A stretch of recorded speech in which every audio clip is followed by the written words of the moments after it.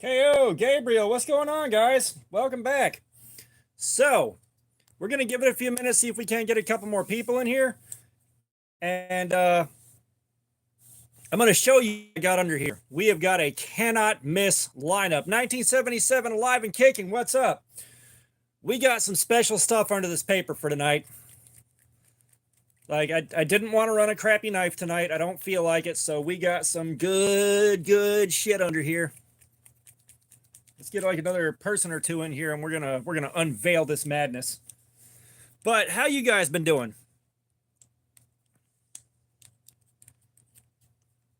Because I got up and went to work and opened today like usual. Kelly Boy 77, what's up? What's up? What's up?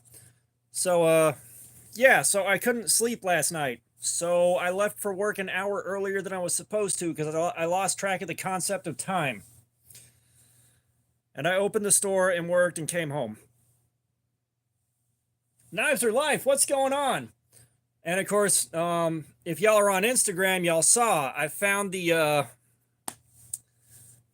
new Ozark Trail axis lock. And Jesus Christ, D2 steel bearings axis lock, $10. Can't argue with it.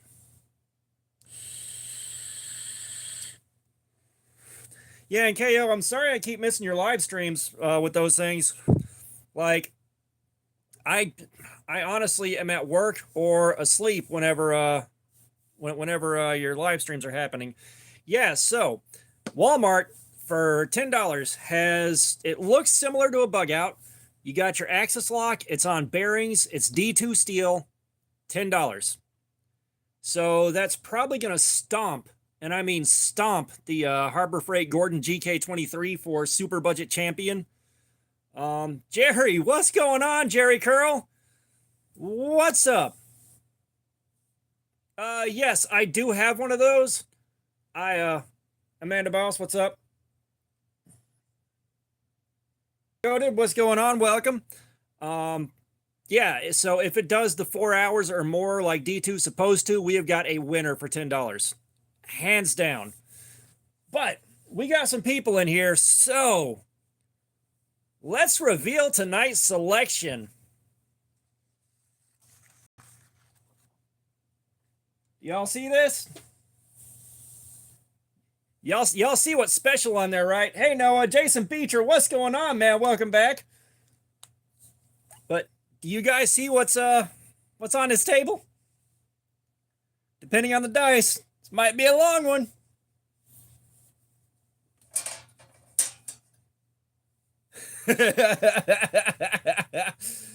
Yeah. Oh God, no. KO gets it. Like, if I wasn't doing the whole pick a knife at random thing, like I finally felt like sacking up and putting some wear on it, I would have just done that. But yeah, so this is gonna be a night. Like I said, I didn't want to wind up with a crap knife tonight. I did not feel like it. So let's take a second and guess what number I'm gonna roll. All right, KO wants a 13. I kind of want a 13, but I don't care. They're all good.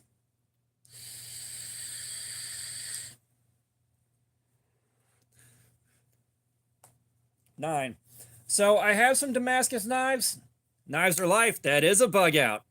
That is a bug out. All right, so we got a 9, we got an 8. I typically don't roll for 69. I just ask nicely and it happens. Let's go. Let's go. Like I said, I don't care which one I roll. I don't. We got a 5. So we have got the O-Knife Sentry L1 tonight. The bug out's going to stay in the rotation, however. Chef Rocky, what's going on? What is going on, dude? Def Not Savvy? No, my feet stay in the picture. That is now part of the channel. It is part of our program. Love it or hate it, that's what's happening. So, like I said, the bug out is staying in rotation. We are going to be running that sooner or later as soon as the do a trick.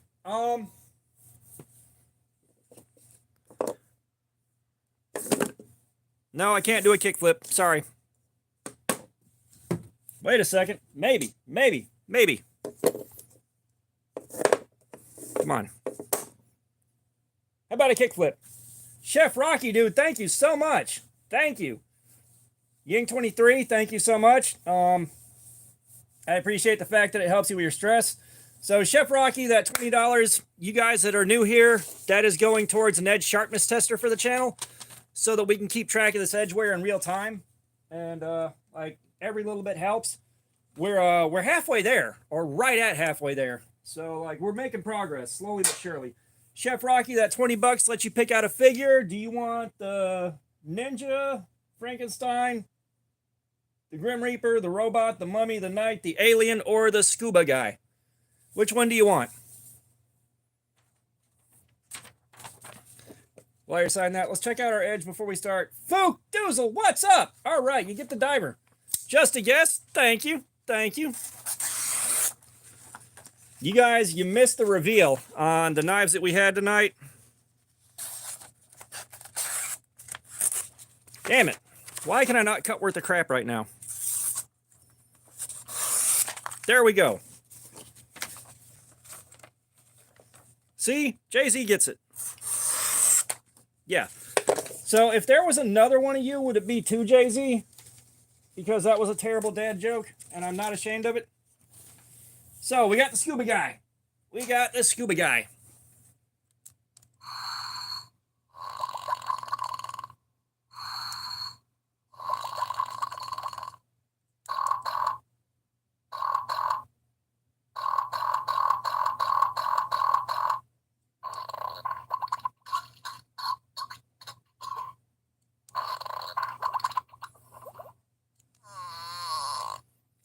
And the so-so, welcome in. I'm going to tap into my emotional support Mountain Dew real quick and light some candles, and we're going to party.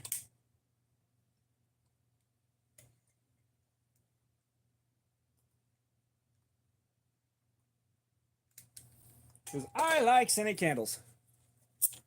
Kelly, what's going on? Welcome. Got you and Jerry up in the house. Awesome.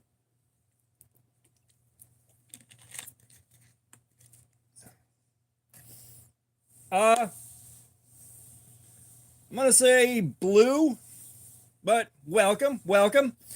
And if y'all don't know, Jerry has been an IRL friend of mine for 11 years now, something like that, over a decade. But time for us to get our first cuts in with this thing. So let's see how the first cut goes. Yes, Gabriel, the AC is working. It's been like that since before the last live stream. I think 2 days before the last live stream, something like that. All right. Oh, God, that is so good. And my knuckles aren't hitting the table. So we're going to say 506, 505. Sergio Lucio, what's up? And yeah, so whenever the new Kaiser Nice Guy comes in, the one that I sharpened, I'm going to do a members only giveaway for that. So if you're not a channel member, if you want a shot at winning a Kaiser Nice Guy, there's your chance. Just join up as a channel member and you are in.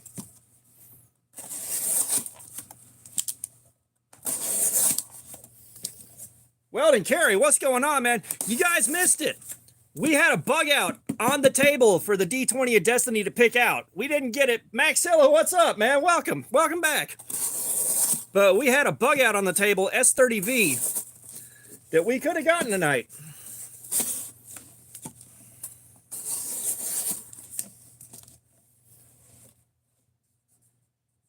That's okay though. This weekend is it's soon.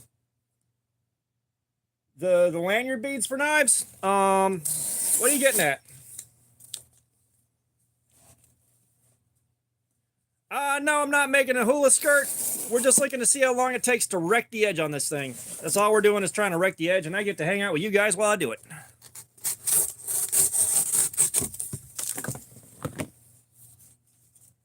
Ooh, I don't think I've taken a look at the verdict yet.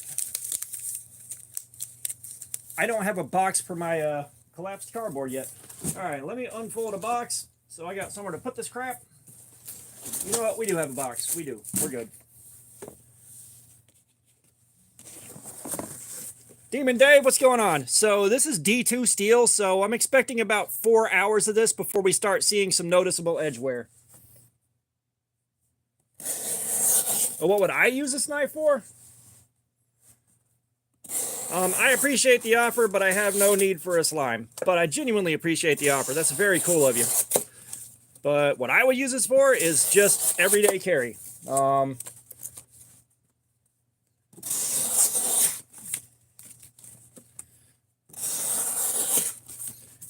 Yeah, so these live streams are usually 4 hours at the shortest. Our longest one has been 8 hours. And when I get the new Kaiser Nice Guy in to replace the one that had the terrible factory edge, I'm hoping for another 8-hour session.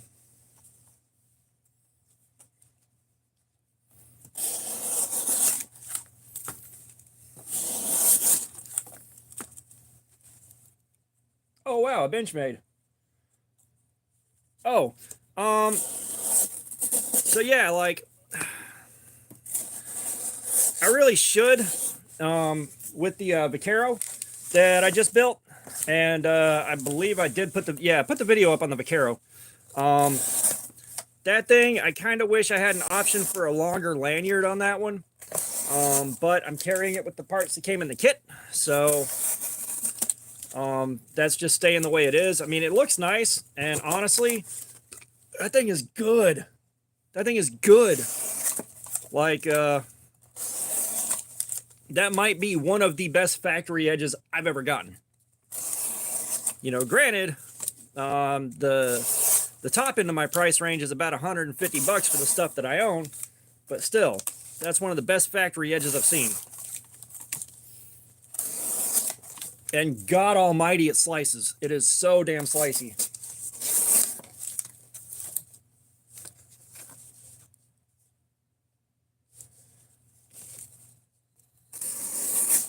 Oh, trust me, I'm kind of hoping at some point, Jen kind of taps into me for what I want to make, because I got an idea. But yeah.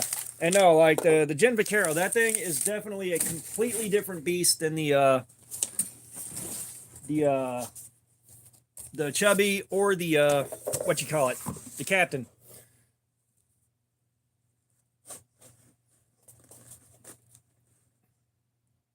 Demon Dave, I can't think of a joke to go with that, but I'm trying. Just so you know. All right, so we got some 44-pound crush test cardboard. We haven't cut a lot of that the last couple streams because it's been so hard to push through with the knives we've had, but oh yeah.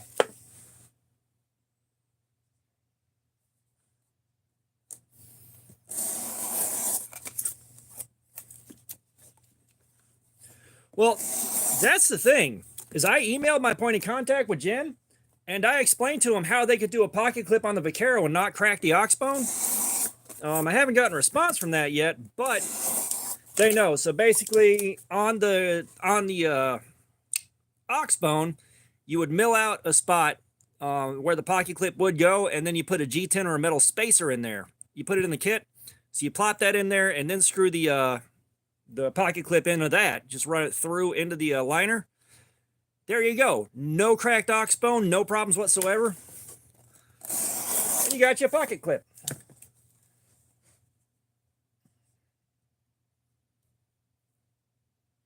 Is which one somewhat cleaver style? The Vaquero?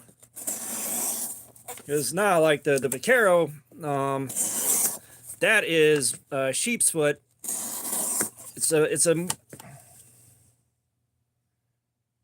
we have got the O-Knife Sentry L1, and this thing is in D2 steel, and I love this about it.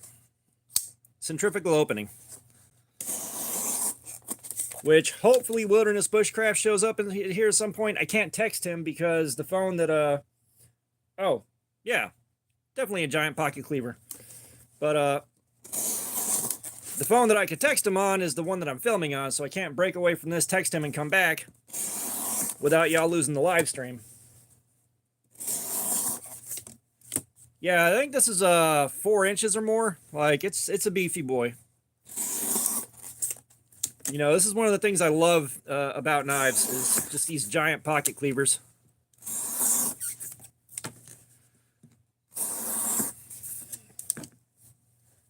Thank you, Fook. So 5CR, we don't like it around here. The 5CR is garbage steel. 8CR is pretty much the acceptable minimum. Like 5CR, the edge wears out almost immediately. It has no reason to still be on the market as blade steel. It just doesn't. If you're buying 5CR, you're buying some gas station garbage, is what you're buying.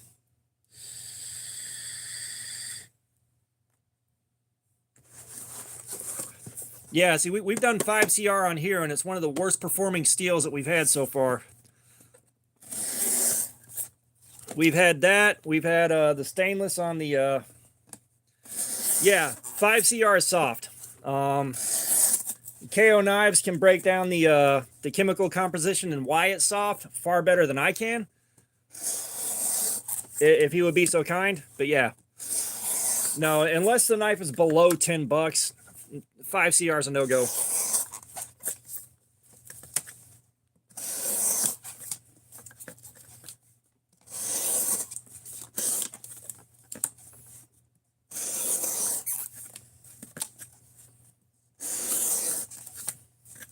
I'm going to have to watch how I grip this thing. As tall as this handle is, it's putting a lot of pressure right here that I don't normally have.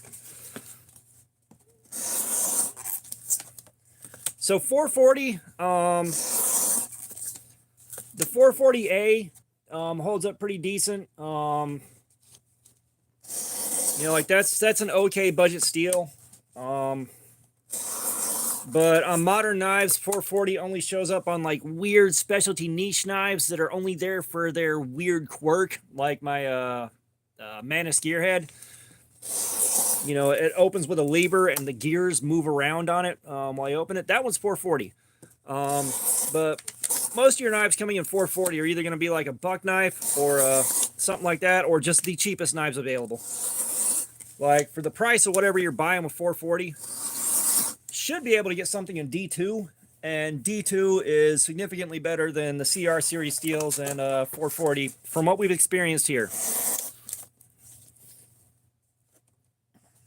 Yeah, that's what I'm saying. The gearhead is 440.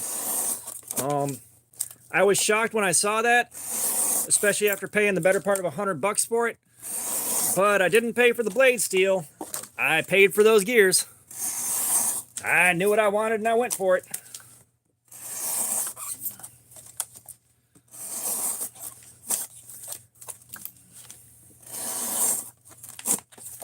And if you guys that are channel members just got here a few minutes ago, well, I mean,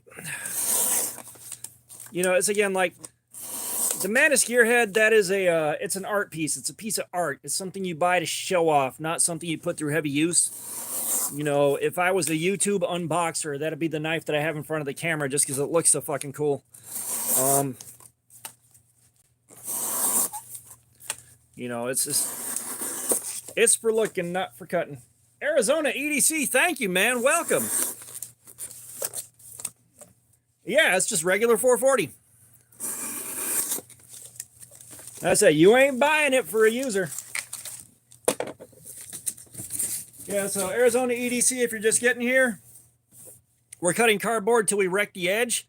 And if it's less than 4 hours, we'll either sharpen it and keep going or find something else to play with. I'm hoping it goes longer than 4 hours. Oh, I hit 1,400 already? Dude, awesome. Thanks for the heads up.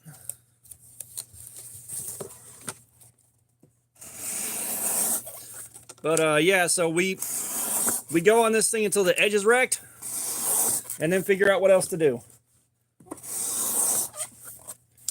I haven't EDC'd the paraframe. When I bought my paraframes, you know, one, I just bought them because my uncle had one, so I figured, hey, they're cool. You know, when the man you want to be when you grow up has something that looks cool, you want it too. But I also wasn't really leaving the house to have a chance to EDC them, so I haven't done it. All right, KO, see you in a little bit. But at this point, I got so many things to EDC right now that it's not funny. And I think I figured out a little bit later tonight, if you guys are still here, you're going to get to pick out the next knife I carry for this next week here. I've got to do my overall review of the Kaiser Nice Guy, only without the factory edge.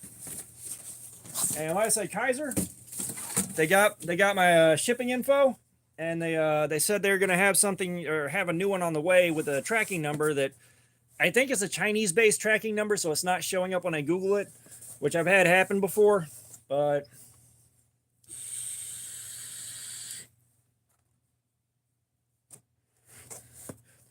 Fook, you shut your filthy pirate whore mouth.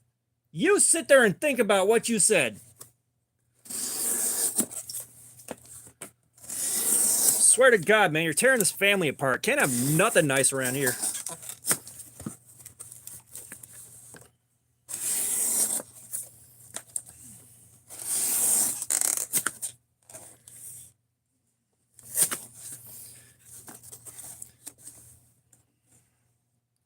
Why are we struggling on these cuts already? It's got to be the cardboard. This edge was too nice.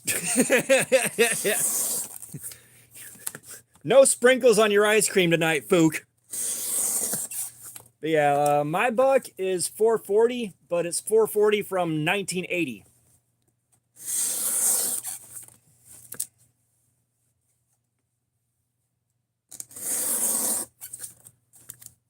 The light of God will not shine on the Sativian ST-155. The ground upon which it sits is desecrated and should be salted.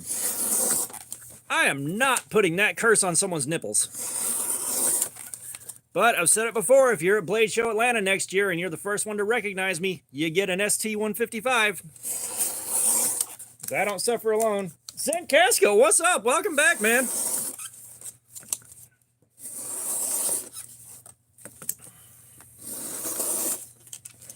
I was kind of hoping we get the bug out tonight.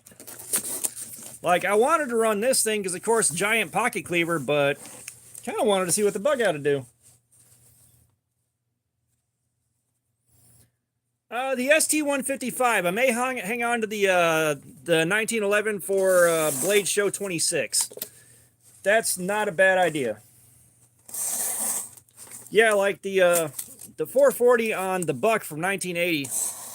I think that took like 2 hours and some change. And of course, that's off a very, very old heat treatment from, you know, well, shit, 44 years ago.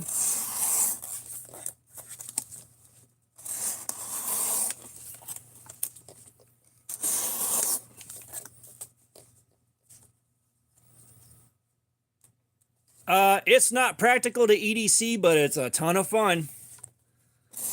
Like, as long as you got a comfortable place to carry it, it'll do everything you need it to. But it ain't practical. It's fun. There's a difference. Like, honestly, if you got a coworker or something like that, and you got to cut something, you pull this out like that, and they hear that click, they look at it and freak out a little bit. Fook, why are you trying to cause me pain today? I have been nothing but nice to you.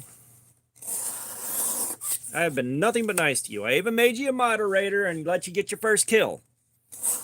Why are you trying to hurt me now? Logan B, what's up? I don't know if I said hi already, but what's up?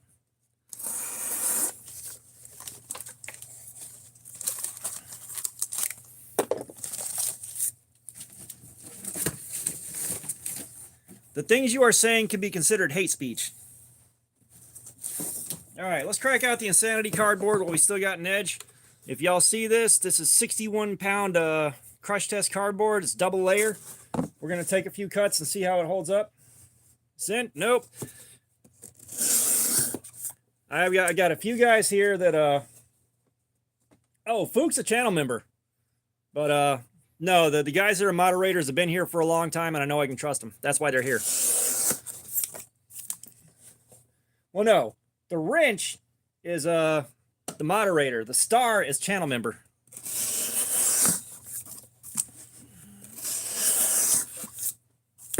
So our channel members, along with our super chats, are helping get us to the edge sharpness tester that I want for this to keep track of the edge damage in real time.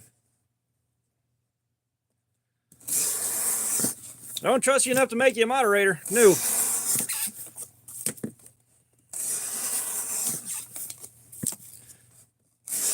And I know you got some channels where, yeah, y'all are giving to the other poor right now. But, what was I saying? Yeah, I know there are channels where, you know, if you ask to be a mod, they'll make you a mod, like right then and there. This ain't one of those. Now, we do need the Punisher 2 to get his first kill as a moderator. So someone needs to start acting a fool.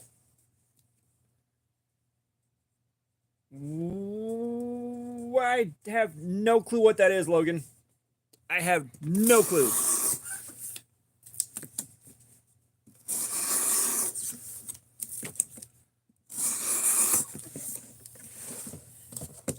Okay, so this thing's doing good with the super thick cardboard. We'll save the rest of this for another knife.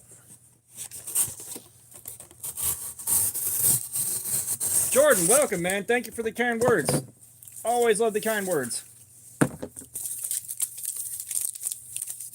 I mean, Logan, if you want to act ass and get banned, don't let me stand in your way. I hate people getting bangs. I like having y'all here, but whoo, we've had some idiots.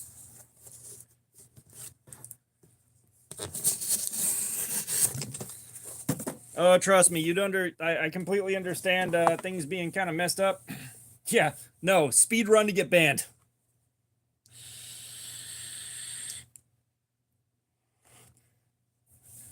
Well, you don't have to really mess up. You just got to hit the wrong button to get knocked out. But yeah, I've had a bad enough week with work. I'm happy to be here doing this. All right, Luke, see you in a few minutes. No.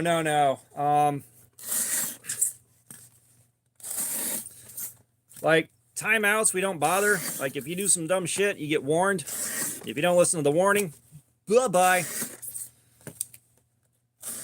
I don't got time for it, and there are things I don't want on my channel or associated with it. Right? Yeah, like, that should be an interesting session. That should be. Now, is there some kind of way I can text my guy?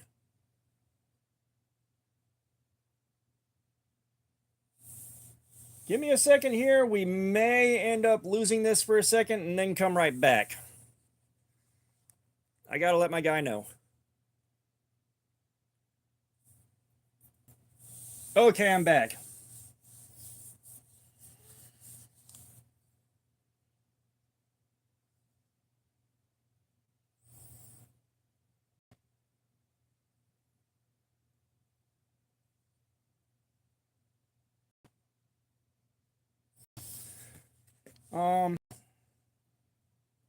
Yeah, that was the thing. I was talking to Jerry about that, I think yesterday. Like, where is my...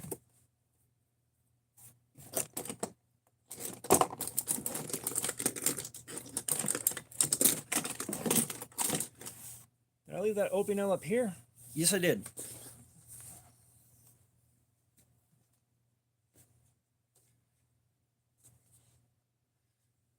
So, like, this Opinel has an incredibly tight pivot as well. Like, incredibly tight. And, yeah, I'm not sure how I could loosen this without doing some damage outside of a little side-to-side wiggle. It's like, you can also, let's see. Oh, no! The epoxy finally gave out on the scale that I made for this. Sad day. Sad day. I'll put it here with the wounded knives. Let's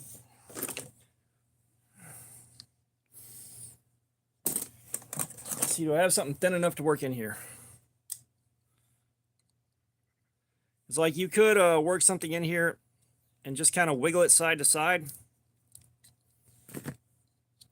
But of course I damaged the wood on that a little bit. That's why I wasn't recommending the screwdriver. Like you're kind of...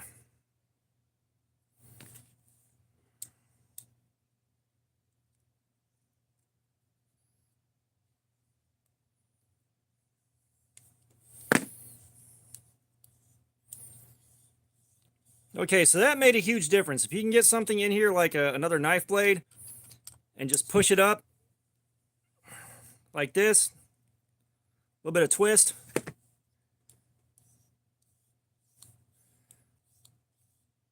Yeah, no, so that's how you do it, Jerry. Take this knife, run it up in here, and just give it a little twist. You're good to go, and she ain't damaged. And the lock works better than it did too. Wow. Okay, Chad Ryan, welcome, welcome, man. We're gonna put a little. So this is an Opinel number 9, and my buddy Jerry just got one, and much like this one, the pivot on. Jerry. Nope, not quite. Oh, that is like butter. Yeah, so that and the pivot lube right there. Oh, that is so nice.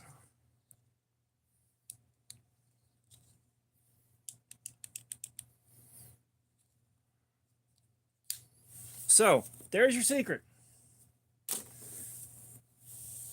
Now, back to the O-knife.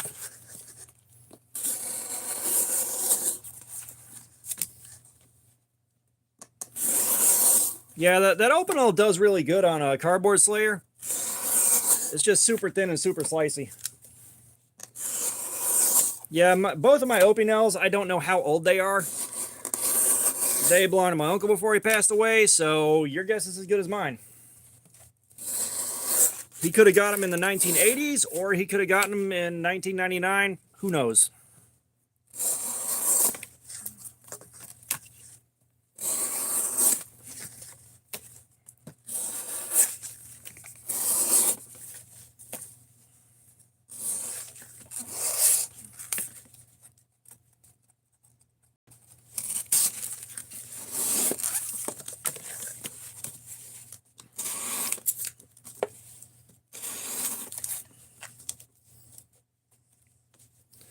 Oh, more a knife?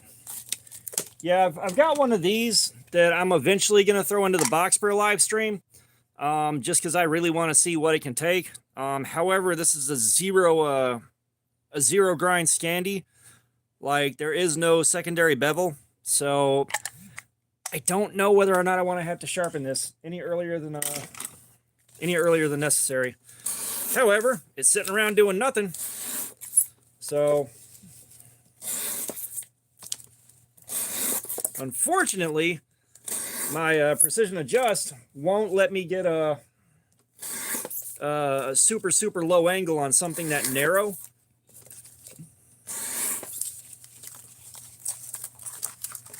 Oh, what country do I live? I'm in the United States, sir. I'm in the southeastern part of the United States.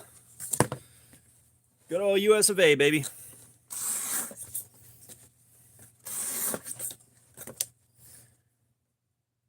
Chef Rocky, are you taking off, man? You taking off, brother? Well, I appreciate you coming in here, man. Love to you and yours too. Nah, I'm in Georgia, man. Okay, so you're not leaving. Thank God. Yeah, so I've got the Work Sharp Precision Adjust, and I've got the Work Sharp, I've got that, and I've got the Precision Adjust. And I've got a 2x72 belt grinder, and I've got a 1x30 belt grinder. So, like, I can do whatever the hell I want.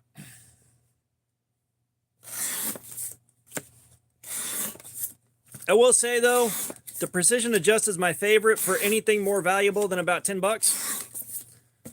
If I just can't sharpen it, if I cannot sharpen it on the Precision Adjust, I'll either so I've got like a $10 sharpening block. It's four-sided that came from Harbor Freight for like, I don't know, $7 years ago, and I can use that to get a shaving edge with my strops, because that's one of my other secrets.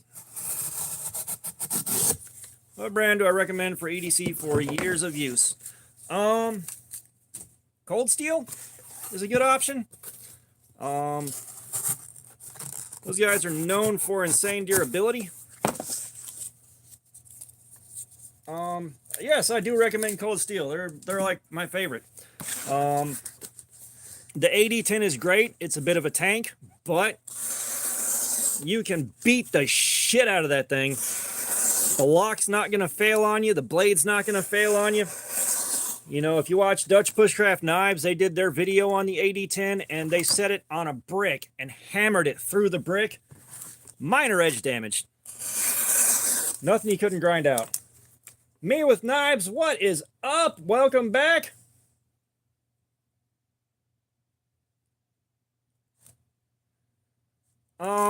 So I've got a 5-stage stropping system with diamond paste. That's what I do. Like, I can just about sharpen a dull knife up to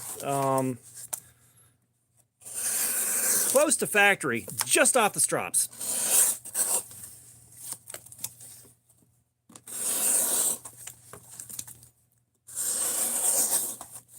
And believe it or not, all that diamond paste is from Temu, and that system just works. Like, I'm sure there are higher quality compounds and emulsions that I could use, but I ain't got the money for them. The Temu thing actually worked. Like, no, Triad Lock can take about 600 pounds pushing down on the back of the blade before it'll fail, minimum.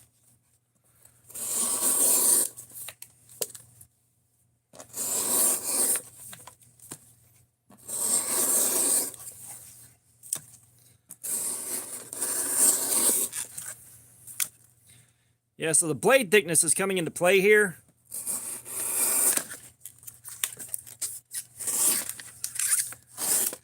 So this is definitely a pocket slab.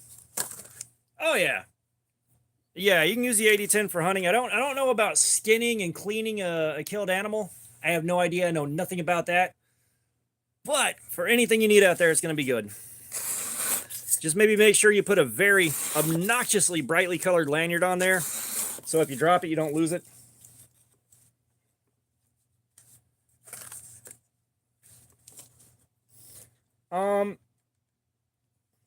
I will say, yeah, the Triad is not a one-handed lock unless you like your fingers being guillotined.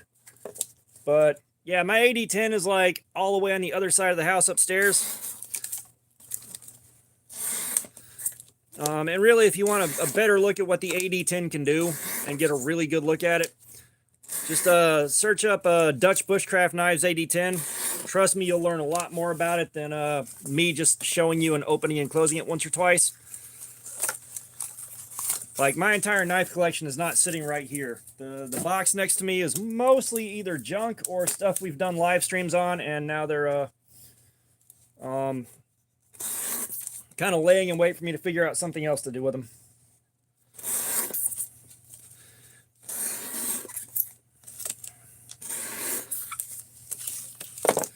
Yeah, now I will say, if they put the Atlas lock on the AD10, holy shit pickles.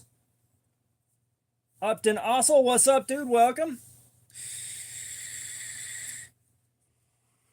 Welcome, welcome, and also welcome.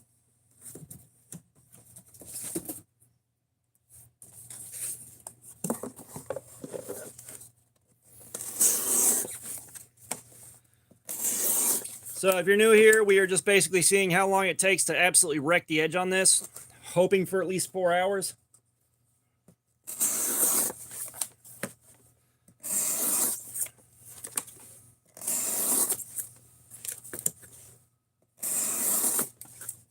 Yeah, that's about a $70 markup, I think. So I know Buck 110s used to be pretty cheap, and the last time I looked, I got sticker shock from the price. It was like, what the hell is this mess?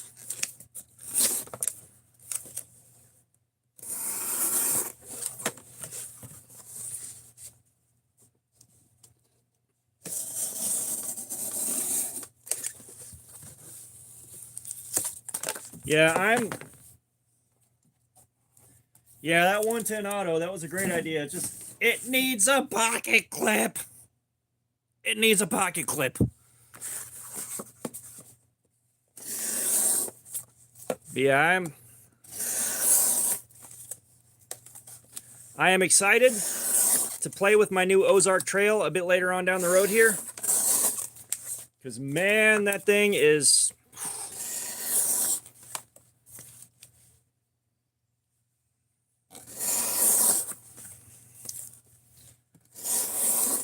That new Ozark Trail is fucking phenomenal for 10 bucks.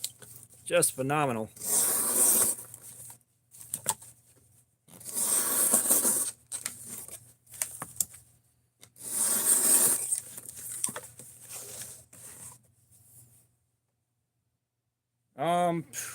Folding knife for EDC. Thank you, Me With Knives. Let's see if that does anything.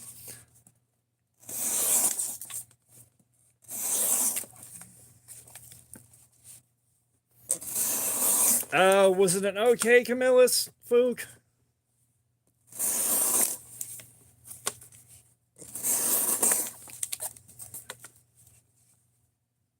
Pinkett Smith, what's going on? Welcome in. We got the O-Knife Sentry L1 tonight. We almost had a Benchmade bug out. Like I almost broke down and did S30V. Do a marathon.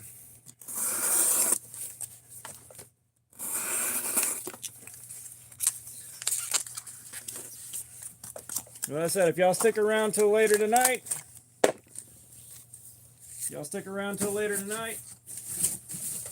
you guys get to pick between two knives which one I am carrying for my next week.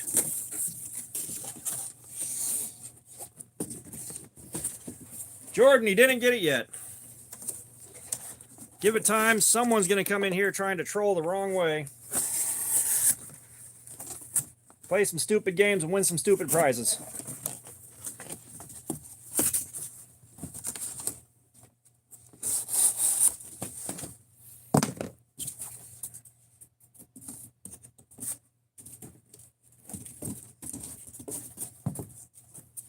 You're not allowed to say bug out in your house?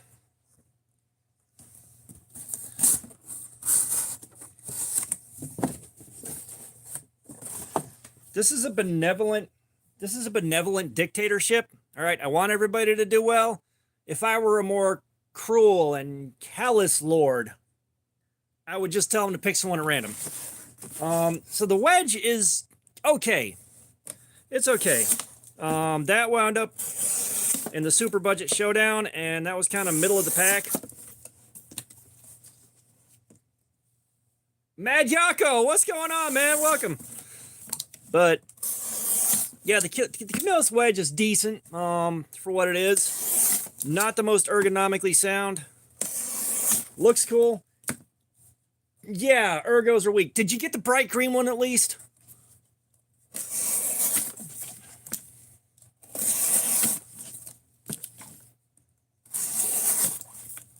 Oh, they didn't have the green handle on Amazon when I bought mine. Unless you wanted to buy the clone. Somebody cloned the Camillus wedge.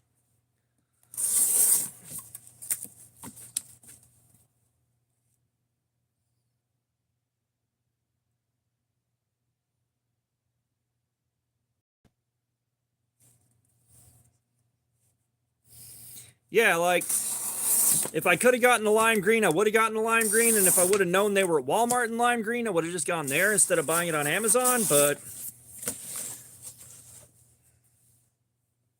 I don't know. They will clone anything.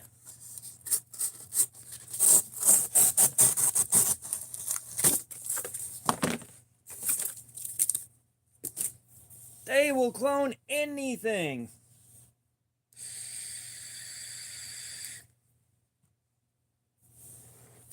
Well, I appreciate you thinking of me.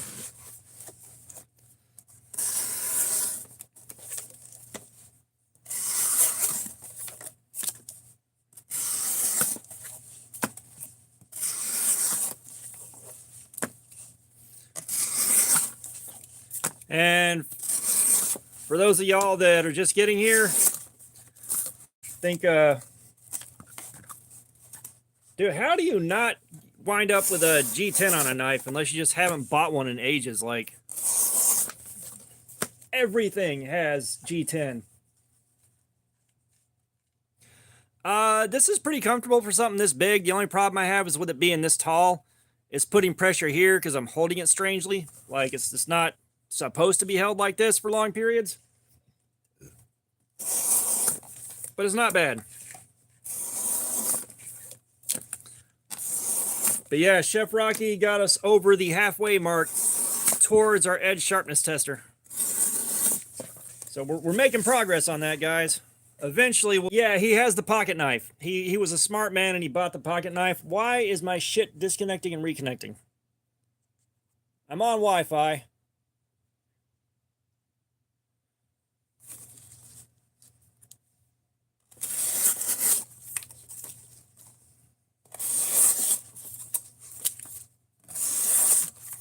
So look, G10 is pretty ubiquitous now, and it's such a huge step up from the materials you used to get on what would be considered budget knives back in the day. Oh, the LEDs aren't off, but you know, it's such a huge step up because, you know, even the polypropylene scales, because, you know, we got liners now. You know, like even the cheapest knife in the world usually comes with a liner. You know, they're so much better than they used to be, and I mean G10 just it's made knives so much better overall. You know, if I'm rubbing like this on FRN or Grivory, yeah, it doesn't feel good. But you know, beyond that, I'm not too bothered by it, but I get what you're saying. That texture can be off-putting. Like trying to do ASMR with it would suck. I am not dragging my fingernail across that shit.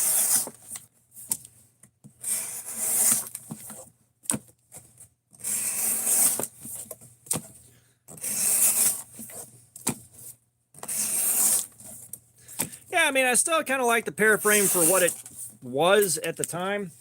Todd Carr, what's going on? Welcome, man. Welcome.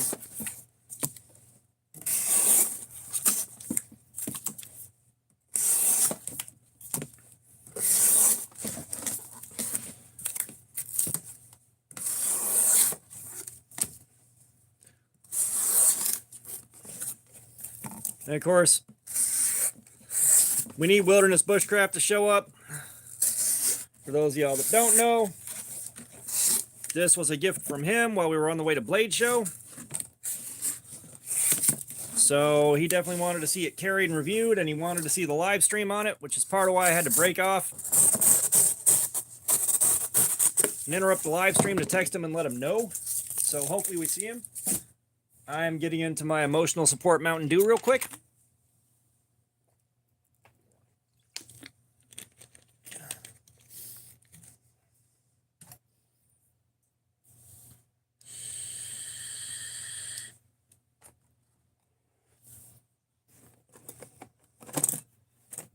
Yeah, so when I got the box of knives that belonged to my uncle, I found this one and it was missing a bunch of parts and wasn't usable.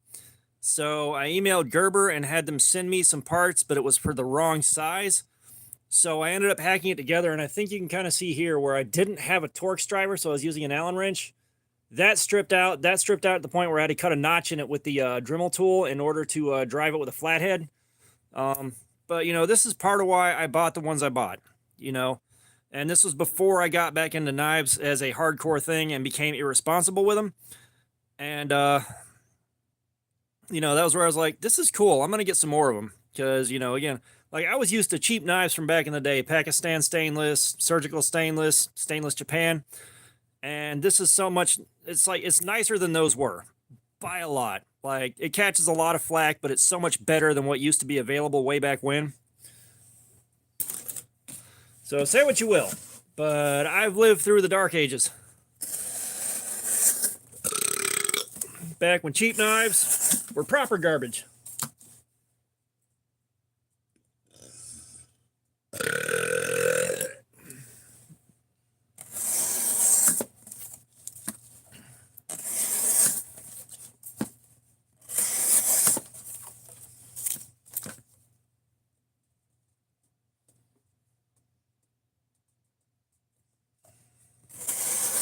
I mean, a lot of the guys that hate on the Paraframe, you know, they weren't there back in the day when, you know, a cheap knife was proper and pure shit. Like they make the gas station grade knives of today look like fucking award winners.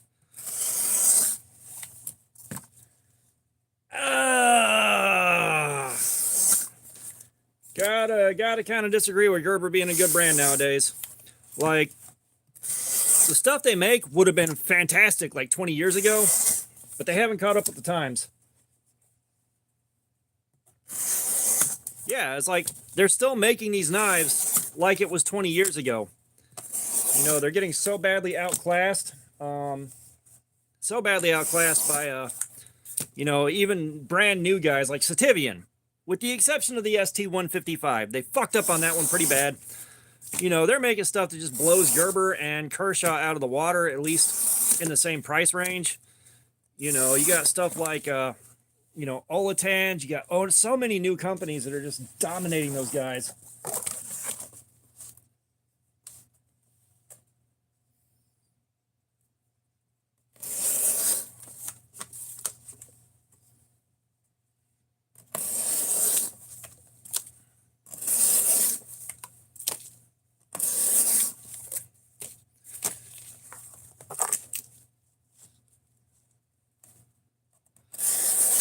Well, I mean, that's the thing is like,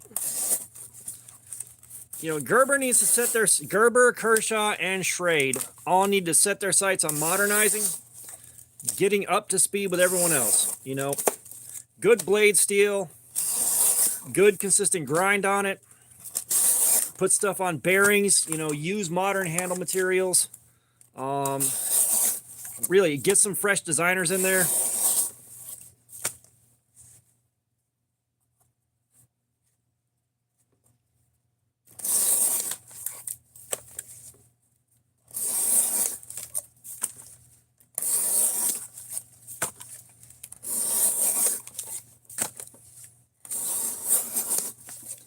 Yeah, like I remember far enough back that knives didn't really come with pocket clips all that often. Like that's a hell of a thing to think about. Especially for somebody with my opinions. You know, knives not having pocket clips at all is a bit wild.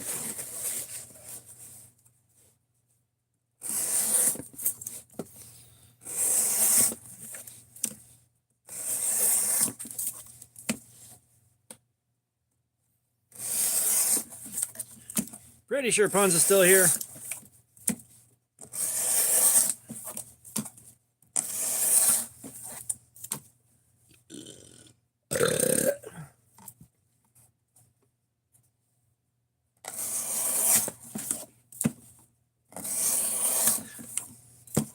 Yeah, like, so, like, and a lot of people aren't huge fans of CRKT, but, Gerber in particular really, really needs to kind of take a page out of CRKT's playbook, and they, oh God, Fook, you're too kind, but, you know, start working with designers, like well-known designers that are known for designing quality stuff, that are known for designing really cool shit. Because right now, like some of the stuff they offer, no, I don't own a Glock, but some of the stuff they offer, oh, you're talking about Punisher, not me.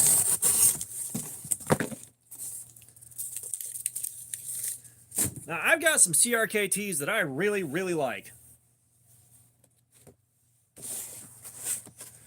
But you know, one thing that at least CRKT was good at, but I haven't really seen that much out of them recently, it's like hooking up with wild designers that do some crazy shit. You know, like Ed Van Hoy, whoever designed the Dactyl, you know, stuff like that.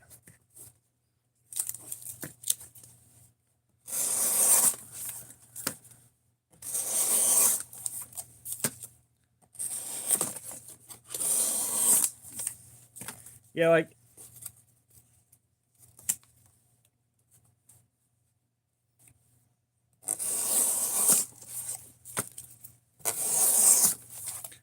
I haven't really seen CRKTs that I've had in hand that were really that disappointing. But again, it's like the Snapfire, the Snaplock, the Dactyl, the Nerk Tig, just the really weird stuff that they make that I buy because it's weird, you know. And those things, some of those probably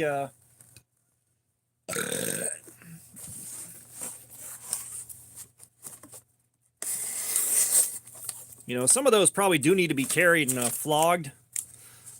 Because I got a bunch of knives from back when the channel first started that I might carry for like a 1 or 2 day review and then never really put it through any heavy work. And I can revisit some of those once the current stockpile of stuff that I haven't checked out yet runs out. All right, Cali boy, appreciate you being here, man. Thank you for your time.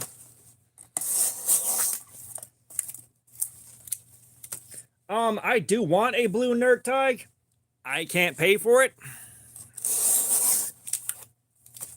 I've got the green one, but of course the blue one is the what is it? The blue one is from Nerk Tig and not CRKT, if I remember right, which is also a bit larger and a bit more premium materials. That's like the custom that the green one's based on.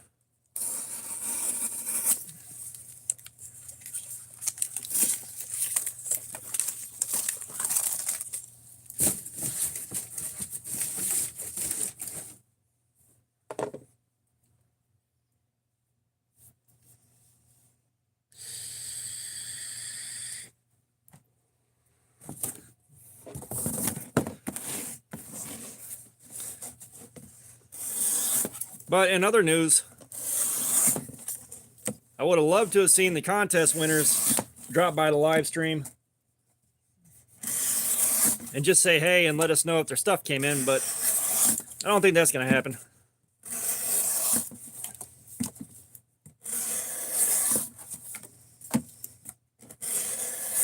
So what, Arkansas EDC won one. He may pop in because he won the Sin Cut.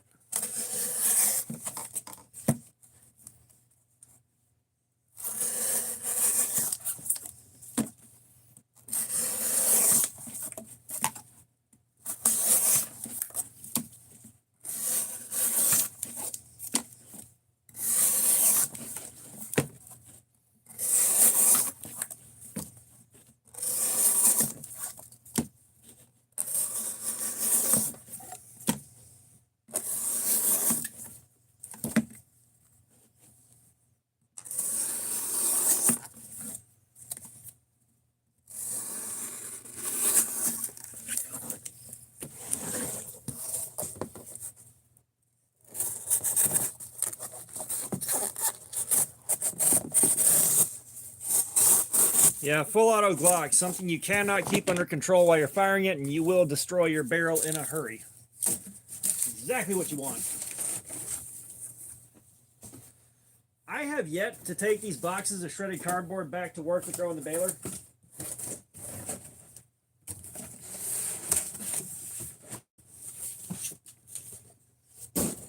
They're piling up so much.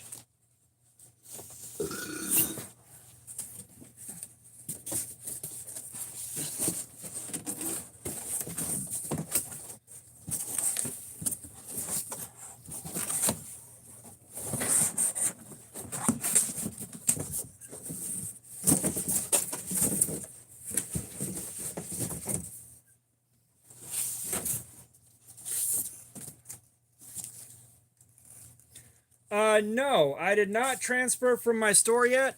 However, I had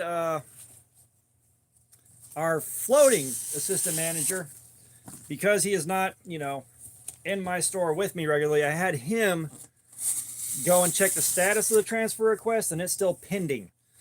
So, given how Tuesday night went, and this last week has gone, either I'm transferring or I'm finding another job. Those are the only options.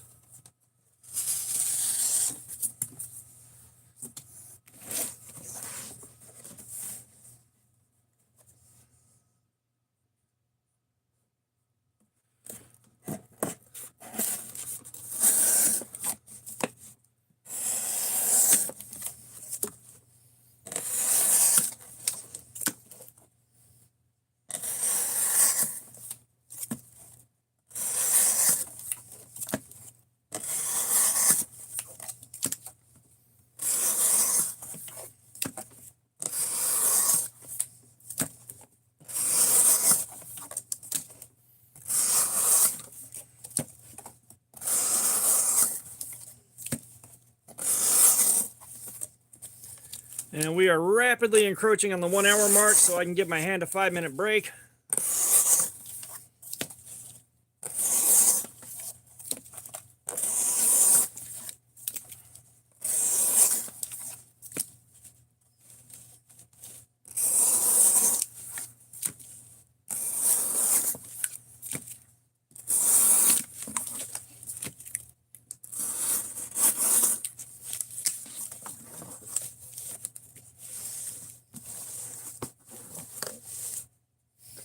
Yeah, I don't know. Like, it'd be interesting to see a list of your subscribers. However, at the point I'm at now, there'd be no point in trying to find somebody on it.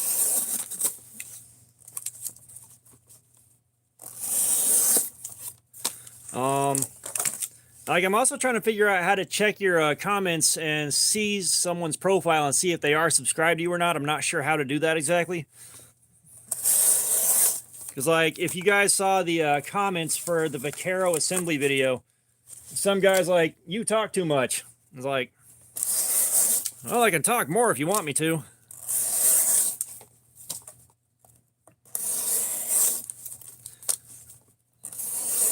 And this time I remembered to get the screenshot before it got deleted.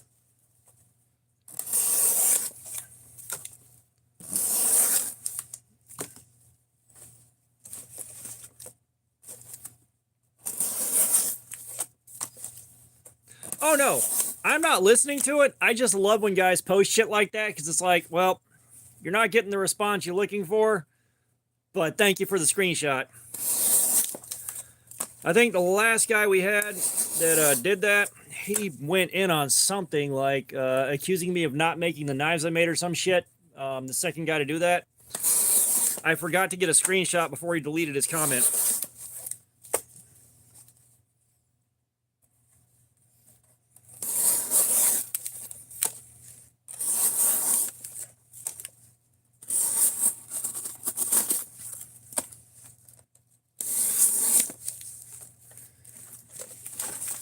Yeah, listen, I don't care that he did that. It's just, hey, thanks for the screenshot. Appreciate you, boo-boo.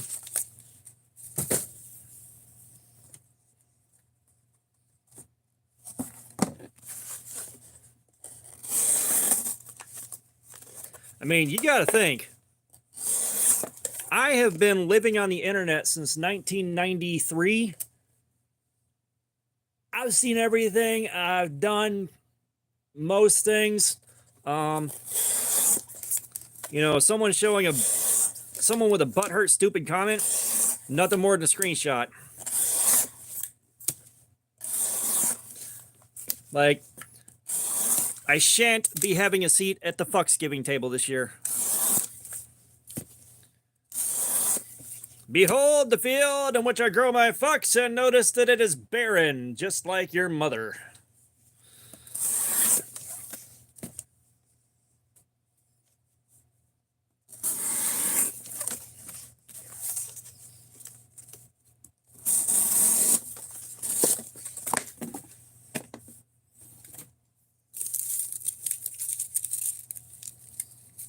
Nah, if you're going target shooting, just get you a good 22 long rifle.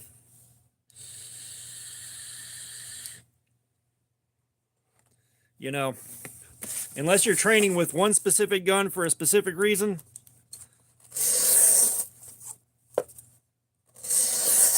you know, like it's worth spending some ammo to zero your sights in on a gun and all that, but if you're out there just for recreation and pleasure, 22 long rifle.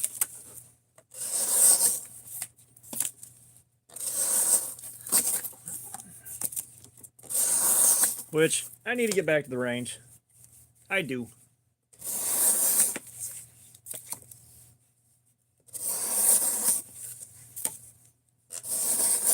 Can't afford to go back to the range right now, but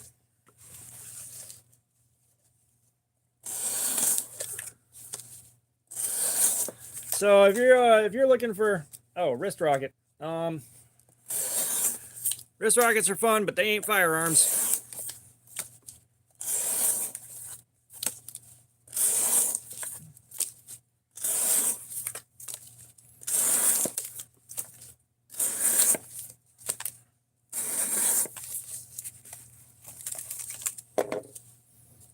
Okay, so yeah, you can see kind of where it's hitting me right here, and that's just one of the side effects of doing what it ain't really intended to do. Should have been tested for that. You know, it's again, I would love for guys to send prototypes of stuff so I could really check them out and flog them, and then let them know what happens. That'd be awesome. I still haven't refilled the Forbidden Moonshine, guys. I keep forgetting it's a thing.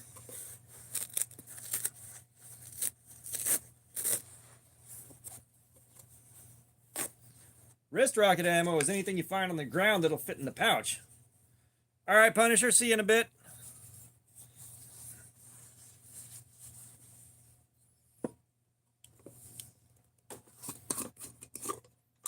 Alright, we're going to get the Forbidden Moonshine out and get this tape residue off.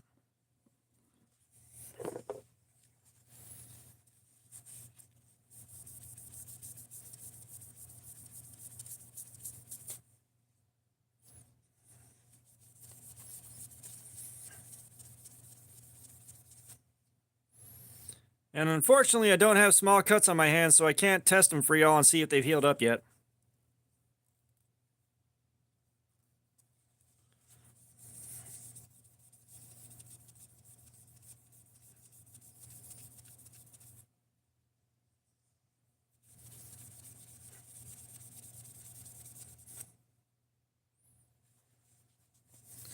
Well, let's be entirely fair. If you miss with 8 45 ACPs, probably not going to hit it with a 17 9mm, if we're being realistic. Yeah, I would do a hand test, but I don't have any small cuts to try out for you guys today.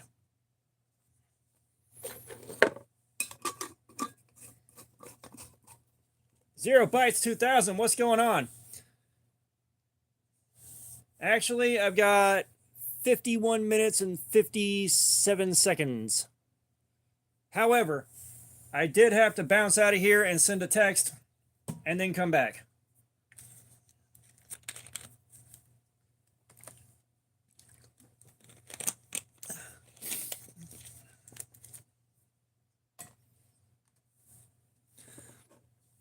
I don't think this thing is still shaving.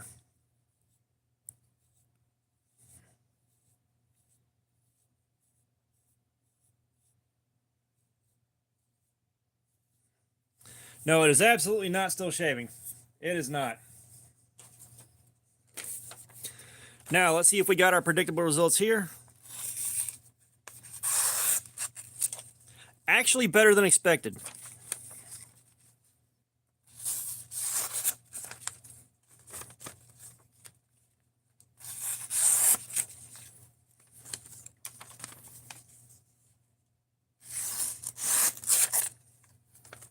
Yeah, about what expected.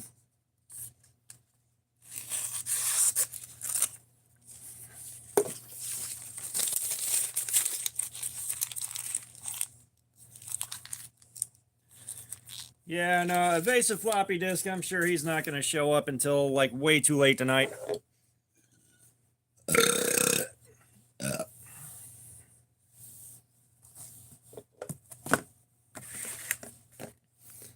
Yeah, I'm going to give myself a couple more minutes to let this hot spot cool down, and we're going back in.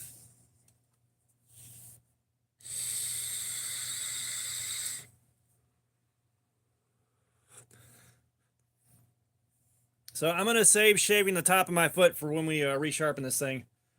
Katanas are all right. I just don't have a way or excuse to play with the one I have. It just sits in a box. Like, that's one thing that I've kind of... My taste has kind of changed into I like things I'm actually going to use. Like, if I'm not going to use it, I'm not going to spend money on it. The only exception really is the channel right here. Like, you know, I buy stuff that I get to use for a week and then toss it in the box or on the pile, and maybe we'll see it again for a live stream. But, you know, outside of that, like, that's the only thing where it's like, you know, and if it wasn't for the channel, I wouldn't be buying so much stuff, you know? And I'm hoping at some point in the future here, between memberships and super chats and all that, that the channel starts paying for itself so I can buy stuff with that money and then turn around and give it away and not, you know, take a hit on my wallet.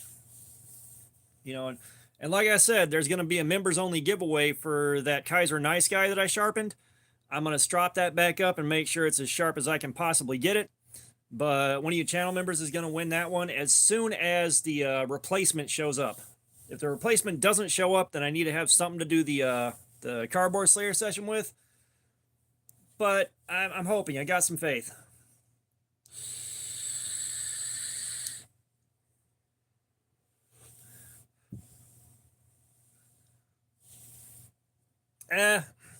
You know. Yes, I got that reference this time, me with knives.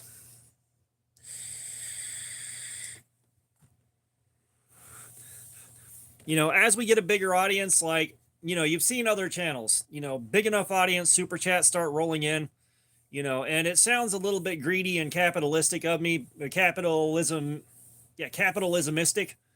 But, you know, in reality, like, having the channel be able to support itself without me coming out of pocket for stuff would make life so damn much easier. And then, like, I buy something, review it, and go through this, and then sharpen it back up and give it away, you know. Like, I'm sure if Metal Complex was doing this with his knives, I'm sure people would freak out that, you know, they want a knife that Metal Complex used instead of just opened, closed it 3 times, and then gave it away.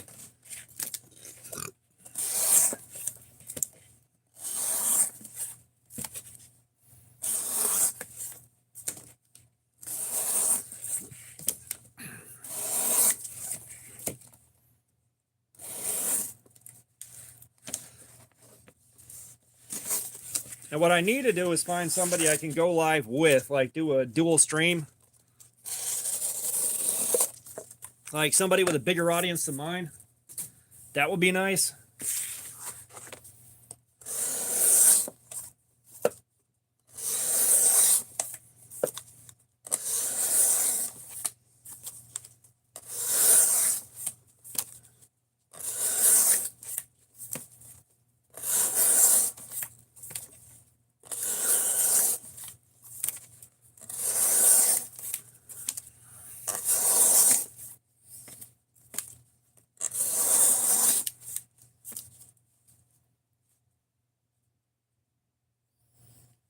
Yeah.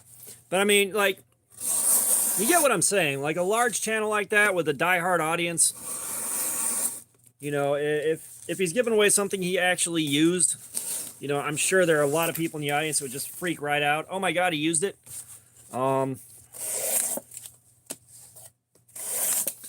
But a lot of you guys that are in here now, I don't think you'd mind winning something that we did Cardboard Slayer with and then sharpened up to crazy sharp and then sent out, you know?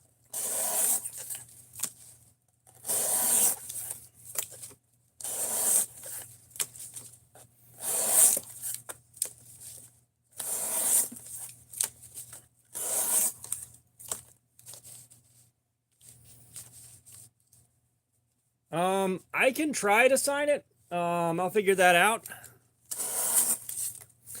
It's like it may just be KIG and Sharpie. That may be what you get. Especially with something like that where there's so little real estate. I don't think I could draw my logo that small with the Sharpie that's going to be, like, you got to think, like, that blade, you know, you're talking about, you know, right about that much real estate. Trying to draw on something this narrow and do a question mark and crossbones under it, like,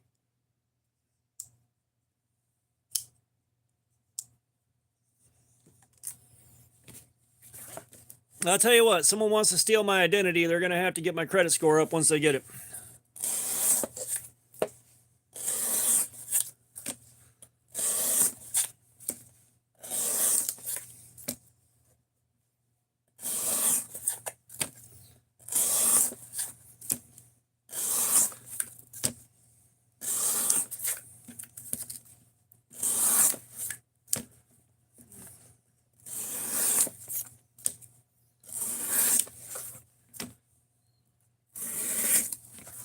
Yeah, what's your debit card number?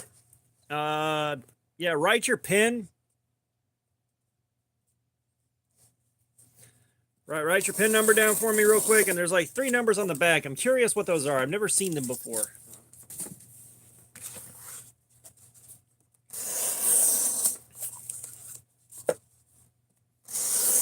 Yeah, someone stole my identity, and they're like, bro, you live like this? I had to give him a hug.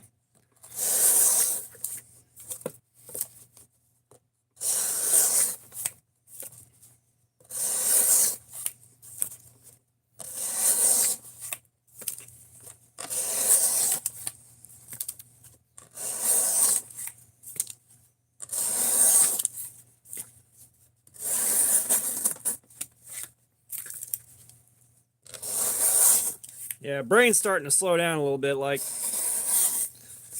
I think I caught 1 hour of sleep last night, and then I took about a 45-minute nap before I started this. So, like, I am on a lot of hours awake.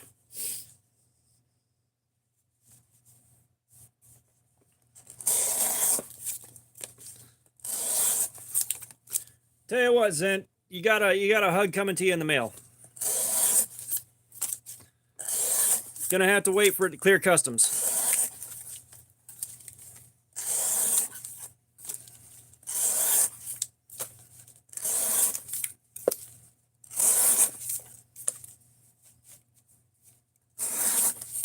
Sergio's on the ball.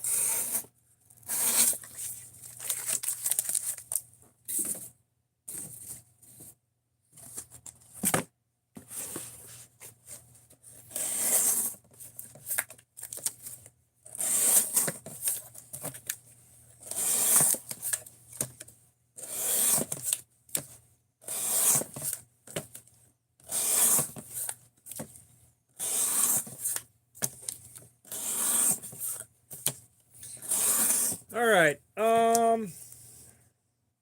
0 bytes. You want to pick the next figure? We got Ninja, we got Frankenstein, we got Robot, Grim Reaper, Mummy, Knight, and Alien to pick from. We haven't lowered the property value in a minute.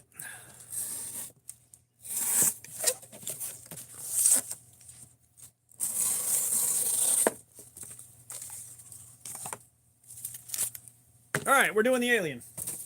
No, like, you know, I'll pick someone at random to pick one during the course of the stream. So you're the lucky winner this time.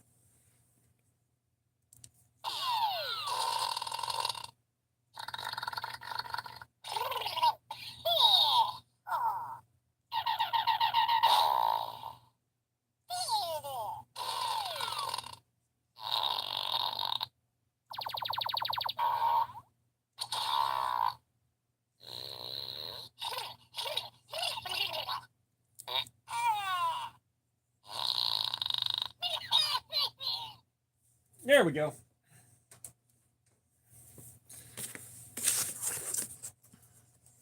We actually gained viewers while we were doing that. Like, that's rare. We normally lose 3 when we do that.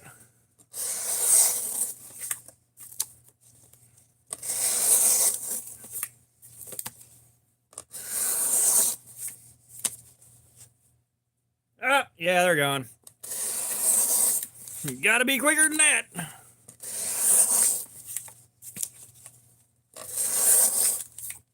We do a good job lowering the property value here.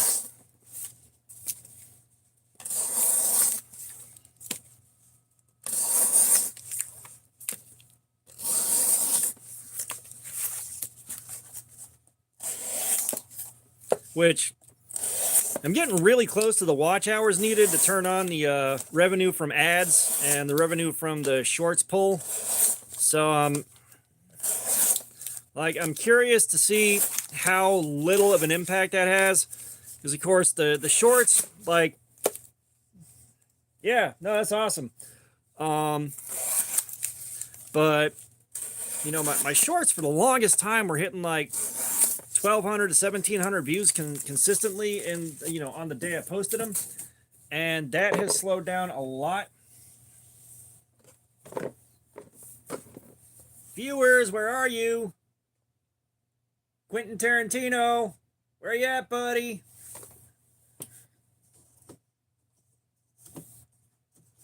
It's amazing how divisive that is. Like, there are people that absolutely hate it. like unreasonably hate that. Fook. Like, why you do me like that, Fook? Yeah, that's about what I'm hitting on mine, is 450 or so, and then some of those after a couple of days will hit over 1,000.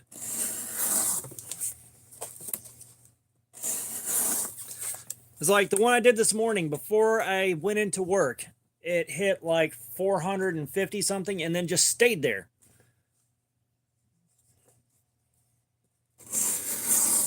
Gravy Seal, what's going on, man? Welcome, welcome, and welcome.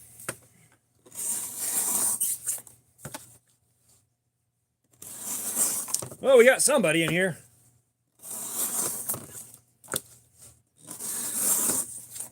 I lost track of what the hell I was saying. God, my brain is absolute mush right now.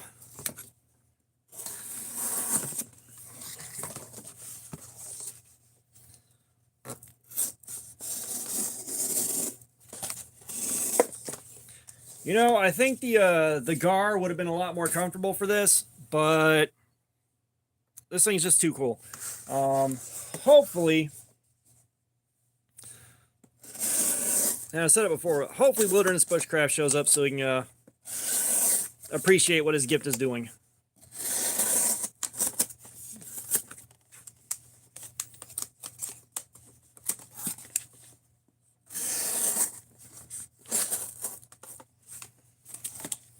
Is that how it wound up in your butt, Gravy Seal? I don't believe you. Ah, the old pizza finger butt story. Yeah, they all say that.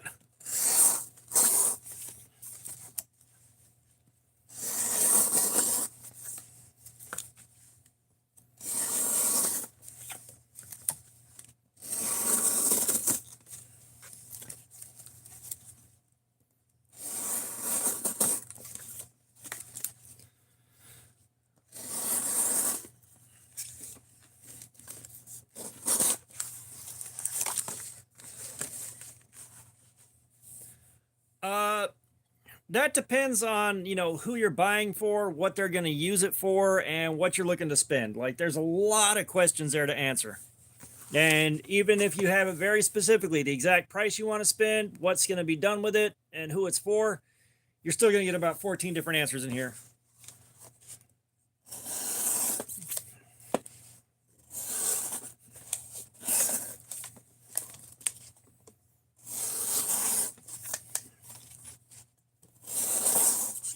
But overall, brands I like, so Civivi. Civivi is always a good choice. Like, it's hard to go wrong with a Civivi.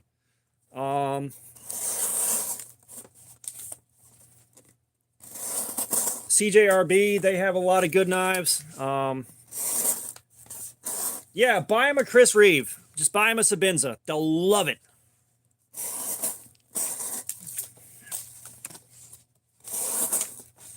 Rockstead, that's another good one. No, Kershaw.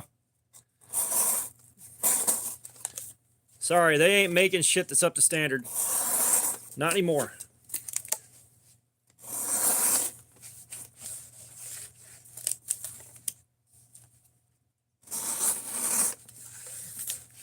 But yeah, I'd definitely take a look at like Civivi. You can go up into the Wii knives, CJRB, Artisan Cutlery. There's a lot of good options in there. You know, you got Sin-Cut, you got a Petrified Fish. So $40 to $50. I would definitely take a look at CRKT. They got a lot of bangers in that price range, or they got some. You know, for 35 bucks, well, under 50, you can get the Montecala Assault Team 1, and that's titanium. It's 14C 28N, like a lot of cool stuff going on there. That thing, it was a great carry. Dear God, it cut so nice. And that's like normal pocket knife size. You're not getting them some kind of crazy ass huge huge thing that's going to take effort to carry.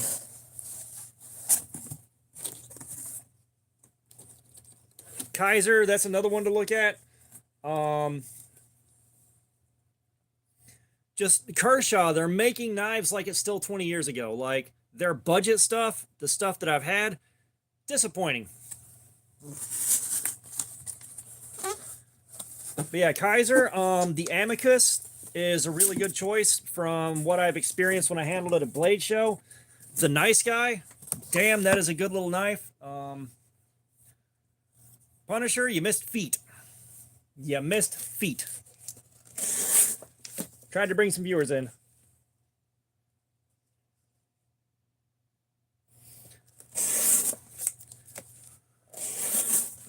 Just the name of the Finch Chernobyl is appealing to me. Which I don't know if I'd talked about this on stream before. But if you yeah, Best Tech, they got some good stuff. If you've got an Oculus Quest VR headset, there's an app for it called Wander that lets you just drop an address in there anywhere in the world, and you can walk around and tour from the point of view of the Google Street View cameras. So like you're standing there and you're looking around in 3D space. You can't wander off the road into a yard or anything, but you can still walk down the road. And I wandered around Pripyat with that thing, which is really cool. Battleship Island, I checked that out. No, Evasive Floppy Disk has still abandoned us. He has forsaken this channel. But, you know, Battleship Island was interesting because,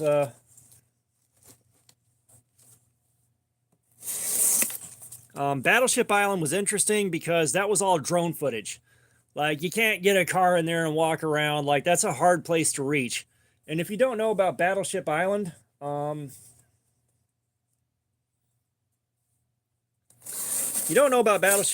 it was a Japanese island that was abandoned back in the 70s. It's this little, I forget how small it is, but it's a small chunk of a concrete man-made island that looks like a battleship from a distance. It's got a Japanese name that I can't remember, but it was to support the employees of a mining company that I think was doing deep sea mining. And when the mines ran out, they left everything. They just basically walked out the door, got on a boat, and took off. They left all their shit behind. In the 70s, so you get to like look around at just what happens when a place gets totally abandoned and left to sit. You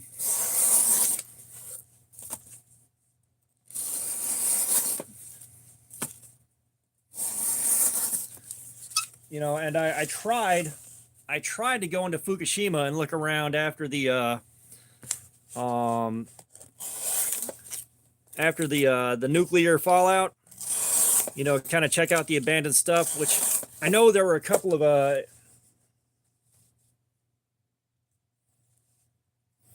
I believe you probably can. I haven't tried that one out.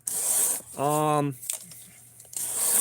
but like, there's even one room in Pyongyang that you can go into, and somebody had to just grab that picture holding their phone down on the slide, just click, yoink, didn't get caught. Because like you're just standing in this one random ass corner, and everything's kind of tilted a little bit, but you can still look around.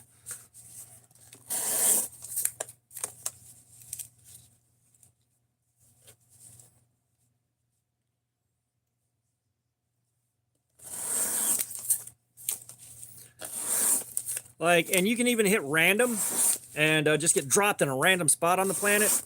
And I wound up in rural villages and either looked like probably China, but I mean, you look at a rural section of like, East Asia, you could be in China, you could be in India, you could be in Indonesia, you'd never fucking know.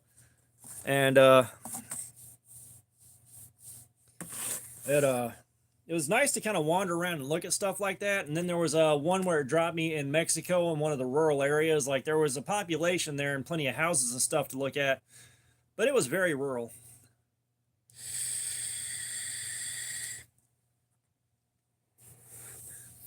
Ain't no party like a Pyongyang party, because a Pyongyang party is absolutely fucking mandatory.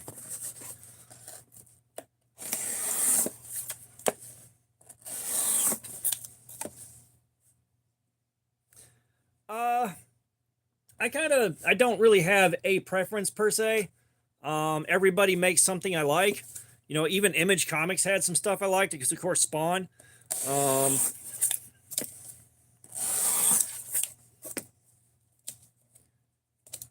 Yeah, urban explorers have hit Pripyat. Urban explorers have hit Fukushima in the exclusion zone after it had been abandoned for a while. Like, and the thing that sucks is urban explorer channels were all over the place for a little while, and they caught all kinds of cool ass footage. And then they all kind of evaporated, except for Exploring with Josh, and that channel has turned into fucking clickbait from hell. And it's a letdown, because there was so many cool places. Just so many. Oh yeah, Teenage Mutant Ninja Turtles were my jam back in the day. Let me see. Hang on. Give me 1 second here. Gotta get over here without stepping on anything valuable.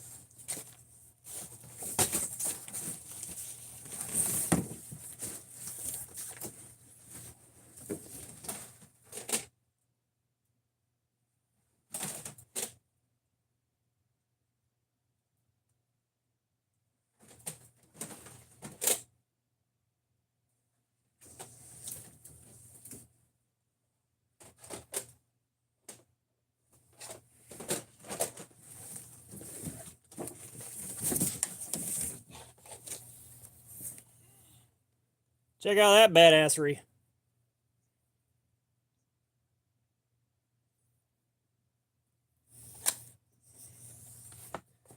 Yeah, I mean,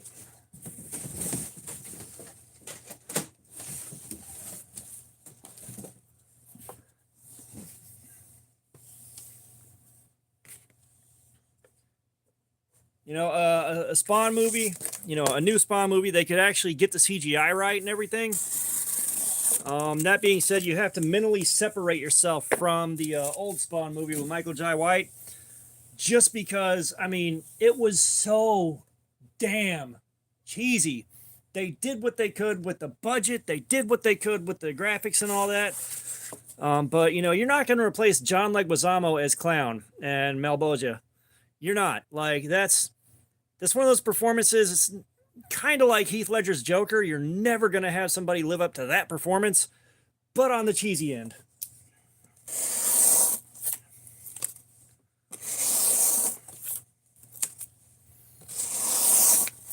Like, especially when you think about what comic book movies were when Spawn came out.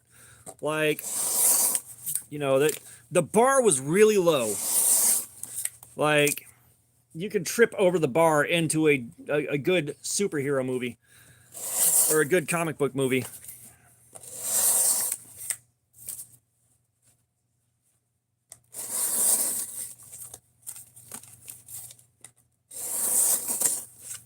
Well, if we learned anything from internet gun fails, don't put tannerite inside anything.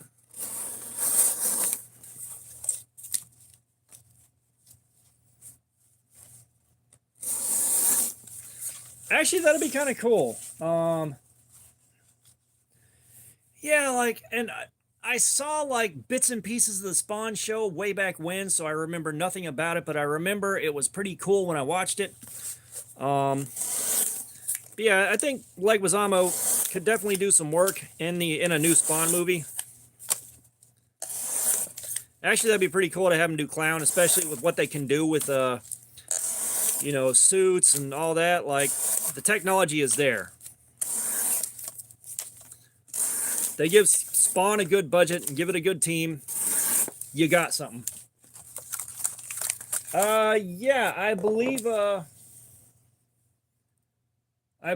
Spawn TV series was on Horrible Body Odor. So, that's why I only saw bits and pieces at somebody else's house.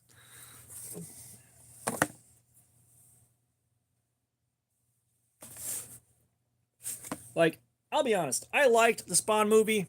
It was a little, like, I knew it was cheesy watching it, and that kind of took away from the effect, especially after, you know, how badass the Spawn figures were, and, you know, how much the comic book, like, reading comic books for me was always a bit of a challenge.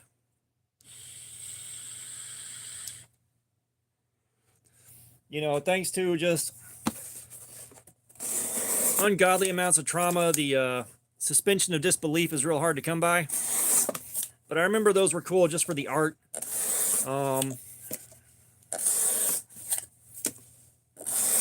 Definitely had fun with those.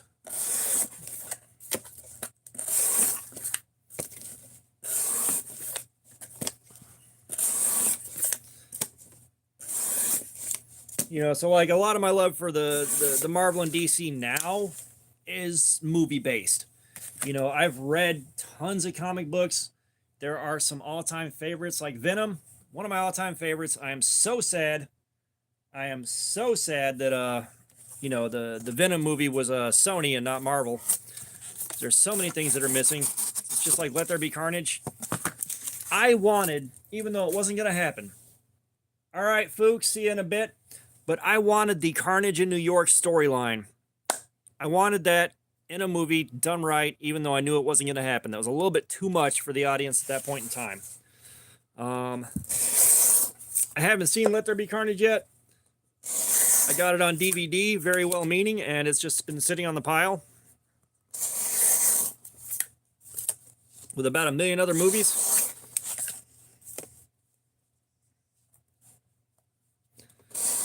I mean, Punisher was always, that was good to read. You know, I think one of the first Punisher comics I read was he got in with a chomo and had him in a station wagon and just popped him, and then discussing how bad the body smelled while he's trying to get back to his van. Like, that's the part I remember.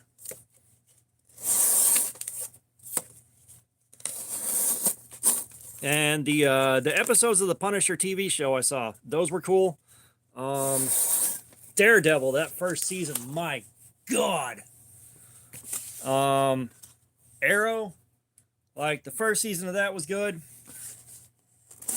Like, there's a lot of those shows that just, they fall apart after the first season completely. I don't know about Punisher, like I missed a lot after that, but I think, like, you know, Arrow, once they made it past the Slade Wilson stuff and all that and kind of got into a routine. Todd Carr, have a good night, man. I appreciate you being here.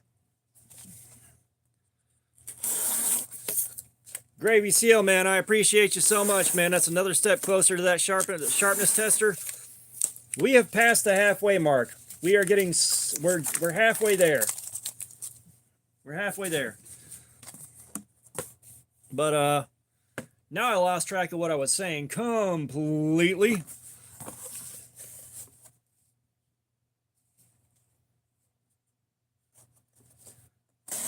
Now, Lobo, that's one of my all-time favorites right there. I always enjoyed reading those comics. I really did. And by the way, Gravy Seal, you want to pick a figure out while we're here? You still got the Knight, the Mummy, the Grim Reaper, the Ninja, the Robot, and the Grim Reaper. The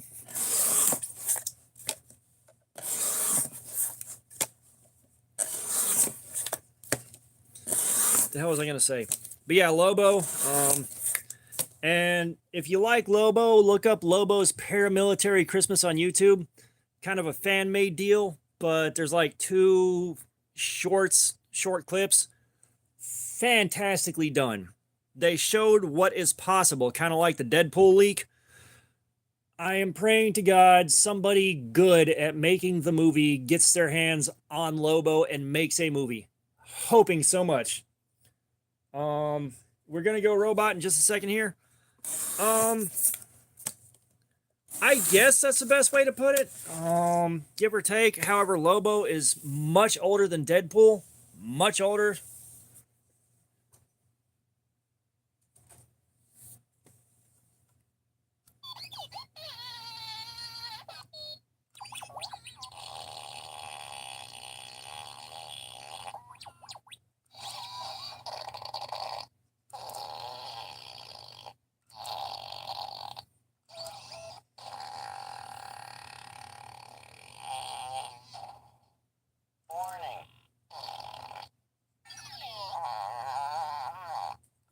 But yeah, I think Lobo's been around a lot longer than Deadpool.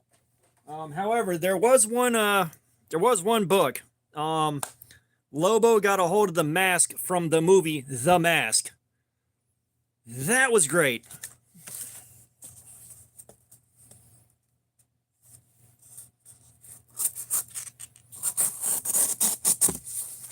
I'm trying to remember a science class I had. I know they had one that I read a bunch of times. It was like every Dick Tracy comic strip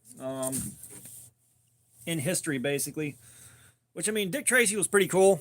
You know, I don't think they could really revive that property now effectively. There's not really a good way to do that.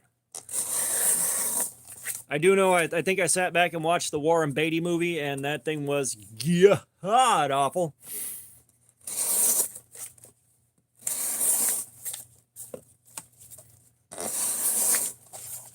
And I think they may have had a book with the Superman strips too. I think. There was a second one that I can't remember what it was.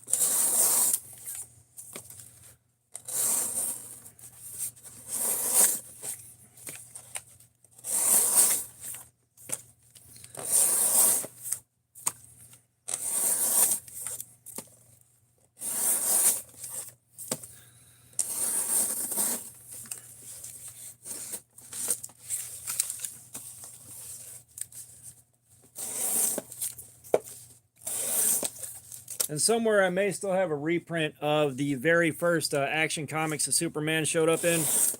One of the Loot Crate dealies when Loot Crate still existed.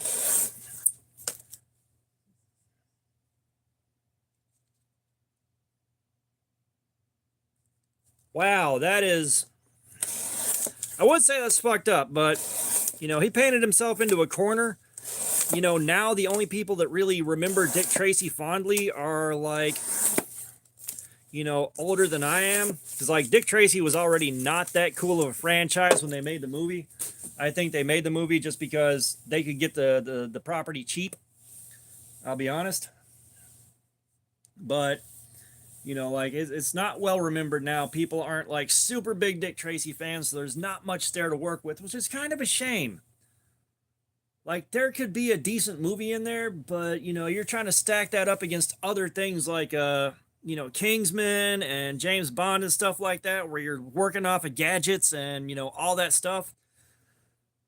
That is an uphill fight to try to find a way to make that work in a modern setting and not have it be just the same thing everyone else did.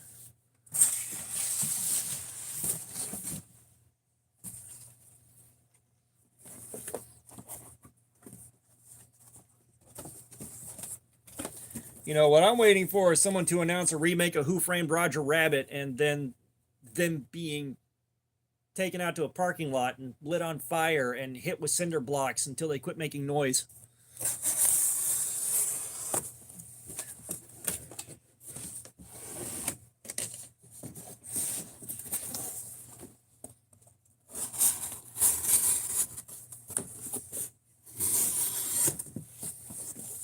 Yeah, it's like whoever decided we needed a. Yet, you know what? You know what? I think they actually could do a Biker Mice from Mars movie and pull it off. I think they could. It'd have to be handled just right, and it'd have to be done by the right people, but that could actually work.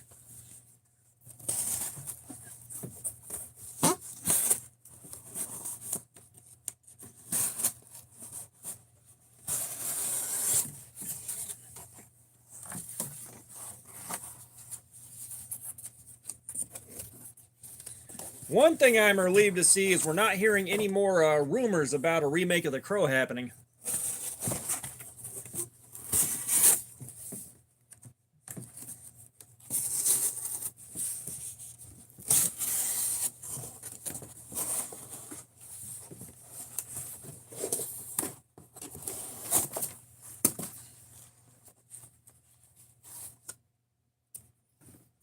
What, The Crow remake? Thank God I didn't. Okay, Skarsgård, I think he might be able to do something with that. But the last time I saw anything about it, the still shots of the potential The Crow looked every bit as bad or worse than Jared Leto's Joker.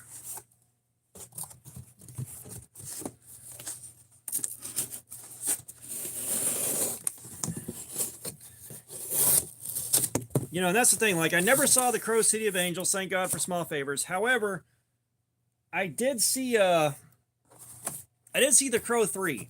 And because they were telling a completely separate story from a completely different point of view, and they weren't trying to remake the first one, it was a B movie.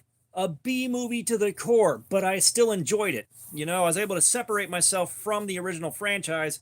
Gabe, you out of here, man? Brother, I appreciate your time, man. I'll see you a little bit later. Never saw Boy Kills World, but I was able to enjoy that one. But, you know, The Crow is probably my all-time favorite movie, tied with Terminator 2. Just all-time favorite, hands down. One of the best movies ever fucking made. So for me to be able to say I still enjoyed The Crow 3, they did something right. They did something right. I didn't even know Boy Kills World was a thing.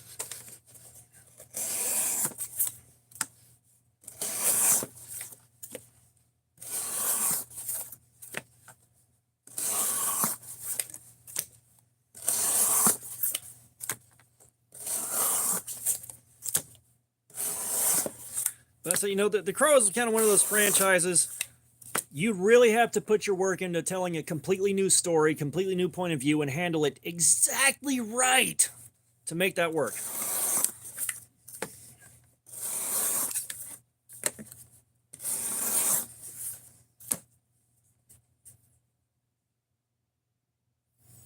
Oh yeah, like, I sat down with my kids and watched the original Star Wars trilogy and the second Star Wars trilogy. And then I think we saw the first of the new ones after Disney bought it and kind of face fucked it, because it was like pretty much a shot-for-shot remake of the first movie. And it's like, bro, this is every single plot point from the first one. It is damn near identical. What the shit? What the shit?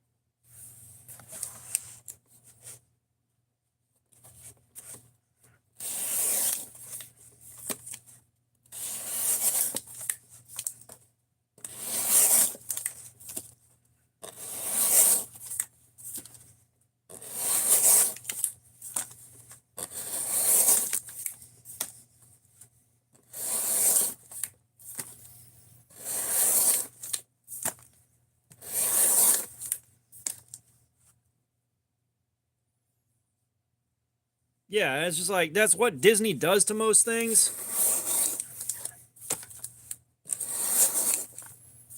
You know, it's just like, hey, here's a valuable IP. Flood the market with it until it crashes. Wait 5 years. Flood the market again.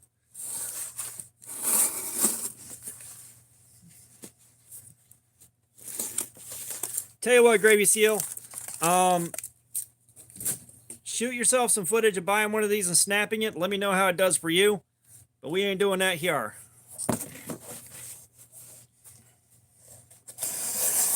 Like, I wouldn't be surprised if Disney tried to remake Heavy Metal at some point. Just buy the rights out and then try to remake that, which... Ugh. I tried to watch Heavy Metal 2000 with my kid, and we made it about 30 minutes in. It's like, nope, tapping out.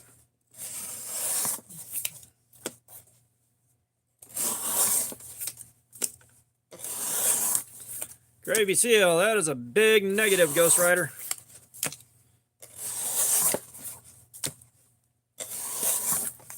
This was a gift from a friend too, and you're just... It's like, I don't care who gave it to you, destroy it.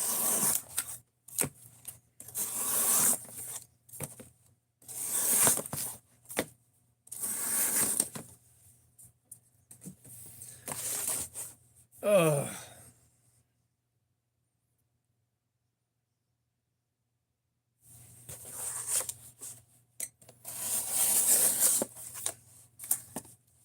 Well, I mean, again, like, if Kevin Eastman's the guy that owns the rights to Heavy Metal, he already let somebody else ruin it with Heavy Metal 2000. God, that was awful. Oh my... Bro!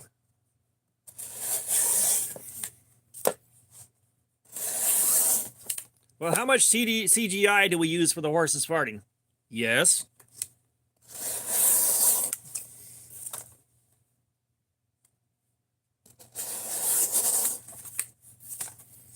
I don't know, Jerry. I think Punisher might be onto something here.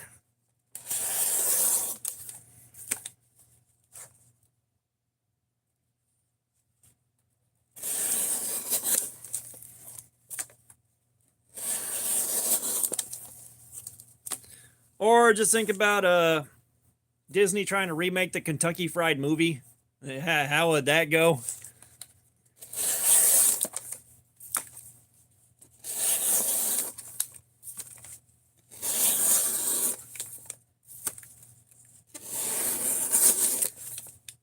Like your urban adventurer would instead walk into the wrong neighborhood and just yell hetero and take off running.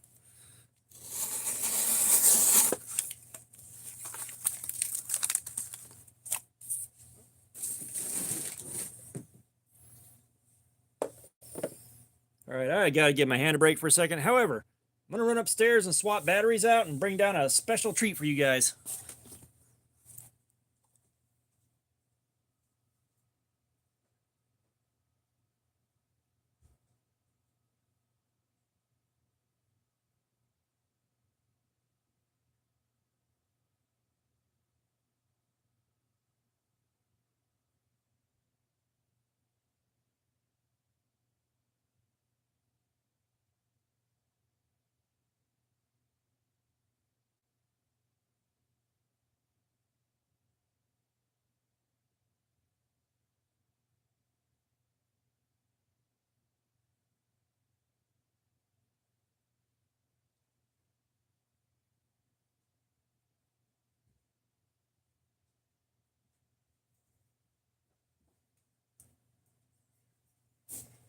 Can you guys guess what I got for you?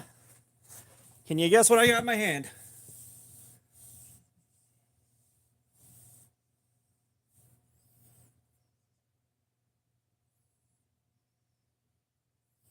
Punisher! On the fucking money, bro!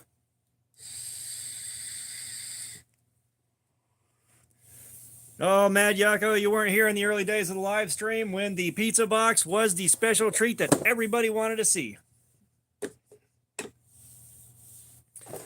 No, we're taking it back a little ways. Unfortunately, it's a little Caesar's pizza box, and those kind of suck to cut up, but I do it for you guys.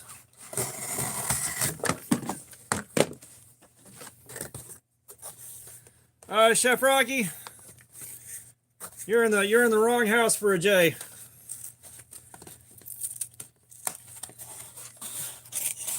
I got out of that game in 2021. Or no, 2001. Sorry, not 2021. What the fuck am I thinking? been a while since we've had the money for a pizza. Because the last couple of times we thought about buying a pizza, it's like, I can buy something for the channel with that money.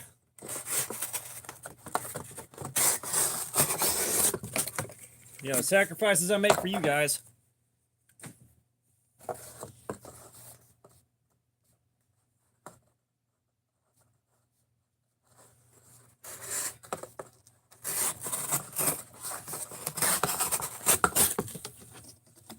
Well, I just announced that your house is the wrong house. Century's doing about like D2 does. The thickness of the blade's been biting in the ass a little bit, but, you know, we're starting to hit the point where we're seeing some rough cuts on cardboard. We're about 2 hours in.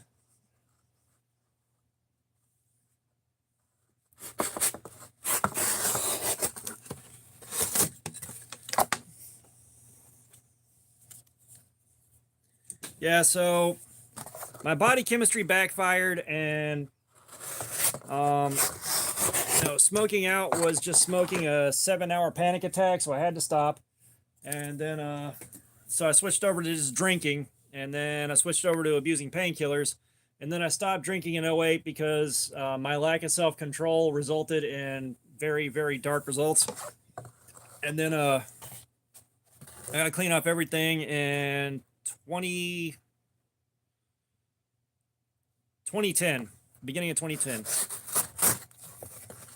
But so this thing carried pretty well. It wound up riding in the pocket because in the waistband it was like carrying a boat anchor around, but in the pocket it was fairly pleasant. It wasn't in the way. It did good there, and it was a lot of fun to use.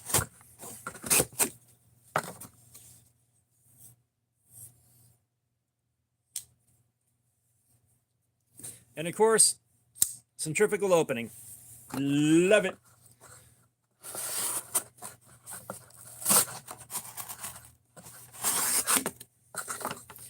Yeah, so I think we do have some pretty noticeable edge wear right at the primary point of contact.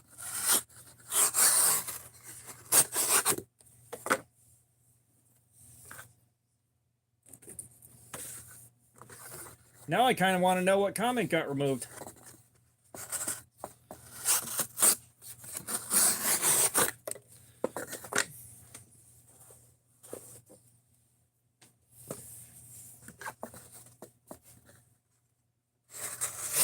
Oh man, I should have grabbed the... Do you guys want me to go grab the Ozark trail knife that I got today and show you that thing?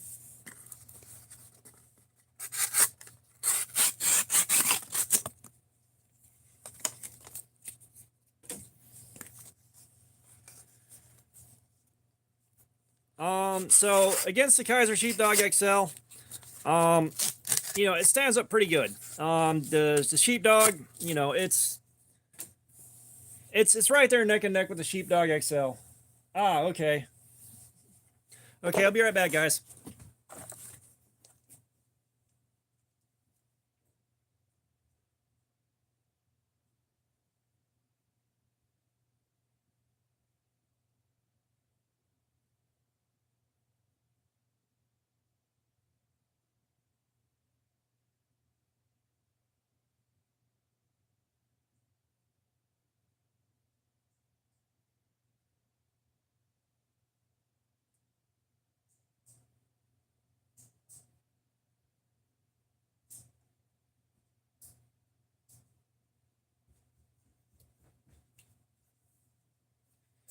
And I will say,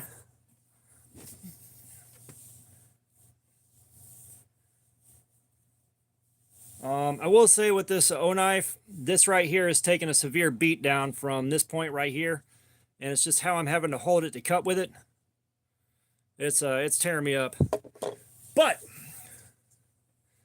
this is the new Ozark Trail for $10. You got a D2 blade. You got your axis lock.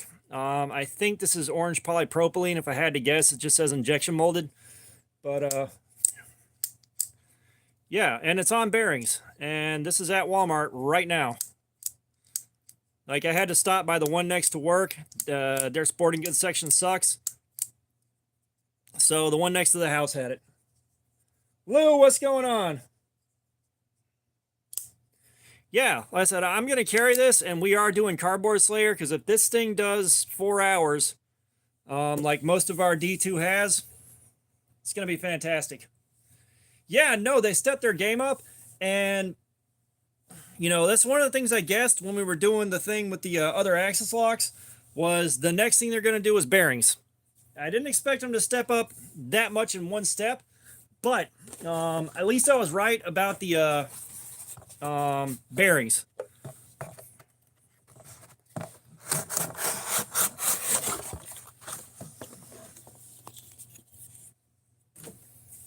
But yeah, I mean, it's that. I think you can guess what kind of pizza it was.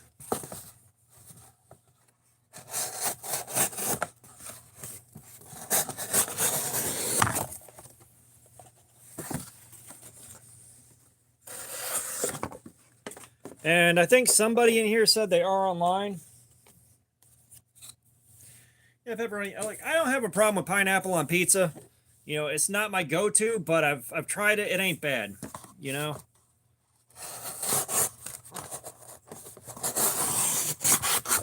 I think the arguments about is no, I'm the one with the big sausage. This was just pepperoni.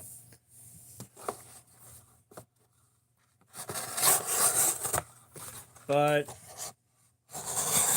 it's the whole pepperoni on pizza argument is exactly as stupid as the whole people don't understand it's supposed to be pronounced Jif. That file is supposed to be pronounced Jif, and it always has been.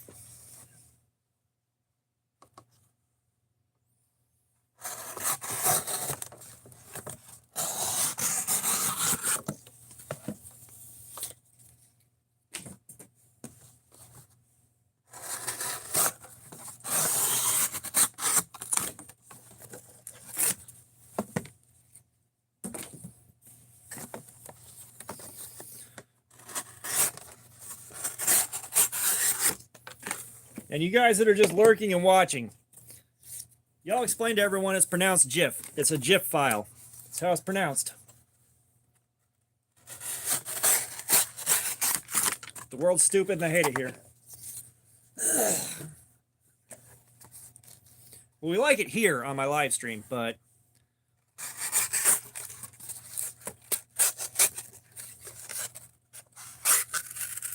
like once I leave my house, it's just a rolling nonstop. I hate it here. Ooh, that's neat. I hate it here.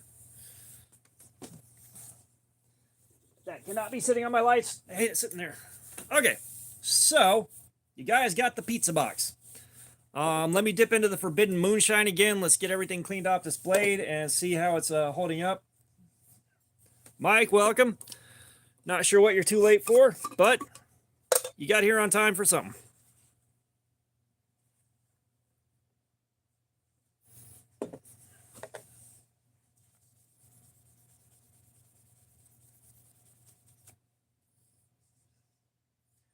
Which, by the way, Wilderness, Gravy Seal was offering me $5 to snap this thing.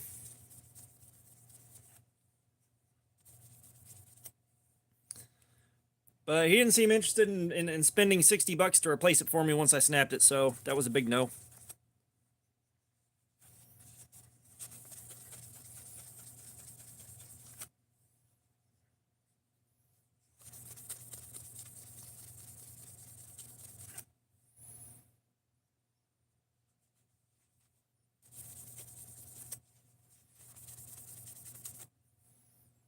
And if I had any small cuts on my hands, let's see how much they healed up for you.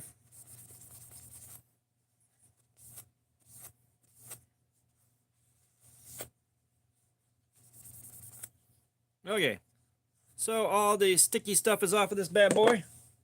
Joseph Garcia, hey, what's going on? This is just denatured alcohol, aka the Forbidden Moonshine, which I'm running low on it. I need to go in the garage and see if I still have some of the gallon that I bought years ago. Yes, I have tried the Swiss Tech Werdig. I like that thing a lot. Now, what you did miss from Wally World, I believe, is this is the new $10 hotness. your axis lock, D2 steel, it's on bearings. Like this is going to be special.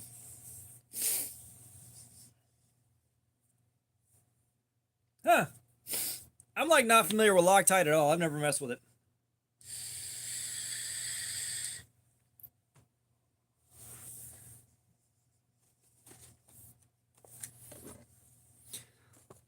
Let's see what our edge wear shows. It's going to be very predictable. Actually, that cuts a little bit better than I've seen other D2 do at this point in the game.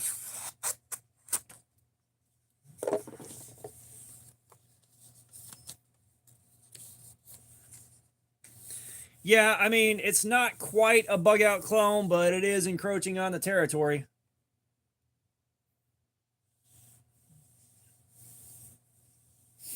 Yeah, so the Swisstech Werdig, that was really good. I think mine is in the drawer upstairs somewhere.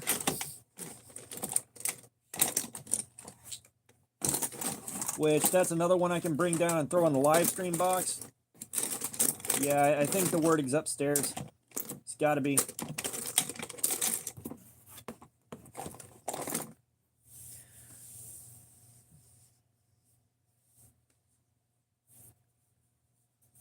Wilderness Bushcraft, I'm never wrong about anything. I don't know what you're talking about.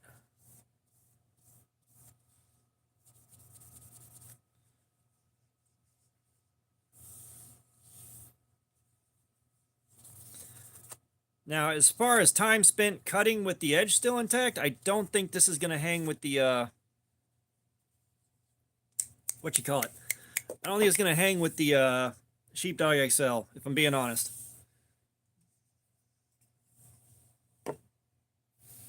Yeah, I only had the money to get one of the two, so I went with the Werdig.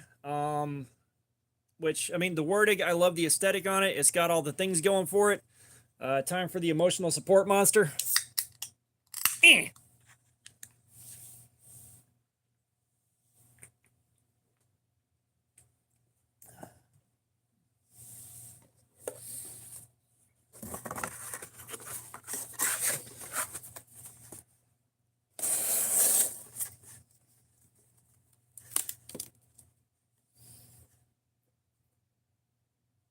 Well, that's the thing, is like the 154 cm on the Sheepdog XL is what sets it apart from the D2.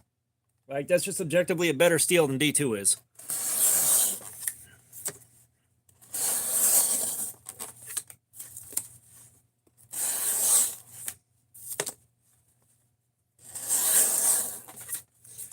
Yeah, and I don't know how long it'll be before I'm back at Wally World again, and giving it some thought, I may have to forgo picking out next week's carry and just go with the that Ozark Trail right there. It's like right now, I think I'm one of the first guys on YouTube to actually grab this thing and start checking it out.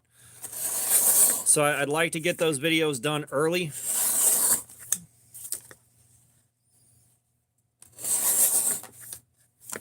I don't know. What do you guys think about the wisdom of going ahead and getting this these Ozark Trail videos up before everybody else catches on to them? Because I'm thinking that may be my best bet. Get some mileage out of this thing.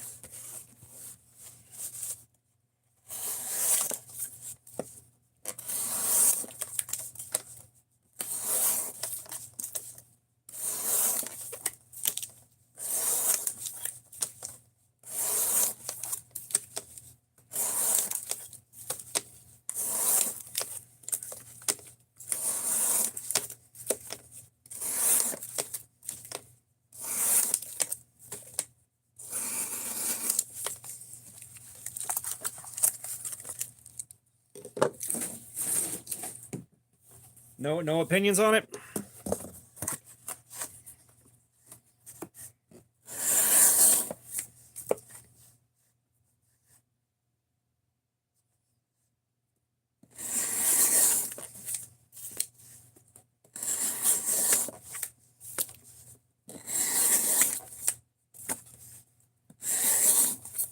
Yeah, I'm probably going to just go with that.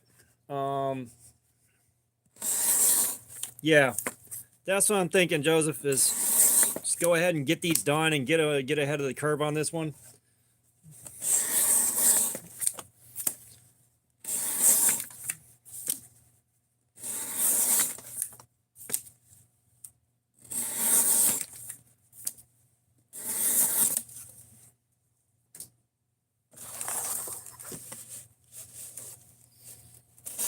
So I think we're gonna do that.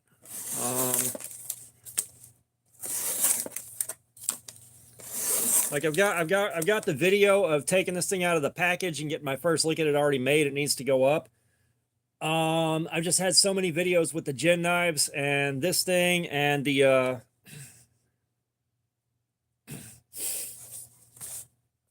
that little Olatans. Like all that's kind of choked up at once, and I don't want to be releasing like 4 videos a day. And I've lost track of which Jin videos I've uploaded.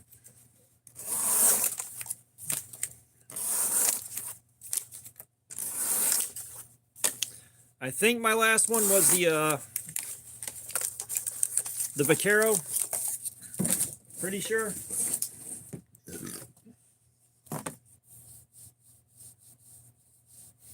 Yeah, if you're gonna grab one of those Olatans, I would grab it before the price goes back up. So Jin sent me the Chubby with the D2 blade. They sent me the Chubby with the G10 blade. They sent me the Captain with the blue acrylic scales, and they sent the Vaquero this time. Earlier they sent the Captain knife kit. They sent 2 of their G10 lockbacks, and they sent 2 of the G10 flipper kits. So we're up to like 9 or 10 knives they've sent me so far. But I did the assembly on both the Chubbies and got those videos up. I did the assembly on the Vaquero. I did the assembly on the second Captain knife kit. I've got that up. I need to upload the video with all 3 of the blue acrylics together because they asked me to showcase them all together in one go. I've also got a video showing all the things I have that they sent me, just kind of showing how much they're... Hey, nah, comment away, dude. But there's another video coming out just showing all the knives that they've sent me that I have and how much they've supported the channel, and they support other small channels. But no, just feel free to comment that in the video, dude. Don't be ashamed of that shit.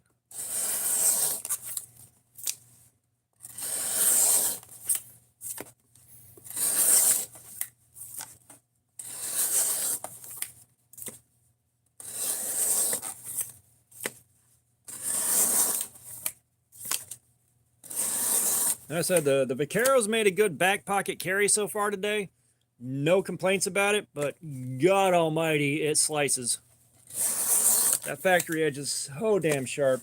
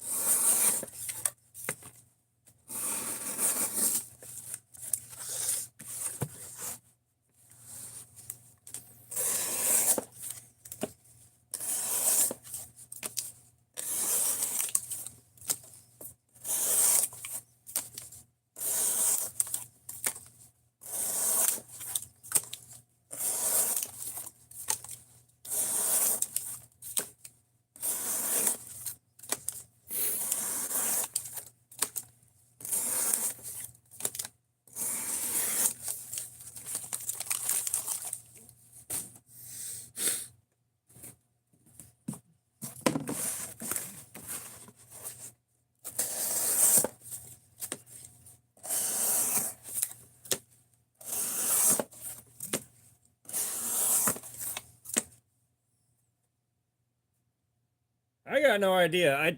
I may have subscribed at some point quite a while ago. I can't remember. Jin's really good value for the money, you know, as long as you're vibing with the aesthetics. So I said the Captain, great daily driver. Like, it worked very well for the week I carried it. It did really good on Cardboard Slayer. You know, that D2 took 4 hours of cutting and showed little edge wear. Nothing too crazy. Comfortable. Blade did great, cut great. You know, the kits are just fun to build. They are just fun to build. You know, the Chubby, it's a toy with an edge. You know, nice, small, quiet carry. And then the Vaquero. The Vaquero, they really stepped their game up on that one.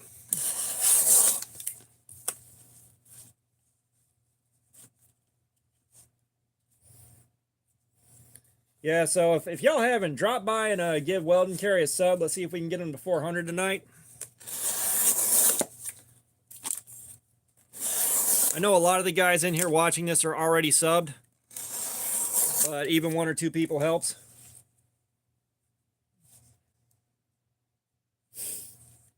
Knife Sentry L1.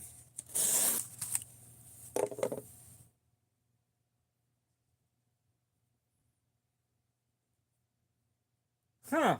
Wonder why they removed 10 of them. Or they may have just unsubbed.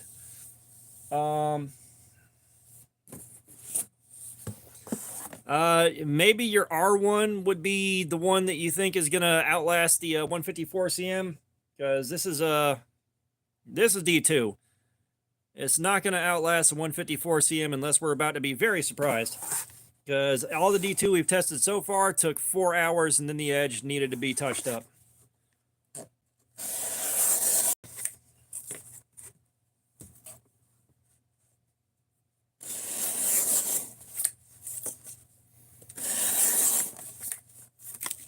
All I know is that trip to your first 1,000 subs is an absolute slog. Like, it is a massive grind.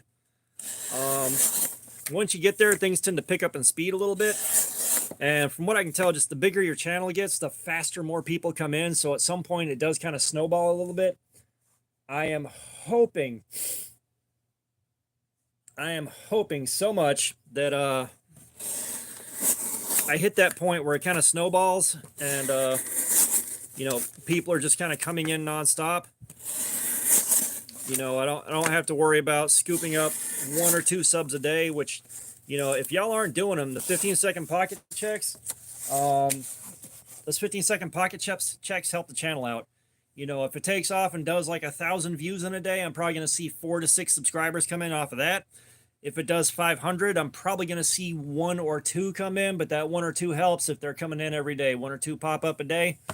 You know, that helps out. You know, and these live streams seem like they're helping a lot. Josh, what's going on, man? Welcome.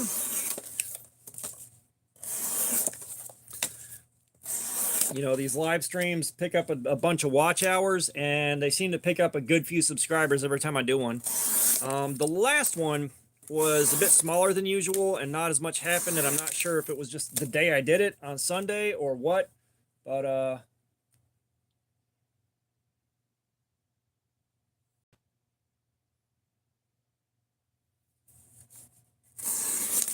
yeah, that one didn't do so hot.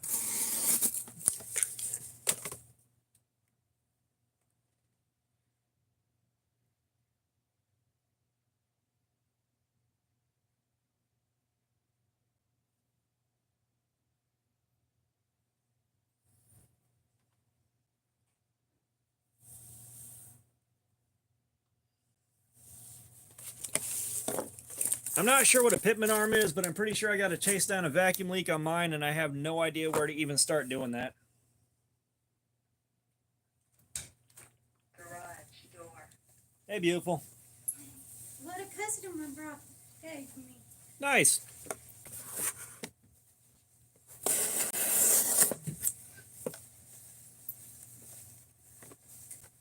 Jerry, welcome back. Yeah, I think the wife might be better at making friends everywhere she goes than I am.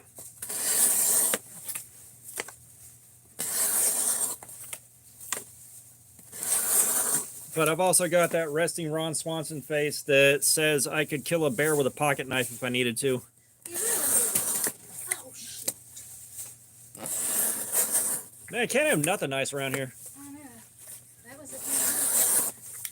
I'm going to let you carry this stuff We up. already had like, I think we still got 4 of them in the door that I brought home today. Oh, I only saw one yesterday. They're on sale. Yeah.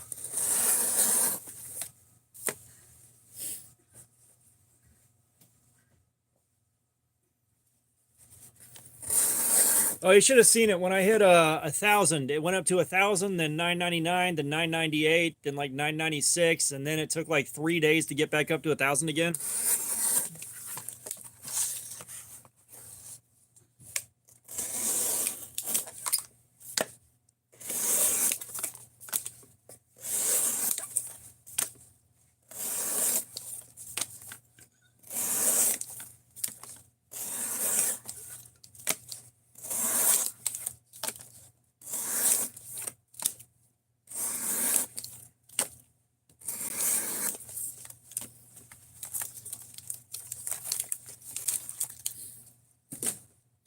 So, Weldon Carey, are you making sure when you upload stuff that you do the thing where no, it's not made for kids and getting all that lined up?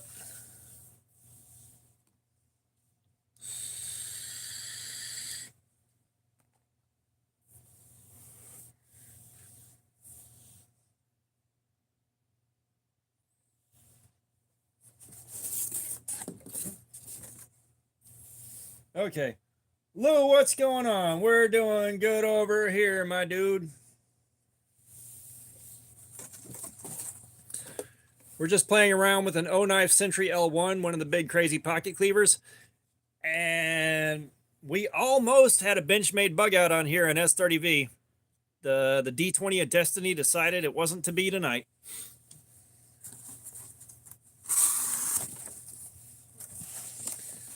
However, that being said, maybe next week we do a dedicated live stream if my work schedule is compatible with it. You know, if my day off is closing the next day. It's like one of the reasons I have such a hard time with these most days is I get up at, you know, I'm supposed to be getting up at like 2 a.m. to go open the store up, and then I can't sleep when I get home. And like last night, I couldn't sleep at all.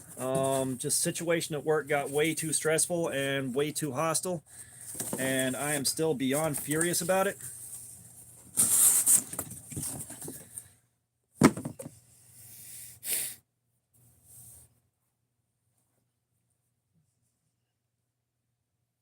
Yeah, Yako, I'm interested to see what you're giving away at 250. Like, KO Knives, I want the knife you're giving away. I want the knife with the shipwreck finish. But he's not giving that away for a while.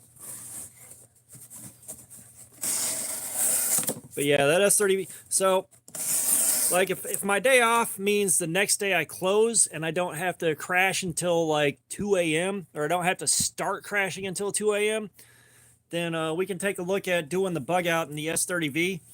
I'm going to have to look at my schedule.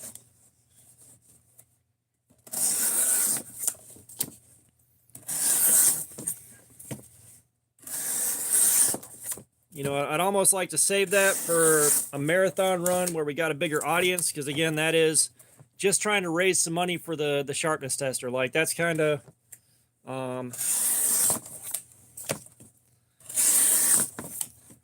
where, if I'm putting myself through it, you know, I'd like to have something to show for it. Because again, like, I am so excited about the prospect of having that thing and being able to like run for an hour, pop the wire, run for another hour, pop the wire.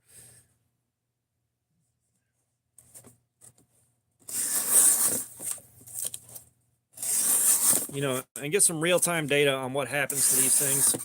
And nah, dude, Punisher, again, like, I'm subscribed to a lot of channels on here, and I will watch some stuff, but again, when you're doing this and you're making content like this, it gets so damn hard to watch someone else's knife channel with yet more knife stuff. It's like, I've seen so much, I've made so much.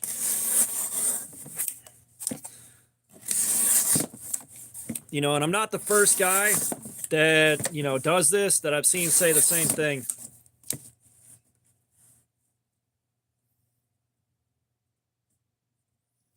Oh, Josh, I hope to God wherever you're at's on high ground.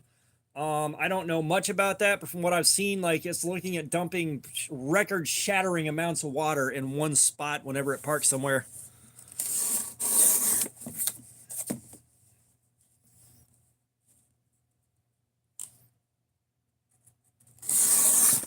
Yeah, like, see, the live stream here, at least you get something out of it. It's interactive, and we're learning something about something, you know?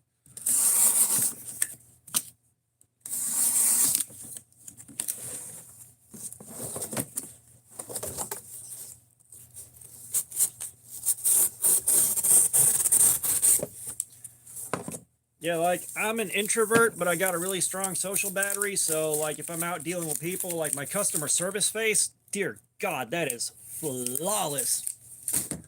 I am so damn good at dealing with customers, but I also don't get angry customers because they're not looking at the 6'4" guy going, yeah, that's who I'm gonna fuck with today.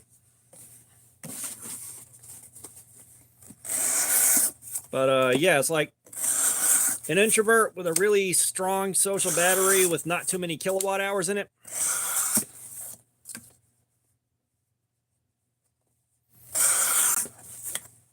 Well, I mean, even the bees live stream, you know, that's one of the things I complain about that I'm going to wind up being one day. I'll be the thing that I swore to destroy.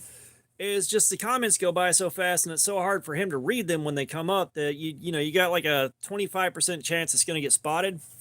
And you know, so at some point you're just hanging out talking to everybody else in the comments if you're lucky, and kind of listening to someone gas on about stuff that may or may not be related to what you're watching for.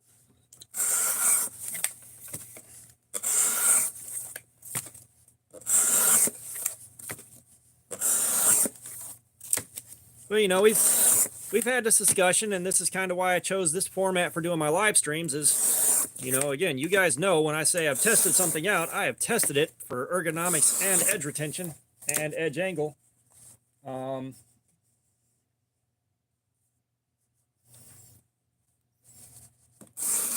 know, we're testing a lot out on the knife while we're talking and hanging out. Mike, I have no idea what you want me to do, but it's probably not happening. But that's good, Josh, because you know, like the last time we saw proper flooding in my area, all the low spots absolutely got smashed out. We had nearby a trailer that got washed away, and someone lost a kid in that mess. There were entire trailer parks on low ground that were flooded up to the roof that just ceased to exist all of a sudden.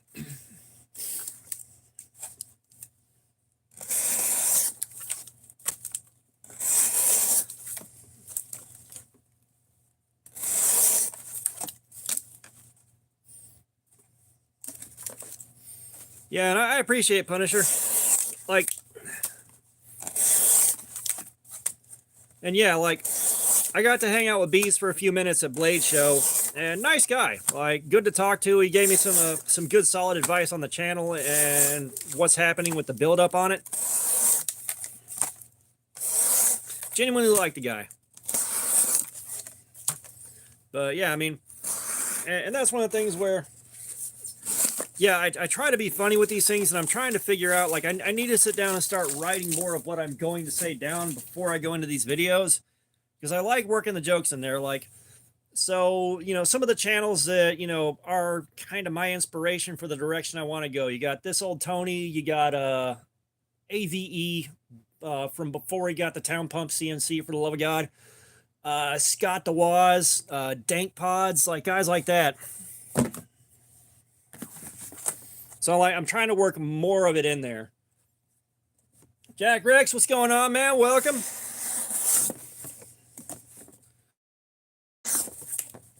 You know, still working on dialing stuff in, but you know, I don't think when you do stuff like this that you ever stop trying to get things dialed in a little better.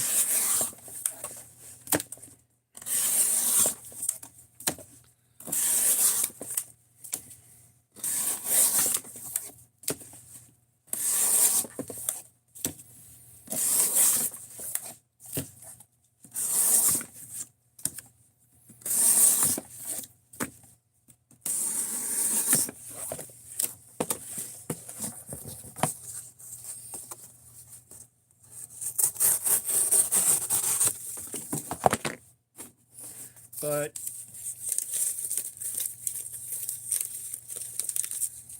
yeah, well, I mean, something that would be interesting and kind of fun is if the channel ever gets as big as I'd like it to be, then I'd have justification to travel to like Blade Show in Texas. I'd have justification to play, you know, travel with Blade Show and follow it around and at least get a couple days at each one, you know. And I mean, thank God for small favors.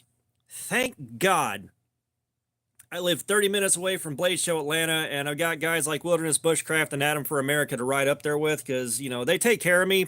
They don't have to, but they do, and it's so greatly appreciated. Time we hit that point, you know, I've got, good Lord, why does my life keep flaking out? Like, I'm on Wi-Fi. This shouldn't be happening. I'm not on 5G. I don't feel like answering a phone call from my manager while I'm off the clock. Yeah, it's weird. Because apparently 30 minutes since the last time it did this. So my analytics on this are going to be all fucked up. Chris Griffin, what's up? This is the O-Knife Sentry L1. And this is a gift from Wilderness Bushcraft from our time spent riding to Blade Show Atlanta together.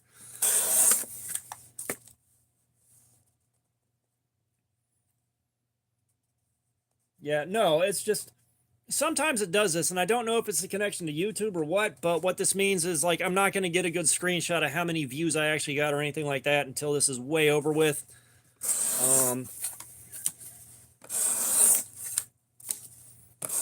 And I hate it when it does this.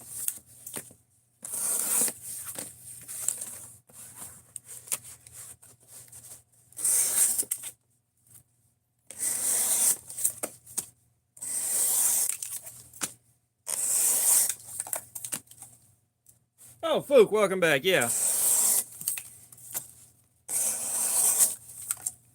Back when we had no air conditioning. Only fans. Like, we've had our air conditioning back for a minute, and once we were able to just leave the thermostat alone at 68, we settled back into the way things are supposed to be instantly, but I'm still a little rattled by that.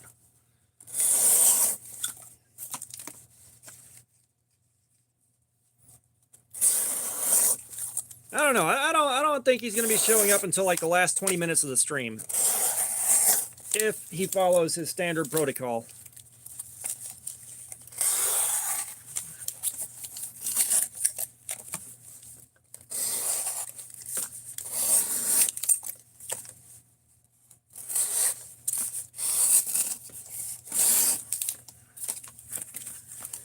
Luke, that's a nice joke. I will give that a 7.5 out of 10. Well done.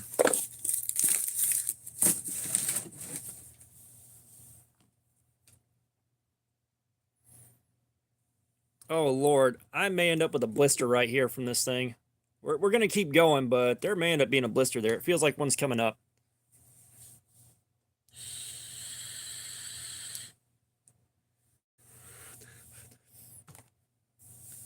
Hey, I gave it a good critique. Like, there's nothing for you to be unhappy with there. Come on now.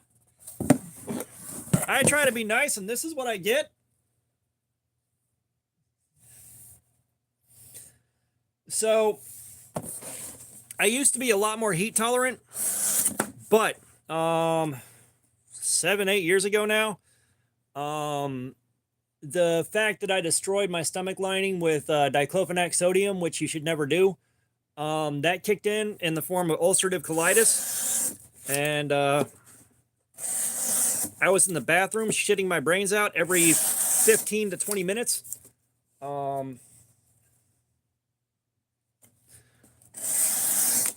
And it almost killed me. I lost like 42 pounds in 27 days, and I wound up in the hospital for a few days.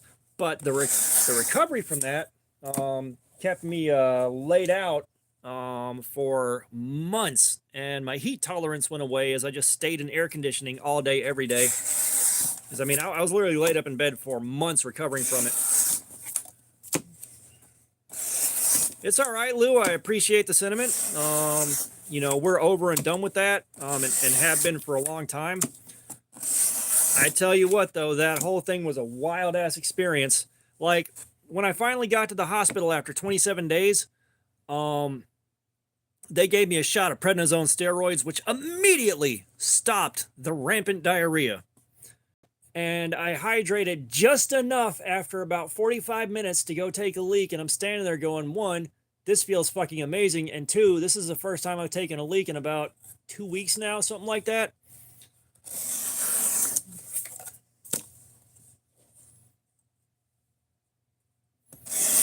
Yeah, 'cause, I mean, that's the thing is for most of my adult life up to that point, I had worked outdoors. As a matter of fact, I was a few weeks off of it was like I stopped working the golf course I was at sometime around May, like May 27th, I think I left. And this all kicked off on July 4th. I had scraped all the popcorn off of the living room ceiling. I had repainted it, and I just finished the last little tiny bit of the last coat of paint, getting ready to reach up and pull the tape off of the wall. And it hit. And all of a sudden, for the next 27 days, basically, I was in bed bouncing back and forth between the bathroom and bed. It was so bad. But yeah, I mean, I worked outside when it was like 111 degrees and it sucked, but I got by.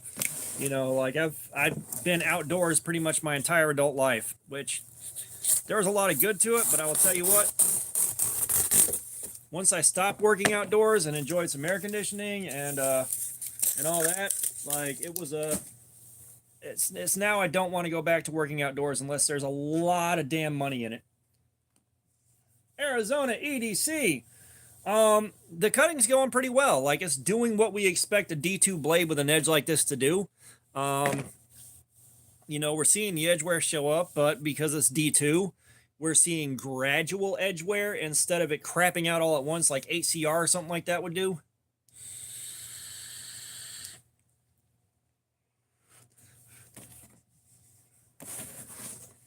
And I think we're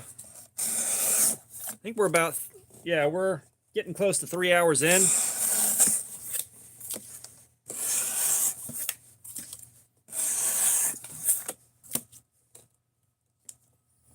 All right, Fook. Well, handle your wife wifing.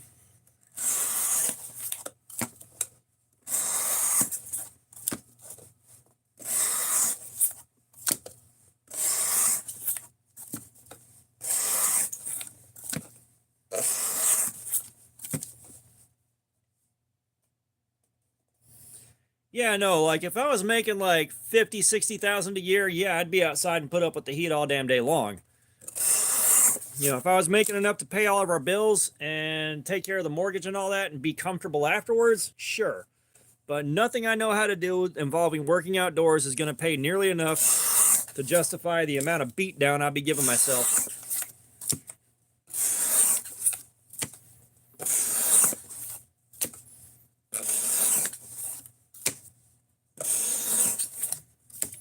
I'm like, I already know the heat's just going to get worse and worse every summer like it's been doing. It's been like clockwork. You know, unless we get lucky here and the summers are rainier than they've been. Like this summer's been pretty damn rainy. I need to check the weather and actually see if it's going to rain tomorrow and give me an excuse to not go out and cut the grass. However, it's getting a bit excessively tall and the subdivision doesn't like it when that happens.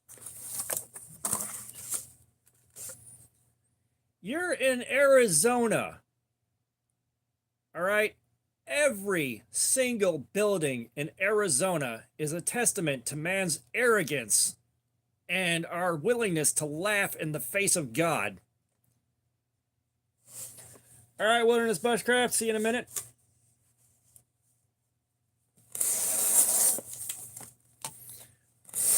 Yeah, imagine being in a landscaping job where you have nowhere to go to escape the heat or the rain.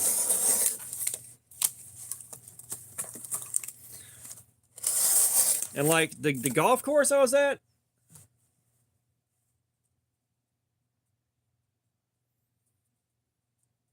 bro, I do not think they were offering $1,800 an hour to drive those trucks.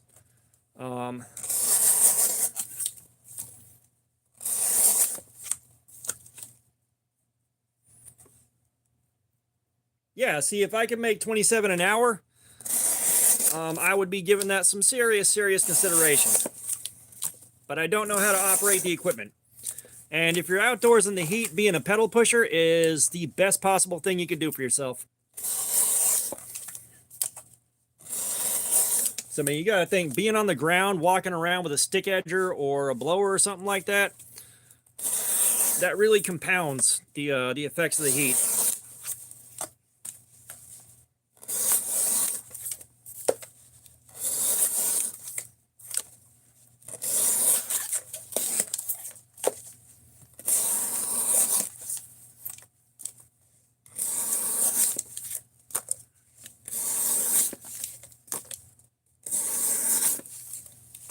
You know, of course, you're getting that $27 an hour for knowing how to operate that equipment. You know, that's a big deal right there. You got a skill that they'll pay you for.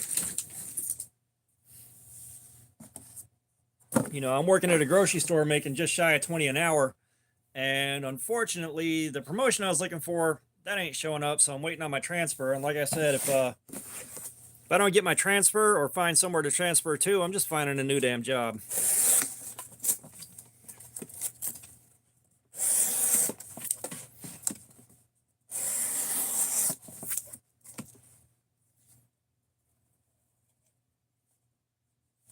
Why did the floor go up to 130 degrees? Please make that make sense. Why did the floor go up to 130 degrees? As a child, I briefly lived in Arizona. All right, I have very few memories of that time in Arizona because I think I was like 2 or 3 years old, something like that. But one thing I do remember is there was a spot, a property right next to our house that I would work over to where there used to be a house, but there was no, oh, okay, gotcha. There was no house there anymore, but like the flooring was still there. So like there's the kitchen floor with the linoleum tiles or whatever the hell they were. And like it was so hot outside that you could just lift the tiles up, all the glue melted. It was like,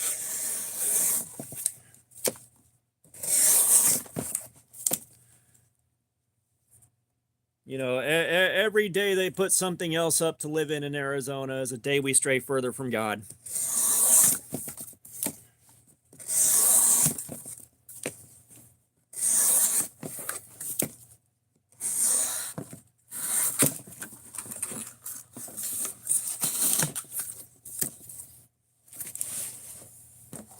Yeah, I wouldn't put up with that shit. It'd just be like 130 degrees. Here's what's going to happen. I am spending 0 minutes in there with that, or I quit, which would mean I quit.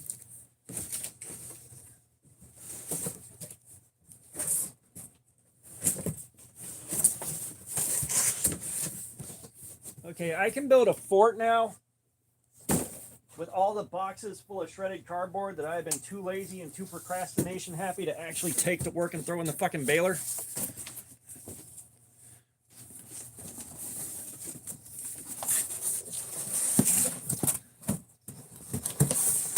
Like, I almost wish I could just have a bonfire with it, even though I wouldn't want to sit outside and keep an eye on it until it burned down. Because laziness.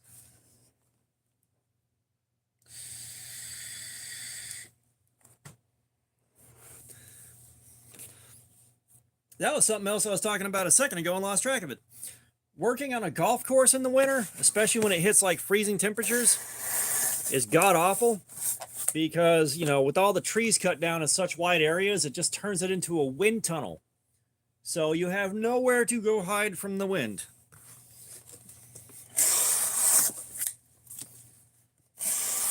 You just have to be incredibly well layered up and ride that shit out.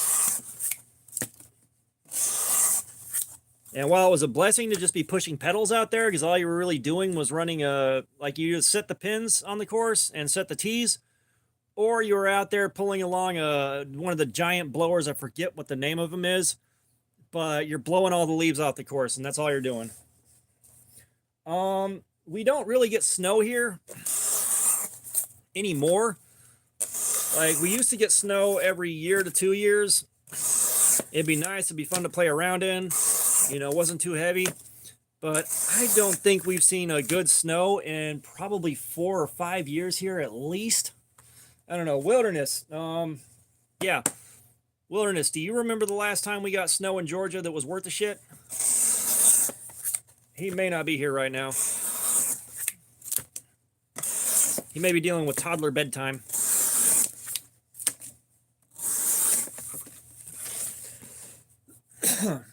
Like, we used to get snow. Like, we used to.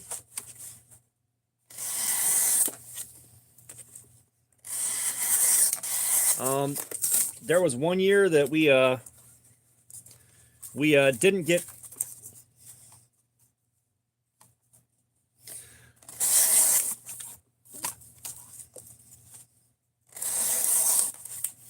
Yeah, Jerry, I'd say I'm a little jealous of you, but I damn well know after the first like week of snow, basically, I'm done. Like, nope, don't want to deal with this shit anymore.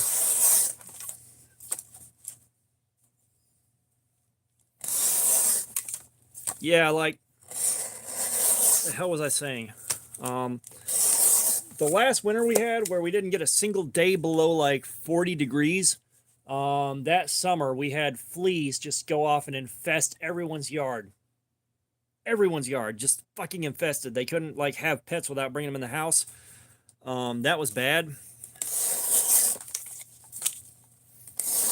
You know, I feel like we're overdue for a pretty big snowstorm, and given how wet this summer's been, this might be the year.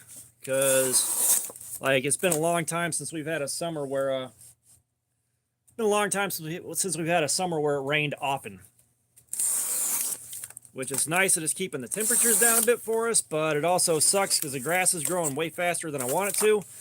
And considering my work schedule and how badly that fluctuates, I'm usually asleep all fucking day long and don't get a chance to get out there and cut it. Or I'm awake at like 2 a.m. and that ain't going to be a good time to cut it. Lou, you out of here? All right, man. I will see you later, maybe on the next one.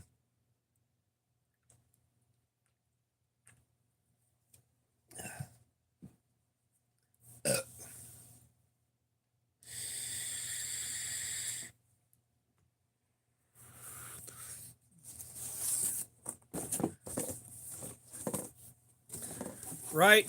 Well, like, with the kind of gear I have from when I was setting pins on the golf course before sunrise, I could easily cut the grass at night and be just fine. But I'm in a subdivision and people live right next to me. Yeah, Punisher's right on the money there. Yeah, I'm sure the neighbors already hate us because one of the things that happened when I got sick and damn near shit myself to death,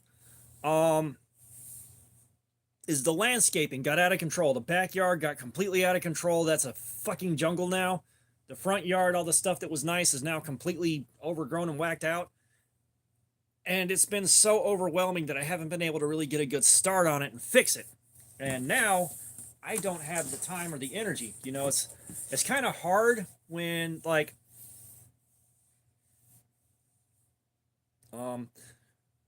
it's hard to do anything. Like I have no life outside of work because you know, this week close.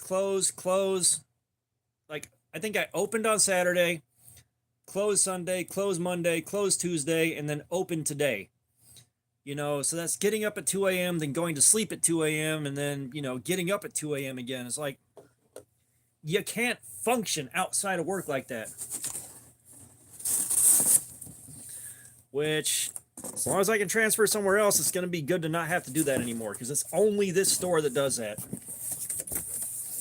It's only this manager that does that.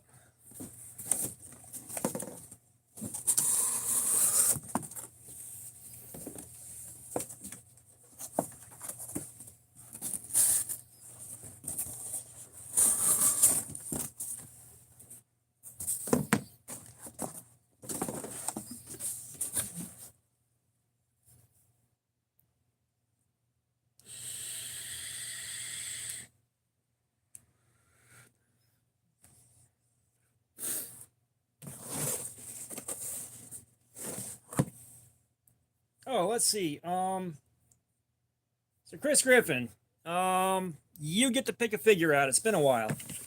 So, yeah, Chef Rocky, we're doing that. We're doing that. So Chris Griffin, Ninja, Frankenstein, Mummy, or Knight, or Grim Reaper.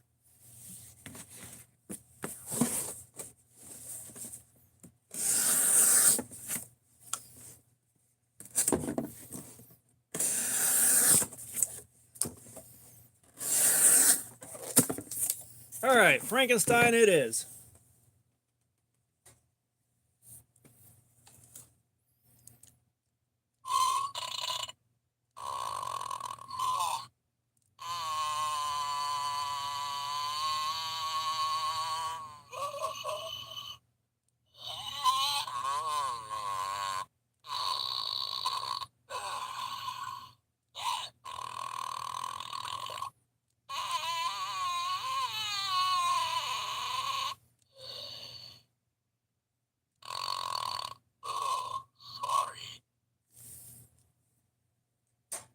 Well, you know what? That kind of started off as a joke. I was just trying to kind of surprise everybody, and now everybody loves them. So they happen periodically through the live stream. Like a super chat, you're guaranteed to pick one out. I got those on Amazon. Oh, there's a special surprise in there for you too, along with the knife. I'm looking forward to seeing the video on that and seeing your reaction.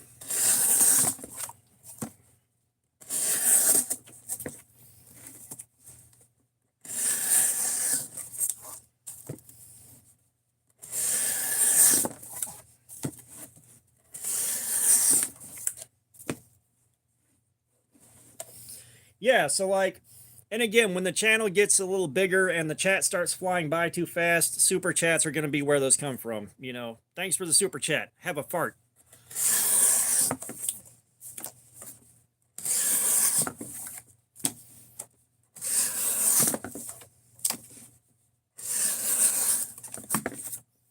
You know, I think we traditionally will lose 3 viewers when we do that. We drop the property value a bit. That last time we lost, I think, 2. Yeah, just make sure to tag me when you make the video. Just tag me in the title so I get a notification. I can actually watch it without, you know, taking 2 days.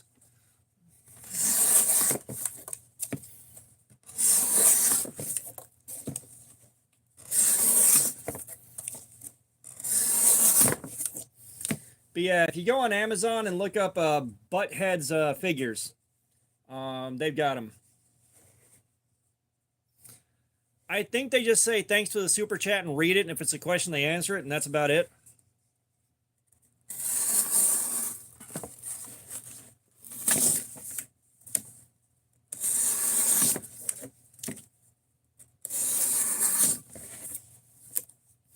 And that's where I'd love to start catching the kids where like, can you say this? Ooh, you said the N-word, like those guys. Oh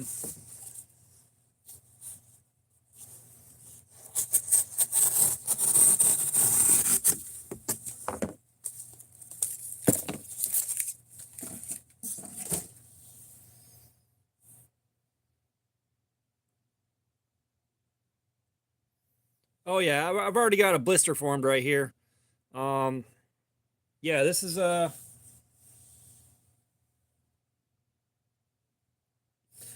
I wish I could do the NES music. I'm not sure how that works. I'm not sure how they set it up where they can run music in the background. I would love to. But you know, I've got to figure that out a bit later. Like as the channel builds up, I've got to figure out ways to keep the jank that I have but with better equipment. That's going to be a challenge because I like the janky sheet of cardboard with LEDs taped to it. You know, I love the jank of this little you know, folding bench that my great grandmother gave me when I was a kid. You know, I love the jank of just cutting up cardboard under a phone. Like I've got the phone that I carry every day right here filming, and then the phone that I upgraded out of is on my right hand side where I read the comments. Like it's a jank ass setup. It works. I love it, but I don't know how to maintain the jank with nicer equipment yet. And the channel's not big enough to justify risking the amount of money it's going to take to buy it. Yeah, I mean, there's something you can do. Like I know there's a way for guys to do this because they're running NES music in the background without getting copyright strikes. I need to know how to do that at some point. That'll be a project for the future.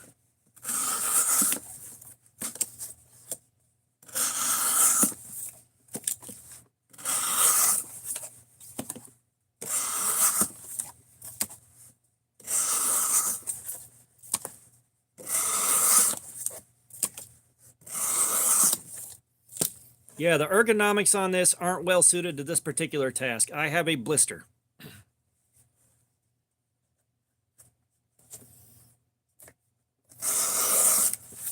Yeah, and like Metal Complex knows that like 2/3 of the people are there just for the giveaway.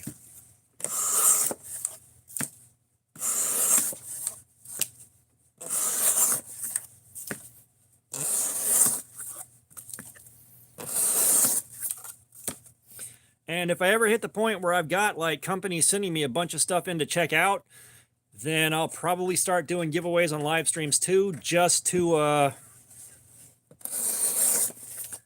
get those numbers up.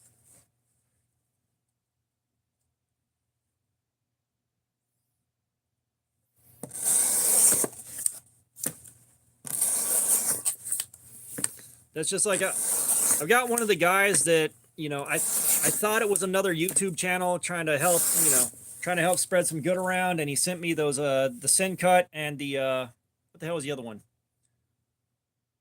So we had the Sin Cut and we had the Ethan Grow. And he sent me those. Turns out he's just a civilian, but he's talking about sending me more stuff later whenever he has another overflow in his collection, just too many knives. So yeah, like I said, I'm still debating things, but shoot me an email, Chef Rocky. Let's see if we can figure something out. Because, like, again, the reason he got my address is I thought he was another YouTube channel. But if we cross that bridge again, I'm going to work with him on finding smaller channels like Weldon Carry and Arkansas EDC and stuff, so that they get the stuff to review and play with, because I've got enough going on now as it is.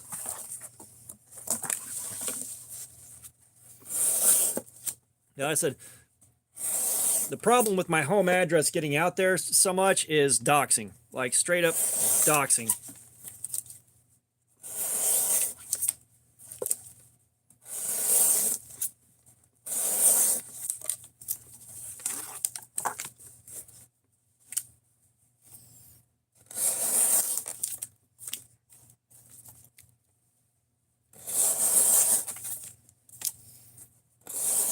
Because believe me, the giveaway prizes wouldn't have my address on them, but I can't send them out without it.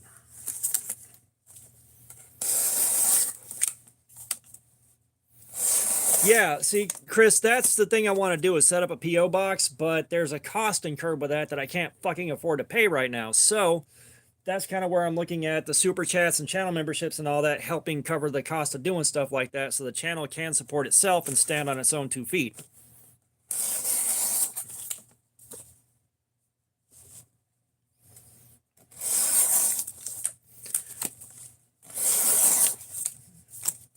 Yeah, and you know, the difference is, like, me having your address is one guy. One guy having your address that has no reason to do anything nefarious with it. However, a ton of people on a YouTube channel that they think is big enough to get excited about, that is a different beast entirely, because that's where you start getting random shit in the mail. That's where you start getting people, like, threatening to show up at your house, like all kinds of random crap I don't want to deal with.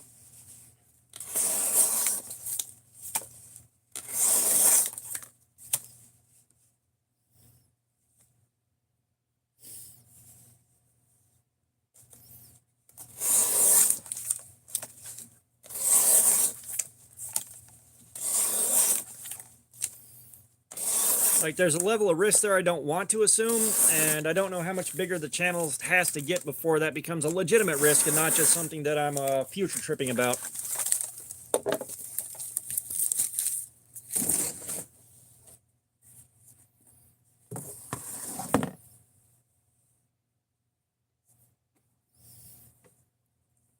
Yeah, and like eBay sales, again, you're like an anonymous figure there. You know, you don't have like a public profile there. You know, it's like, I'm pretty sure, like, you know, a lot of people may have Bees Blaze's personal address, or, you know, Metal Complex. I don't know how that works, you know, but I don't want to put myself in a position where it's like I got people making threats to show up that I don't want here.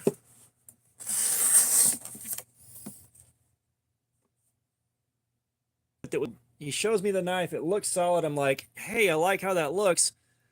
And then he's like, you know, I'm going to need your full contact name, your phone number, and your shipping address for customs. I was like, nah, I'm not handing my phone number out too. Like, no.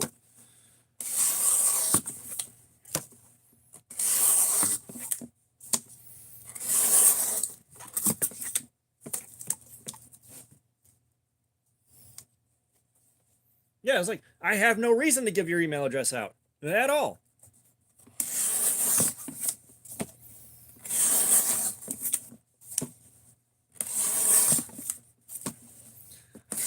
But like you see the kind of kids that come in here and see the kind of kids that come in here and is like, here, say this thing. Ooh, you said a bad word. Make me a moderator. You know, all this shit. Play this mobile game. And it's like, I don't want those fuckers having my address. I don't want the risk to be out there of them getting my fucking address. Are you kidding me?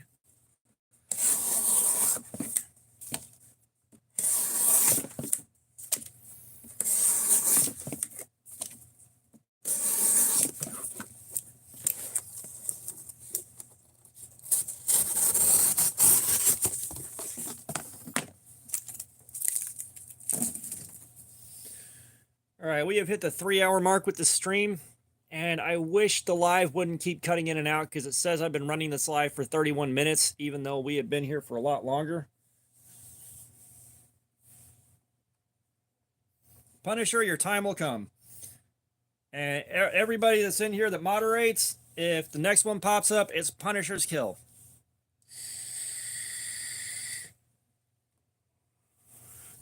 We're waiting on it.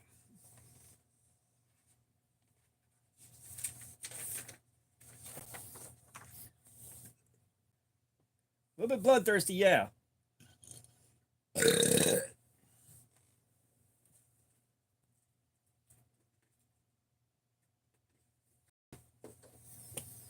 Like, I've gotten my first kill. Fook's gotten his first kill. Punisher's next in line. All right, so let's see how bad our edgeware is. We should start to see a really hard time cutting this paper.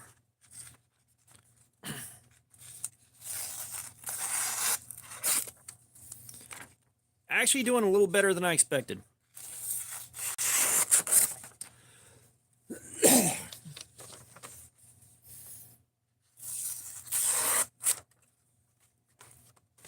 Yeah, I am pleasantly surprised.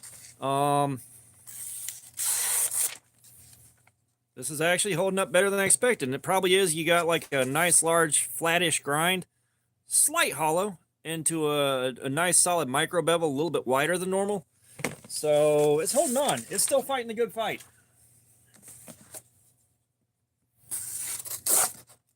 This is where the wear is showing up, though.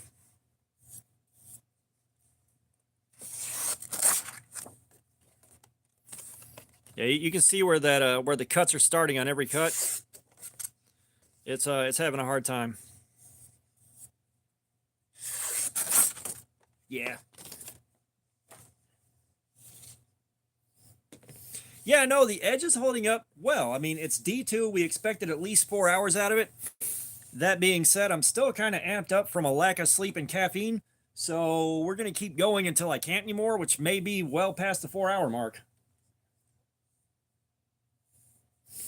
Oh, God. See, I won't do that for a giveaway.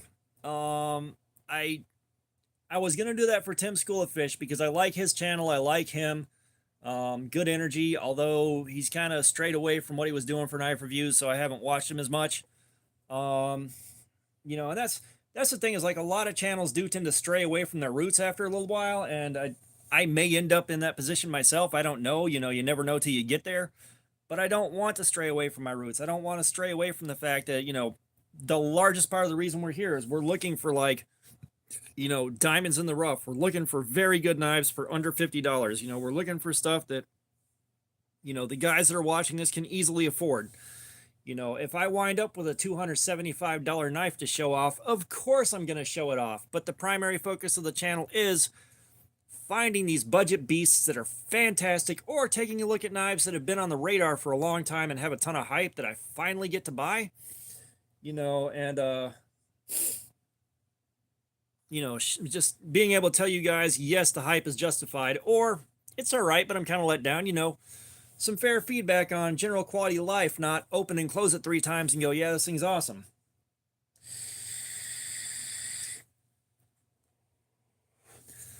Yeah, I mean, I met Tim at Blade Show too at the Rosecraft booth, and it was like 30 seconds of contact and then take a picture with him and then get on about our day because he had shit to do and I had shit to do. But he's a nice guy.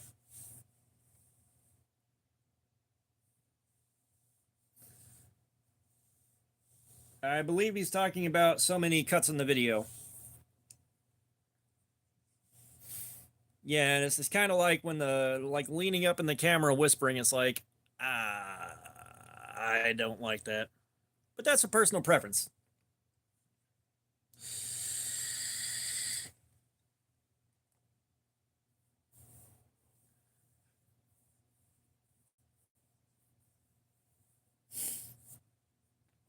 So the only problem I have with fixed blades, and I've discussed this a few times, is I don't have a way to carry those. I don't have a way to carry them and see what the quality of life is like for a week or two.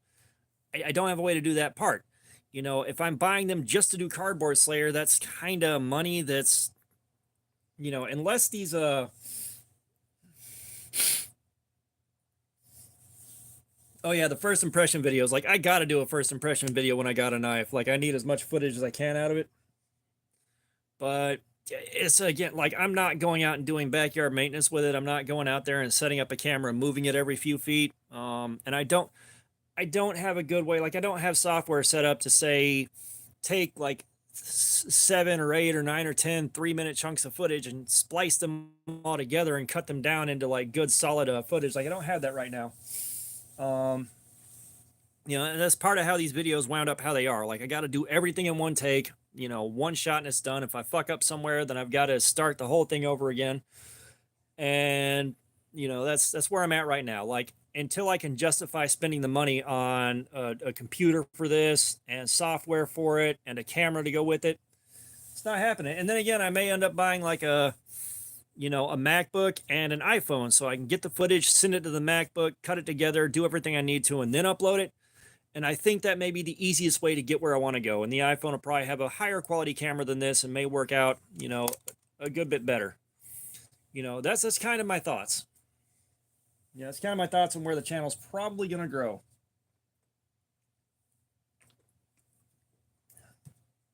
But yeah, as you know, as tired as I've been and as whacked out as I've been mentally from work, even watching the channels that I have always watched for the longest time, they get hard to sit through too. It's just like once I'm past like 7 or 8 minutes of video, I'm just like, I can't stare at this anymore.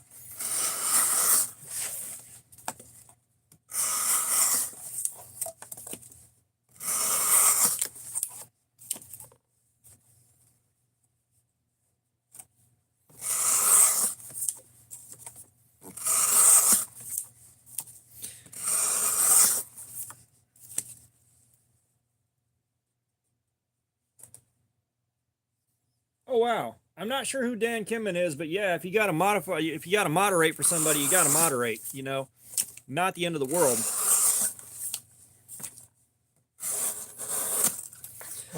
You know, thankfully, you know the phone that I read the comments on is on an alt account, so that alt account is also a moderator, so I can self moderate if I need to.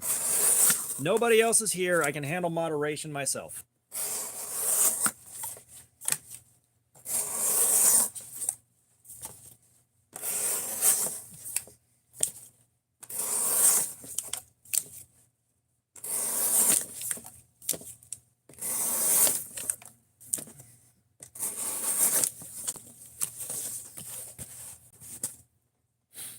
Oh, you're a trustworthy guy, Punisher. Come on now.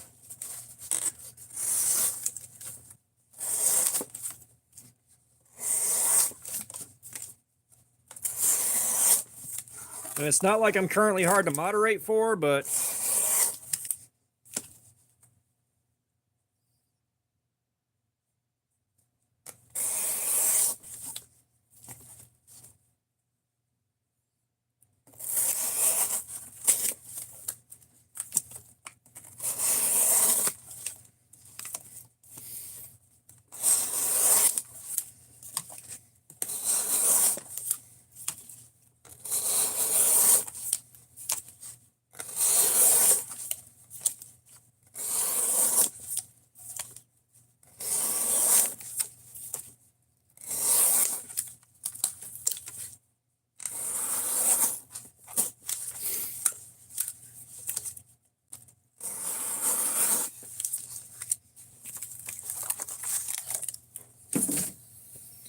yeah, if I ever get to work with someone designing the knife that I want to design, we're doing this with it just to make sure the ergonomics are dialed the fuck in.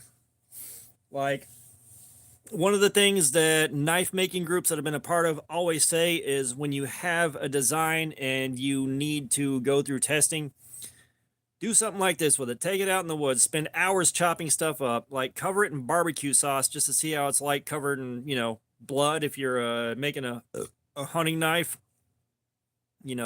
but go through it and really test your ergonomics. And this is why. Nobody has gone back and counted the cuts, and dear, if somebody does, oh my god, that would be amazing. But like this video, it keeps starting the live over. I think YouTube's just having a problem tonight because I'm on Wi-Fi, my connection's stable, and I'm not going to get the information I want when I close this out. I'm not going to get the screenshot of how many views, peak concurrence, all that. But while I'd love to know how many cuts it is, I ain't counting these shits either.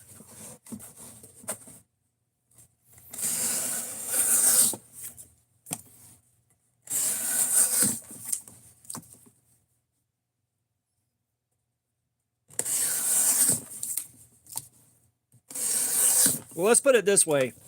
In like 2-ish hours, 2.5, I was able to do like around, I think, 350 to 500 cuts when I was doing this by myself and not doing it on a live stream and really pushing these edges to the point of failure.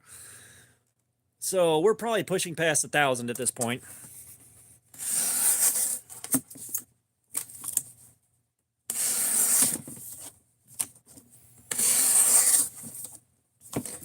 We can probably average these cuts out to around 6 inches a cut.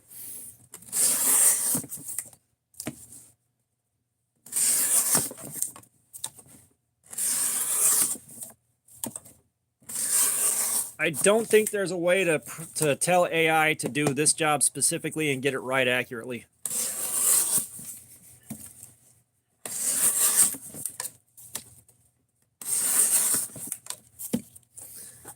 And I will say one thing with the Sheepdog XL, it did not give me a blister.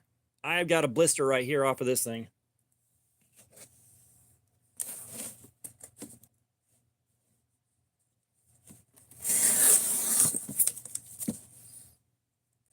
I say these cuts are probably averaging out to more than 6 inches.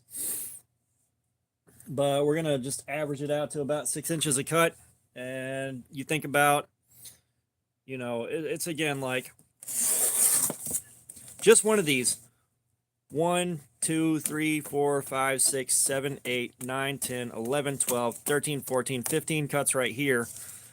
16, 17,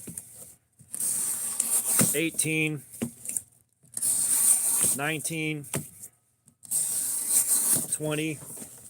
So off of this one panel right here, that's about 60 cuts, 55 to 60 cuts at about 6 inches a cut. You think about how many of these we've done so far. Like, that adds up to a fuck ton of cuts.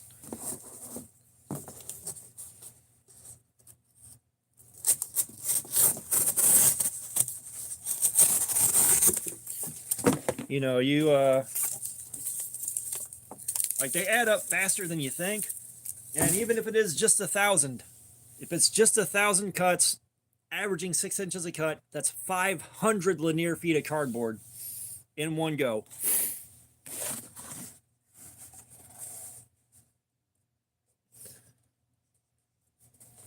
Wheel of Death 2 right now. Yep, there we go again. The live flaked out yet a fucking again. But yeah, like, these things add up pretty fast. Flipper action on this thing, well, this is nice and clean. However, we don't need flipper action. Watch this. It opens centrifugally. All right, that's the party trick on this. Centrifugal open. So yeah, like the flipper action's good. It drops shut real nice and it opens centrifugally. But yeah, this thing has definitely left a blister behind. Once I got a lance that thing, it's going to feel real good when the skin wears away.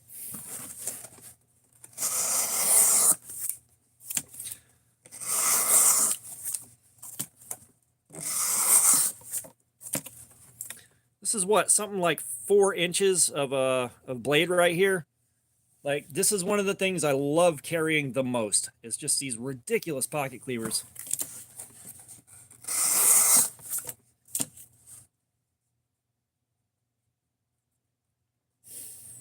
All right, Punisher, I appreciate you being here as always, man.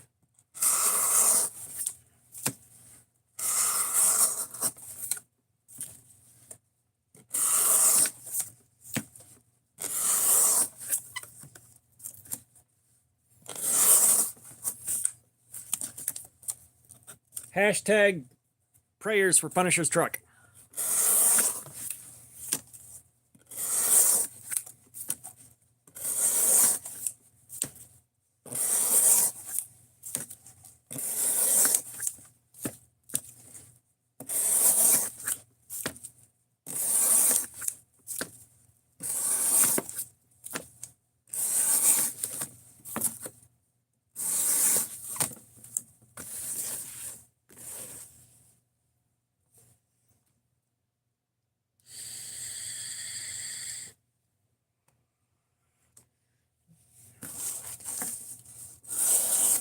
Yeah, so far with this, we're seeing pretty much the consistently typical kind of wear we see on D2 when we do this.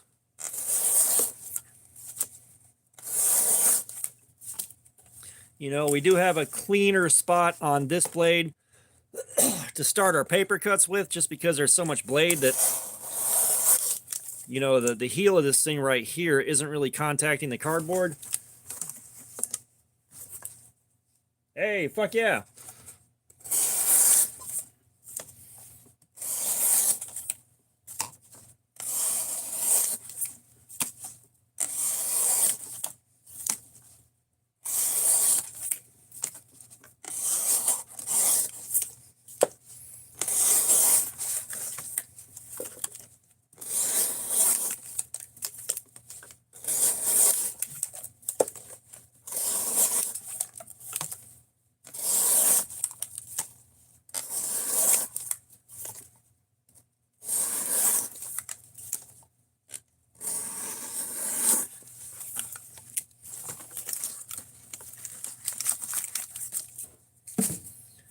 You know, and this right here is the kind of performance I'm hoping for out of the D2 on this Ozark Trail. This is going to be a good time. And we are skipping the audience pick, so I can go ahead and carry this, get the videos done, and get the live stream done before this takes off on YouTube and becomes the next hotness that has the massive hype train on it. Because I foresee Ozark Trail Axis Lock in D2 on bearings is going to be a hype train knife. It's going to be a meme knife for a little while.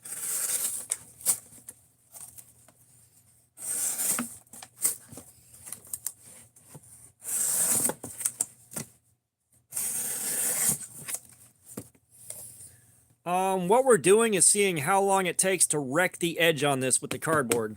That's why we're doing this. And also, I'm doing a live stream, so it gives us something to watch and something interesting going on while we're talking and hanging out.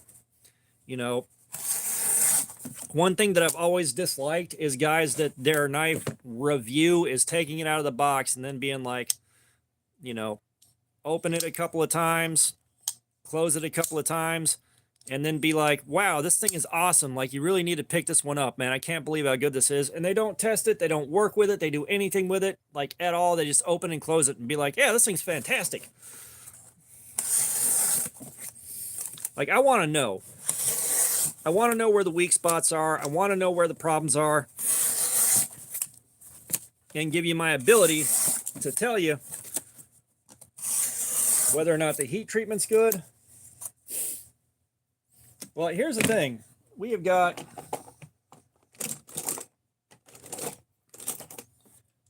two Ozark Trail Axis locks from last holiday season. And this one right here was massively fucked up from the factory. So was every other one that was made. And this is where I was complaining a Well, I don't knock anybody else for doing that, but I dislike it. So this one, the channel that the lock rides in was horribly misshapen from the factory. Like, I had to take this thing apart and take it to the grinder like 3 times to get it acting right. And, you know, everybody that did reviews on this thing, all they did was take it out of the box and they'd flip it open, they'd pull the lock and close it with 2 hands every single time. And it would be open it about 4 times. Just be like, dude, this thing is awesome. You should get these for your friends too. All they would have had to have done was pulled the access lock and opened it on that. The way this channel was misshapen, it would stick right here and wouldn't open until you let go of the lock. And it would grind all the way through here. Like, it was bad. And, you know, that started making me mad. Because, like, they'd hit the flipper tab and close it 2-handed.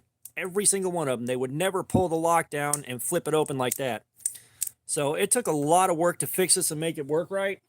And I mean, it's a $5 knife, you know, but even at $5, everything should work properly. I spent money on this. It should work properly. The steel on these is kind of garbage. We don't know exactly what it is. They won't tell you. This access lock is a hell of a lot better. Like, this thing actually works right. It does what it's supposed to out of the box. All the parts fit together right. And these were both fun to carry. These are both, like, I would travel with these. If I had to go somewhere where I was afraid I'd lose a knife or get it confiscated, I'd have no problem with these guys, and I'd be happy for a couple of weeks with them, easily. You know, it's like they didn't have a bad idea here, especially for making it for $5. I can't argue with it outside of this one did not make it past quality control. Nobody tested these after the machinery started running. They just fucked up. I'll bet you money they didn't fix this because they don't have them anymore. They ran them through the holiday season, and then once the holidays were over and they sold off their stock, you can't buy these at Walmart anymore. So they didn't fix them, I guarantee you. So, like, you got that, and then you step up to, like, you know, it's double the cost. It's $10, but you get D2. The access lock is buttery smooth. Like, this is as smooth as any other access lock I've gotten my hands on. It's on bearings. You know, it's put together well. The scales feel so much nicer than the other ones do, even though it's probably the same polypropylene, but in orange. Yeah, the Chinesium, that term is kind of becoming less and less impactful. Just a lot of the stuff coming from China is getting better, you know, and, you know, that may be how China builds its economy up, is just, you know, start cheap, build better and better, which means more and more expensive, and then, you know, all of a sudden they're making a ton of money. Like, Japan did that after the war. They made a ton of cheap stuff. They were what China is to us now. And then the stuff they were making just got better and better and better and better. I don't know if anybody else is old enough to remember that, but the stuff coming out of Japan was pretty much the same as we're getting out of China right now for the cheap shit. And, like, you see what buying stuff made in Japan is like now. Completely different beast.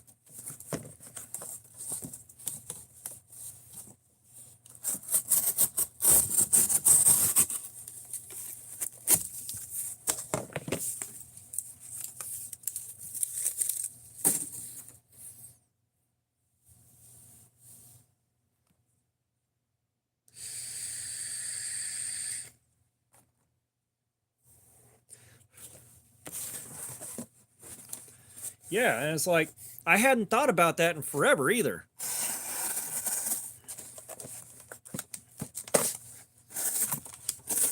You know, it's just so many stupid cheap electronics that, you know, were flimsy as hell.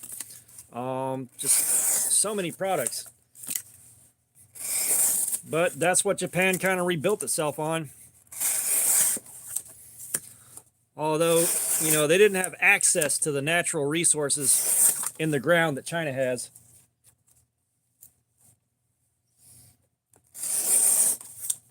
Oh yeah, I've seen the Silky Saw get worked out. And honestly, if I needed something like that, I'd definitely be picking up a Silky, just because I know I can rely on that. But I don't have a use for something like that at the moment. So that's kind of a no-go there.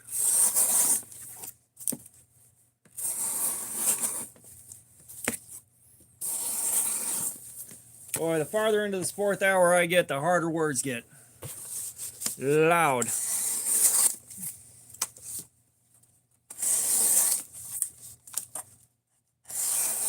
Yeah, that'd be hilarious. Just break out a fucking silky katana boy at work whenever I need to open a box.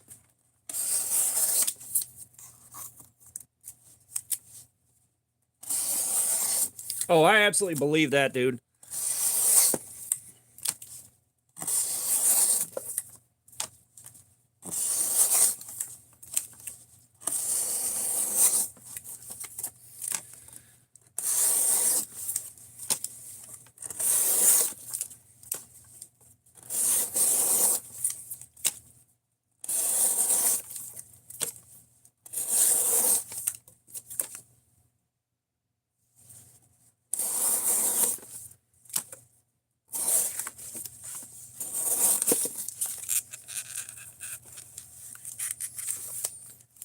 Yeah, anytime I've got a saw blade or anything and my hand is even close enough for me to start getting a little bit of pucker factor, I either find a way to do it safer or I go in real careful and real fucking slow.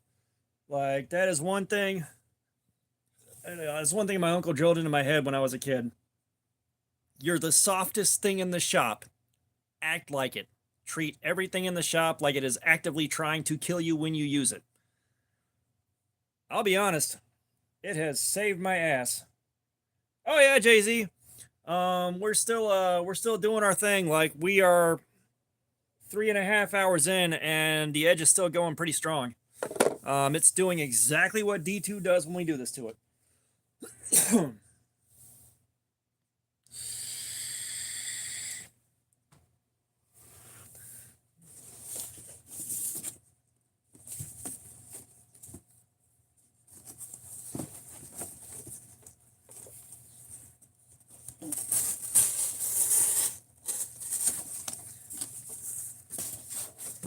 And I'm actually starting to deplete the overwhelming amount of cardboard that I have too. Like, it's finally starting to die down.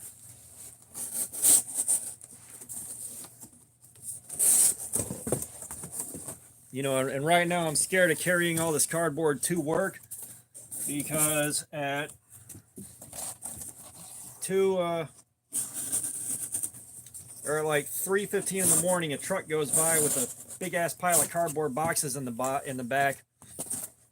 If you're speeding or doing anything, that is a good reason to just stop and sniff around. And currently, when I have to drive the truck, I'm driving on an expired tag because I can't get that fucker to pass emissions.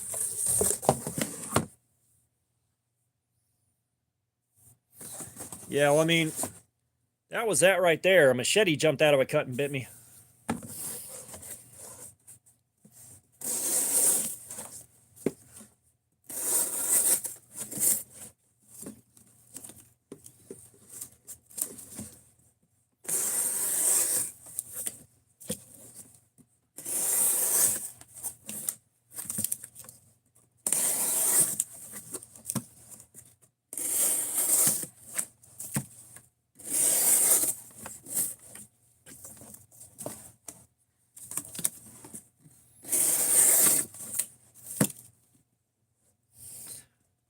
'03. And what I think is happening is I've got a cracked or broken vacuum line, and I don't know where to even begin to try to fix that shit. Yep. Straight up, maxi pad slapped on it and taped down.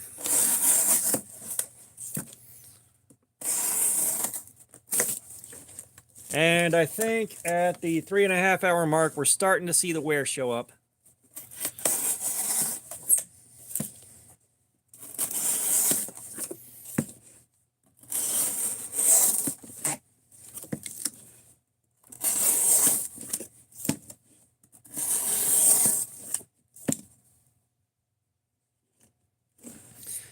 Yeah, unfortunately, that's 3 years too long.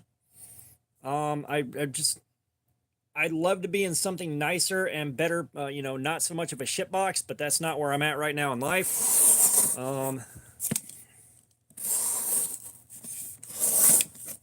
I know I've got to get that whatever the hell's wrong with it fixed, but it's not like I can pay someone to come in and look at it and fix it. I don't know where to start trying to deal with vacuum lines. Like, I'm on my third gas cap now, and this gas cap is straight from the dealership, so that shouldn't be the problem. And the way the truck's running and with the insane amount of gas it's consuming, I've got to assume the vacuum line's probably the issue.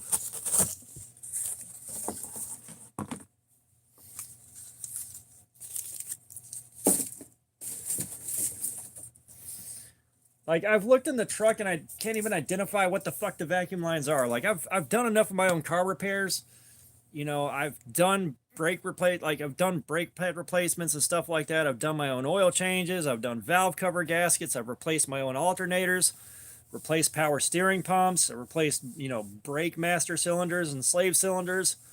You know, I've done plenty of work.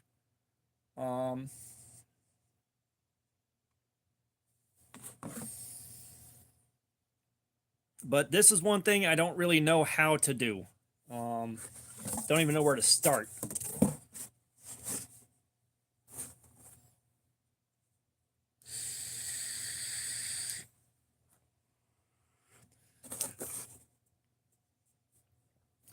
Yeah, Fook, that's kind of both good and bad news. The good news is you don't have to give a shit.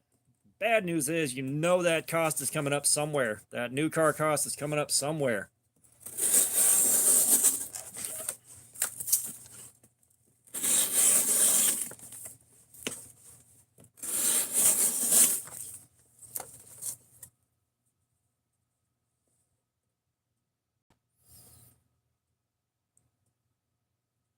Maybe I need to take a look at the mass airflow sensor itself. Like, I don't even know where that is. Like, I've got to figure that shit out.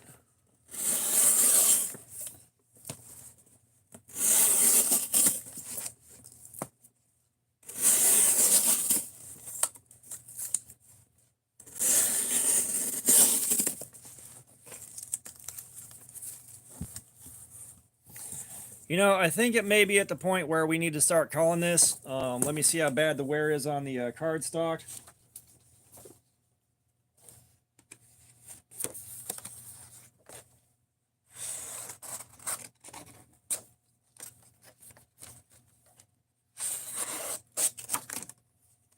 Like, this is still doing all right, but it's starting to cut real nasty in the cardboard.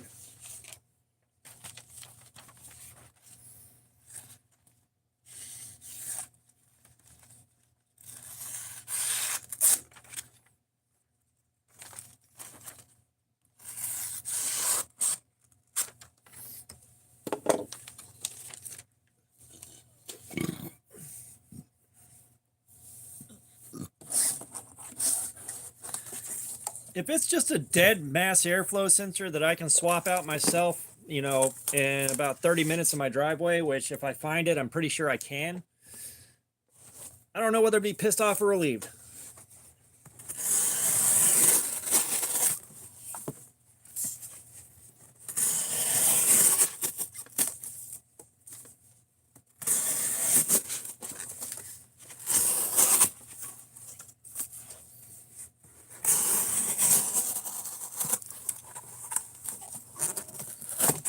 Yeah. I think we're going to call this at a hair over 3.5 hours. And that is an admirable performance. Had we not started cutting up so much of the heavier duty cardboard, the 44-pound edge test and stuff like that, like running that for the first 30 or 40 minutes, this would have been 4 hours. On the 32-pound cardboard that we've been cutting for a while, that would have easily been 4 hours. Yes, it's not my hand that's wrecked. That blister's annoying, but it's just the edge is no longer happy cutting the cardboard. So we can now break out the precision adjust and slap a new edge on it and get a larger bevel mirror polished. I'm not sure what angle to go with on it. So I think we're gonna go with around 15 degrees. I think that sounds like a nice even number.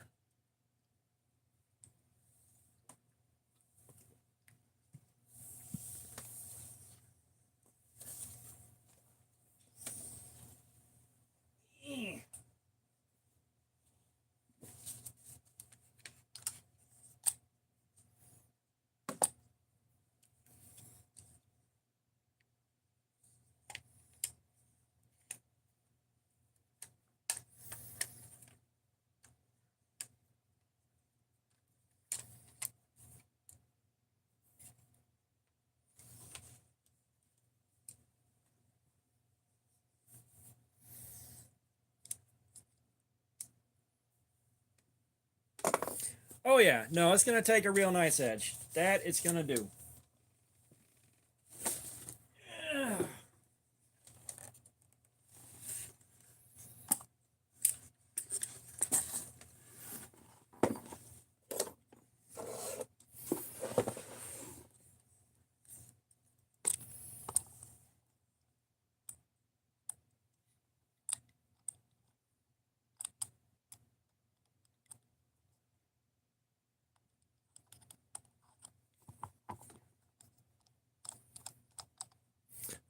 This is in D2.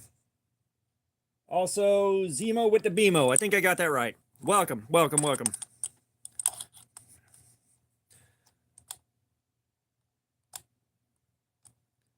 Do my bidding. There she blows.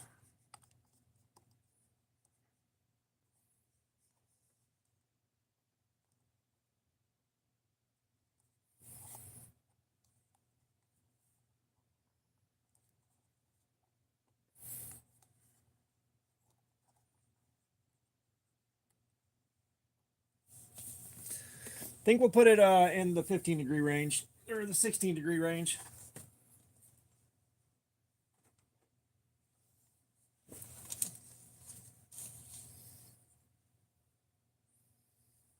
Ramzilla, what's up, man? How you doing?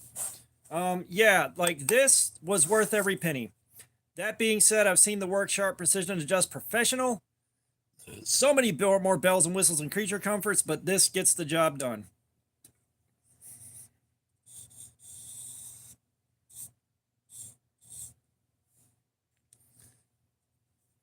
And if you're going to do this and mark your edge up, use a dry erase marker and not a Sharpie.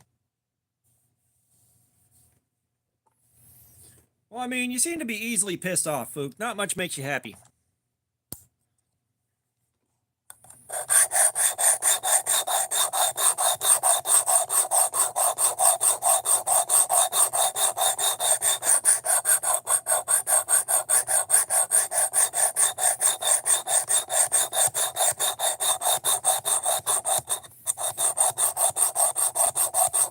See what I mean? Right there. Like, you're tearing this family apart, Fook.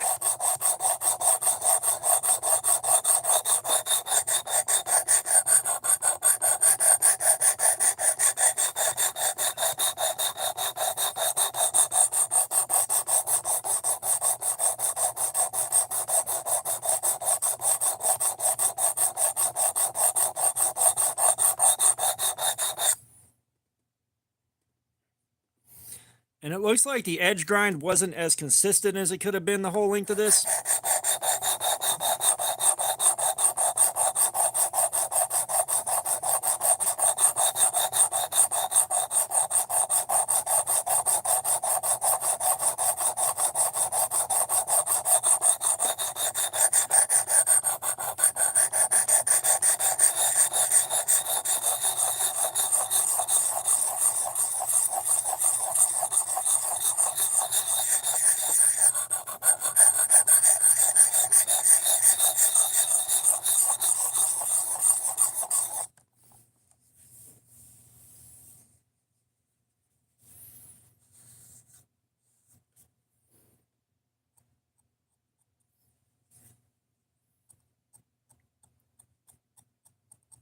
And I can never feel a burr off of this first stone.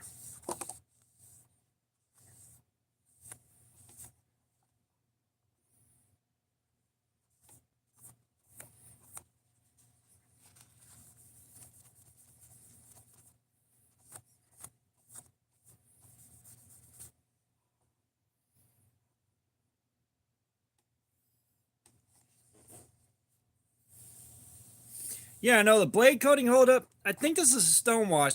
This is a stone wash, not a blade coating.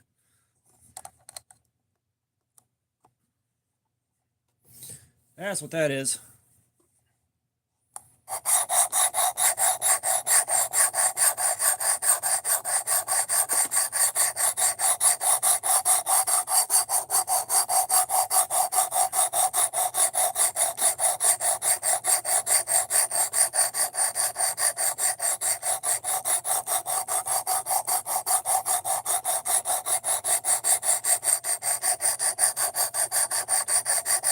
Pretty sure this is just a straight up tumbled stone wash.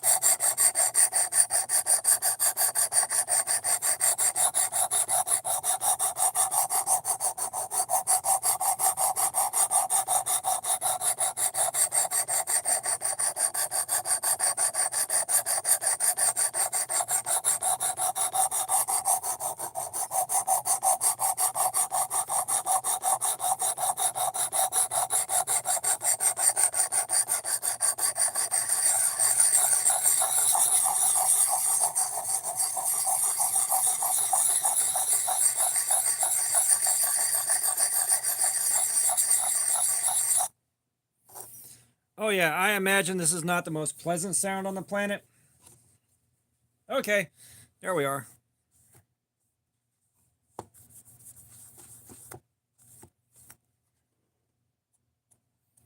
Feels like there's just no burr on this thing.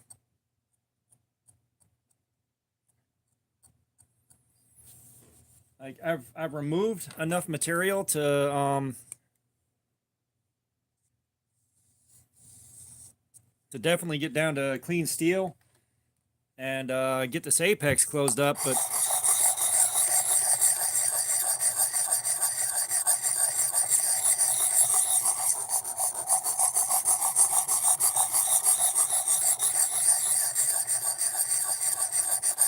and don't worry, the worst sounding part of this will soon be over.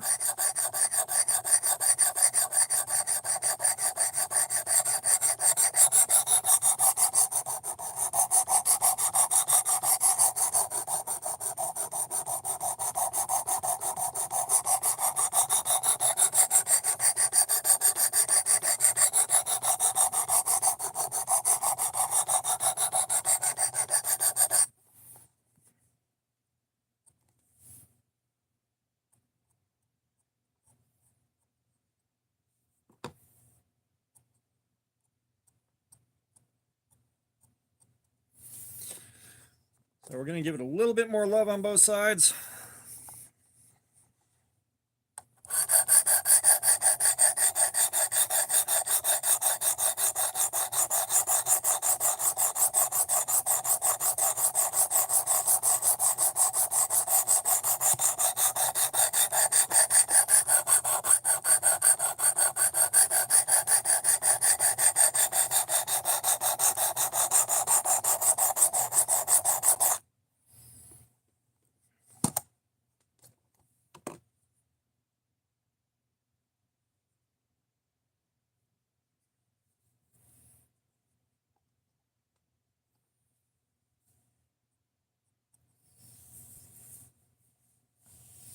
All right, Chris, I appreciate the sub.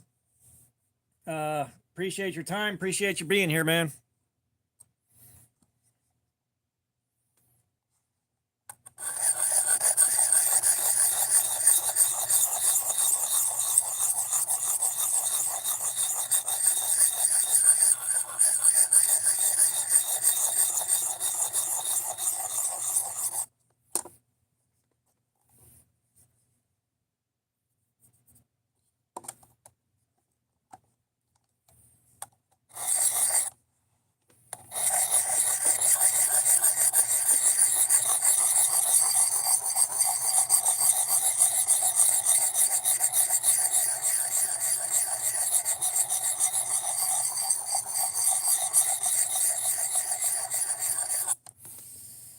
Now, I damn well know I've removed enough material by now.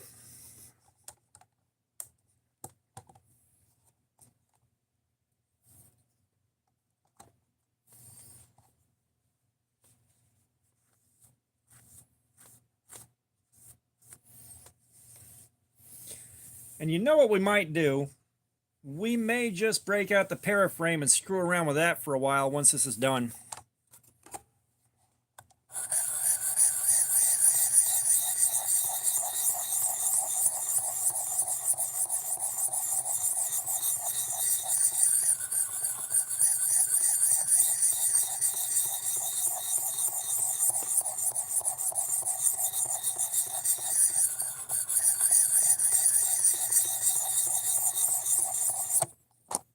Which means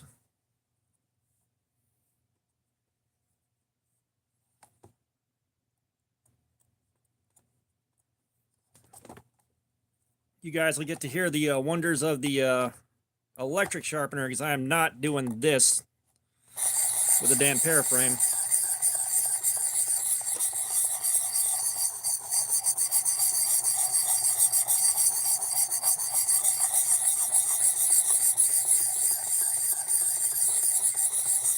Everybody bailed out and they're like, I'll be back in 40 minutes when this is done.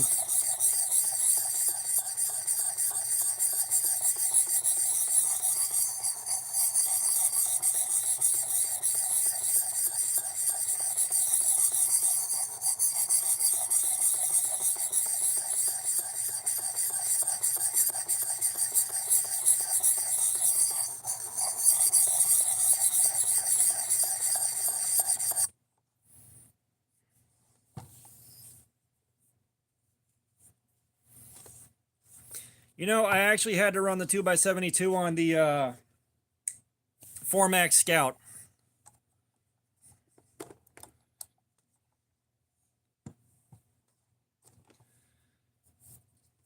It's like, I know I can get a pretty sharp edge off of the 800 grip belt on the 2x72.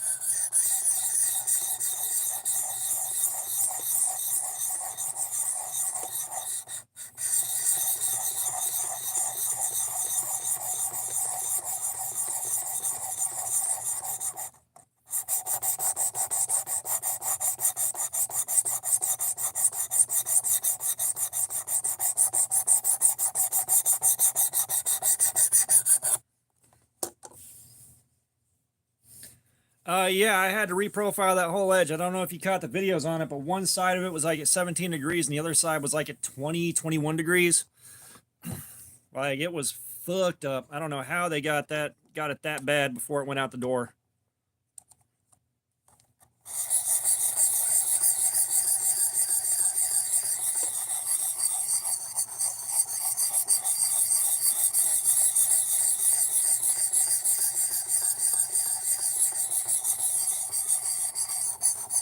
Yeah, unfortunately, Yako, I am not familiar with Finch. I've seen a couple of knives that look cool as hell, but I have not handled a Finch yet.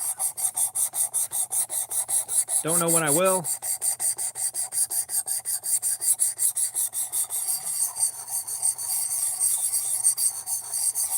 Yeah, that may just go on the one day pile.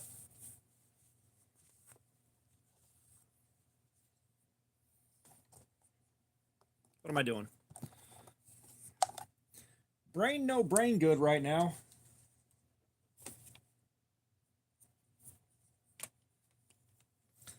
Like, I am hellaciously out of it.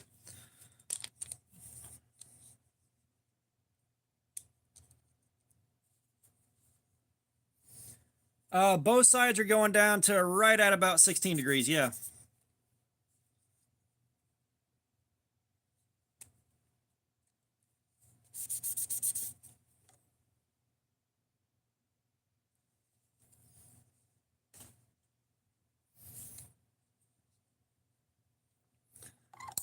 Thankfully, the hardest part of this is just about over.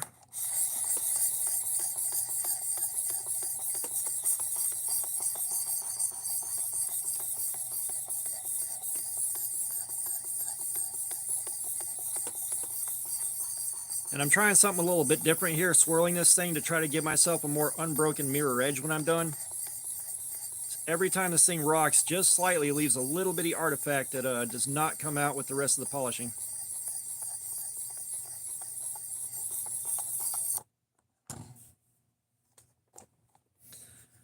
Like, I have no reason to sharpen one side to say 15 and another side to 18 like that.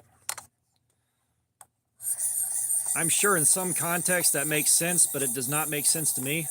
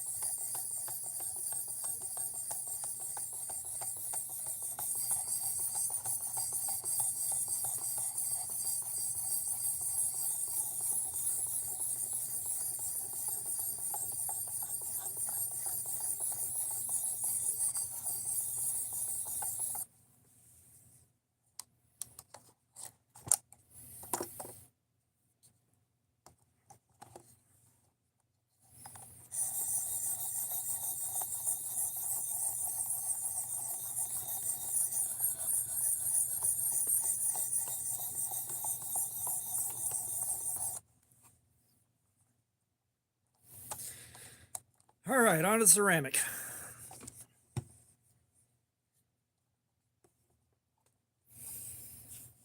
And I cannot tell y'all how challenging this is to do with like 2 inches of space between the top of the blade and the bottom arm of the ring light.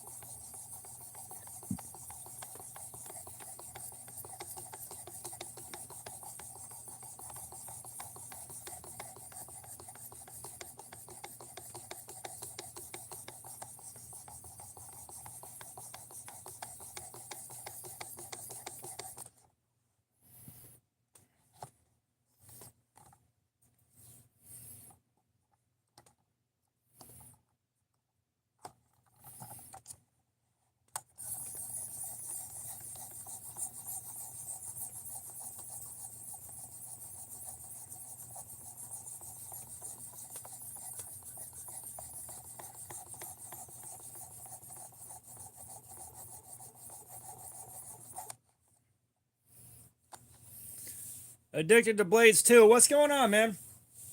So we have spent 3.5 hours cutting with the O-Knife Sentry L1 in D2. We finally wore the edge down enough to warrant sharpening it. And so we're getting this sharp, and then we're switching over to a Gerber Paraframe just to screw around until I get too tired to keep going. But, welcome!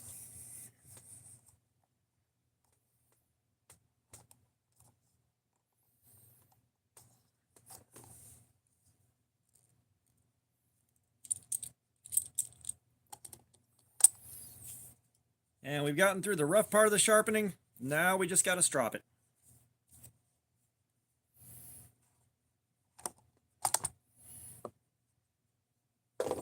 There we are.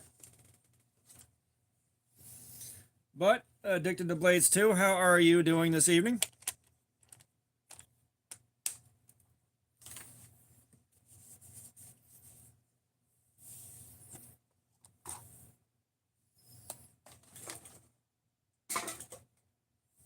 Screw it. We can finally put the healing box back where it goes. More or less. Nah, Fook, you're good. I'm assuming it's probably the amount of noise the sharpening was making. That was a louder sharpen than usual.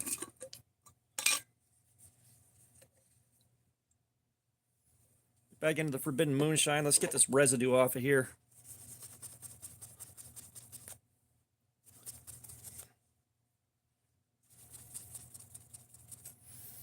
Yeah, I've had a persistent headache for a few days now, but the amount of stress I've been dealing with issues at work, an old unfortunate habit and stress response is showing back up in the form of a vocal tic that I'm trying to keep under control, which trying to keep that under control generates one monster of a headache. Like, it is just like it's making it take about 3 times the amount of effort it does to speak without that vocal tic popping up every 2 seconds. It is brutal.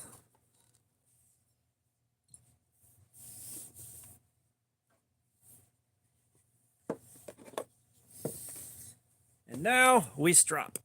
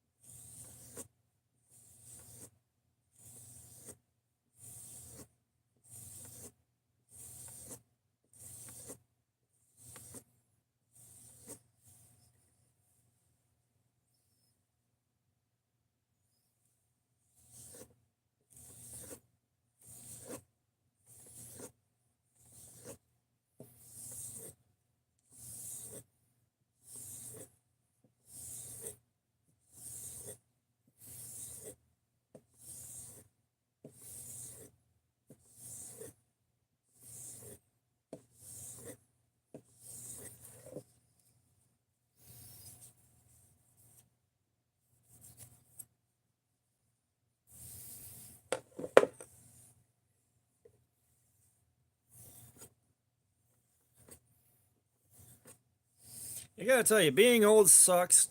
Getting older sucks because more and more shit starts to hurt, and it's just a random grab bag of what it is.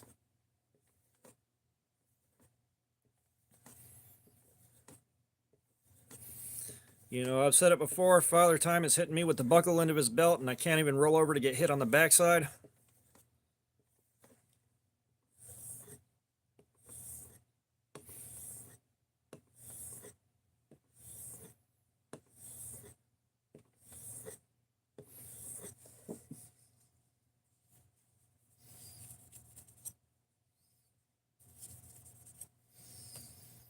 And all you that are coming back in, welcome back. We are almost done sharpening this bad boy up. We just got to finish stropping her. And then see how sharp the edge is, and then we are good to go. Like I said, we're going to break out the electric sharpener and sharpen up a power frame. And just screw with that till the end of the stream.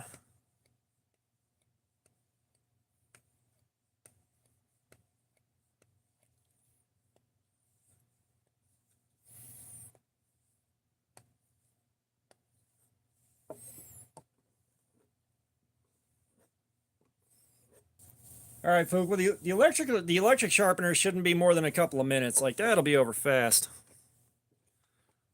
However, enjoy the rest of your evening.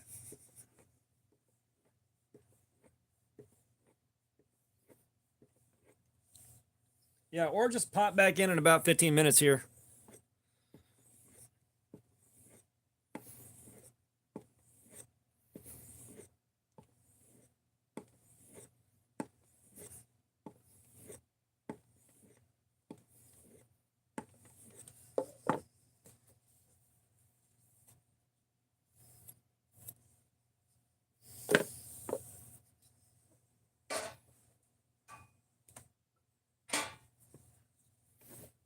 Yeah, I don't know how much longer I've got in me, but we're gonna try.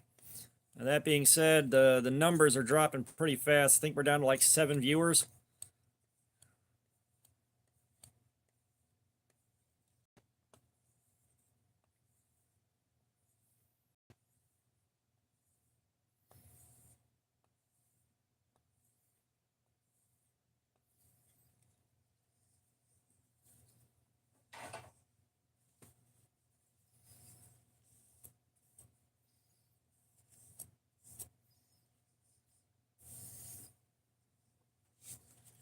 All right, let's see where our edge quality is.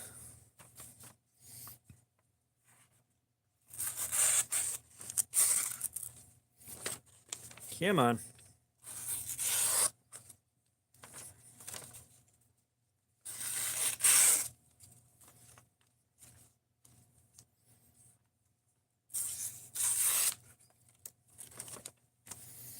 Don't tell me.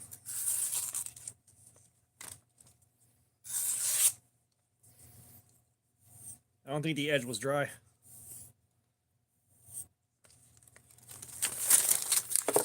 Get a fresh sheet.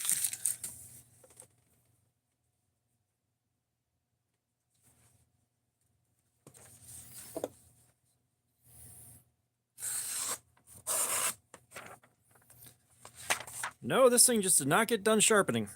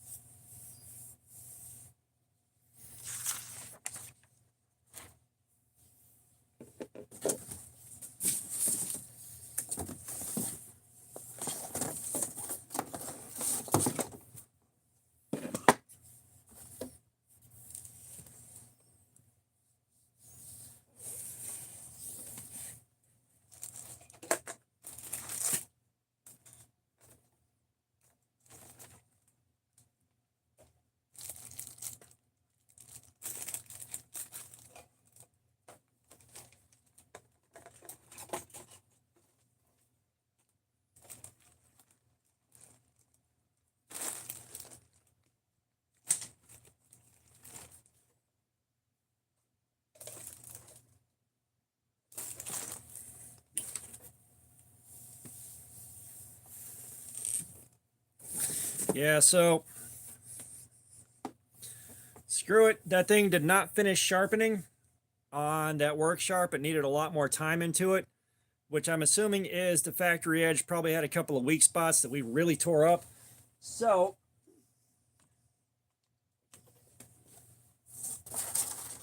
what I'm going to do here is start on a more intermediate belt.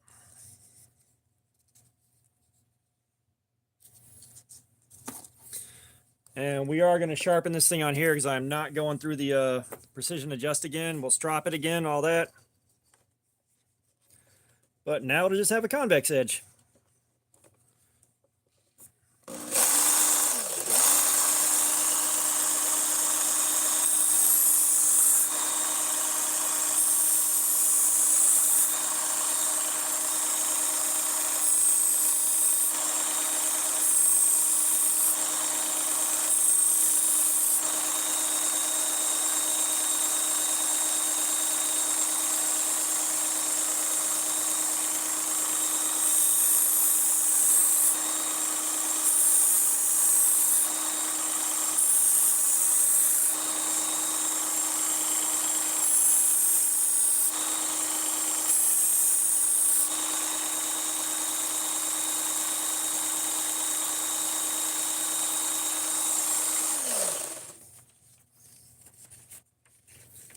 Yeah, normally the D2 can be a little tough. Like, I get that.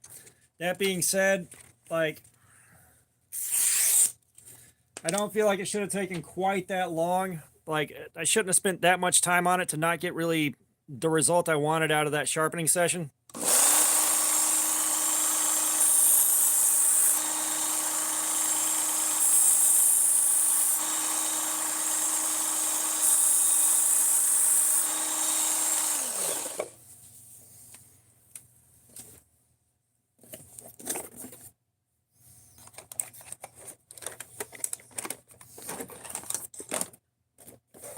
And we're going to get... It's a shame, like, so many people left because they're not going to get to see the paraframe come out to play.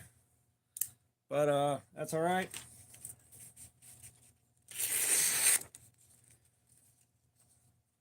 All right, so that can go on a higher grip belt just fine. Actually, you know what? We're going to...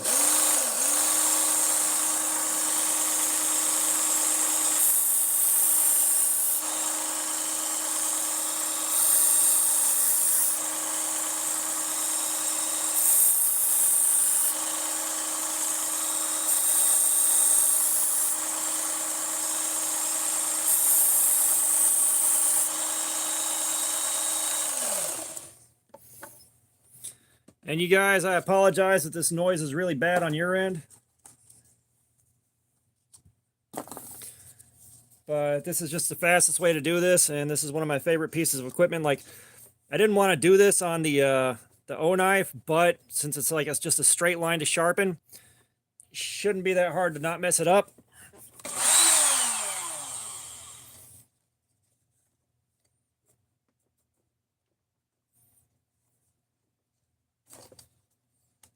Come on, do my bidding.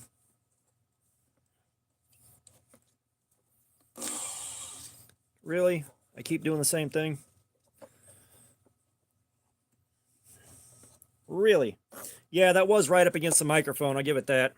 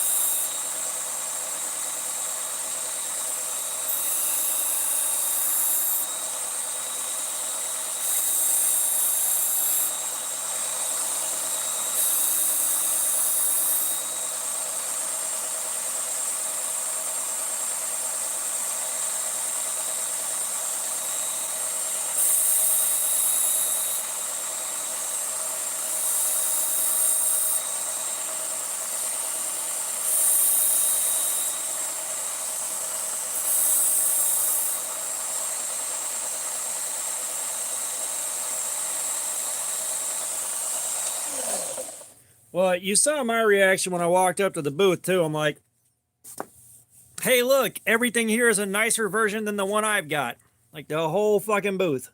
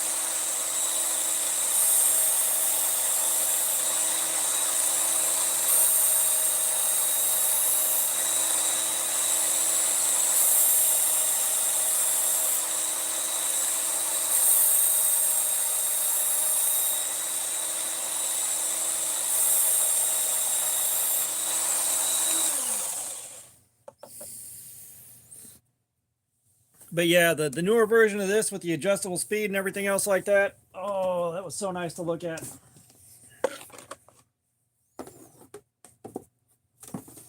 Like, I'm almost glad I didn't have the money to walk away with it, because I probably would have.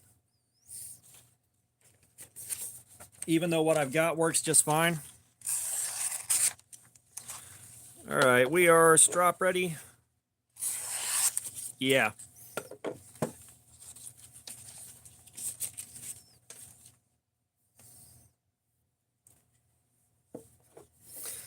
Let's go through the strops one more time here.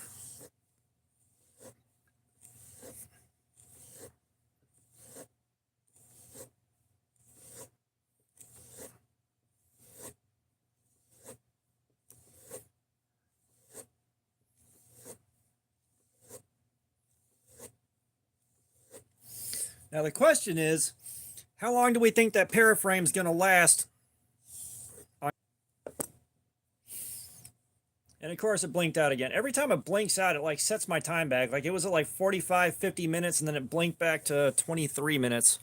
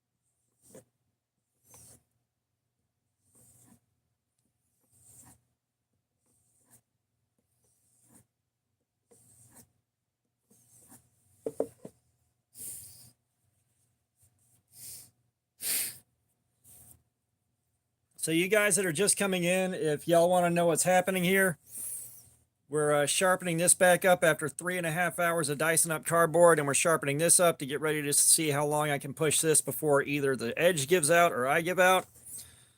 Because of course the paraframe has a terrible reputation, and we're going to see just how valid that is.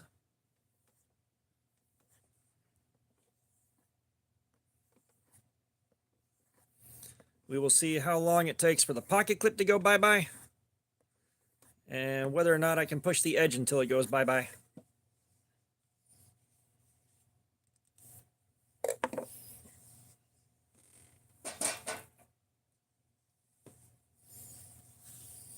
JD Slings and Things, what's going on, man? Welcome. So, if you just heard me a second ago, this thing took 3.5 hours of dicing up cardboard before the edge wore out. And now we are going to work on this one as soon as it's done getting sharpened.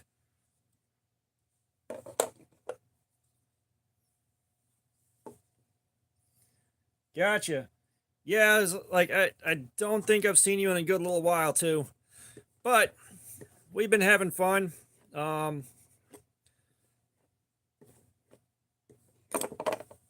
I don't know. Have you been here? Have you been here since I've actually hit enough watch hours to turn on super chats and all that crap? Because if you haven't been here in a while, you've probably missed a good bit of stuff happening.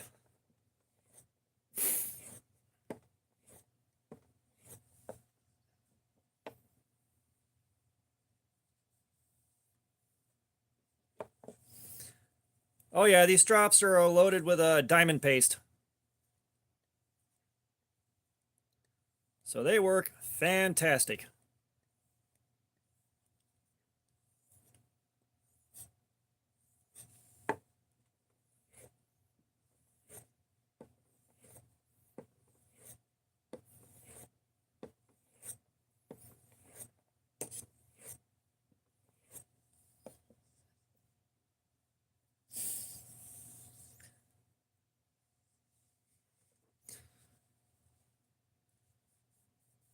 The reminder on the handle. What reminder? You lost me. Yeah, I bought a slingshot a long time ago and got to play with that for a little bit, but I didn't have a good place to shoot, so it was like kind of pot shotting off of the back deck into nothingness. Well, thank you. Um, but kind of taking pot shots into nothing in the backyard off of the back deck because that place didn't really have a backyard either. And then it sat outside until the bands rotted, and I lost track of it somewhere over the course of one emergency move. And of course, all the bad stuff that happens when you're trying to clean up unfortunate life decisions.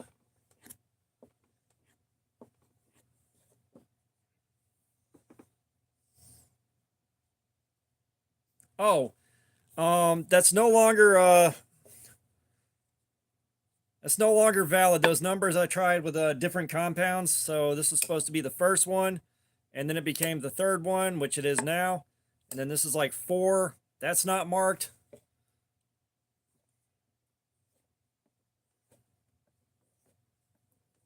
Like I royally borked the whole thing.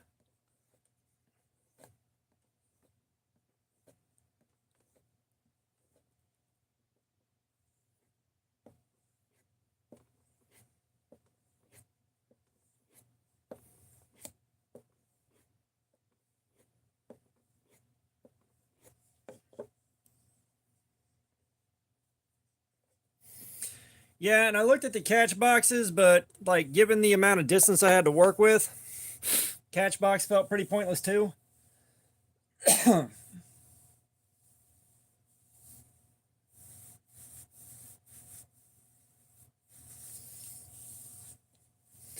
Well, I mean, I'm not super worried about guys paying money. The only thing I was gonna say is, you know, the super chats and channel memberships are all going towards a best edge sharpness tester right now, so that when we do these live streams, we can get like live streams and unboxings and all that. We can get better data off of the edges and all that. You know, for what we're doing, trying to track edge wear and stuff like that, it only makes sense to have one.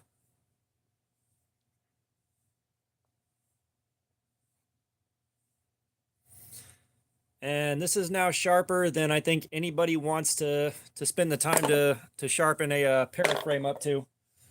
I don't even remember whether or not I have Cash App set up on one of these phones.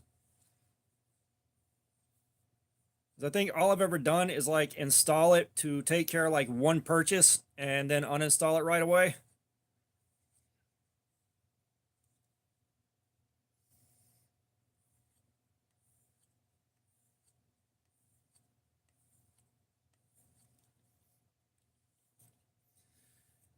Yeah, stuff like slingshots and things like that would be something I'd definitely be getting into if I had more time on my hands.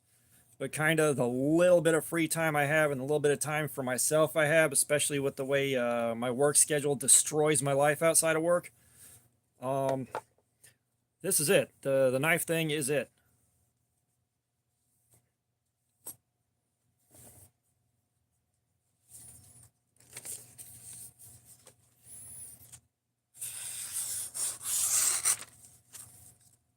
I'd say that got her sharp.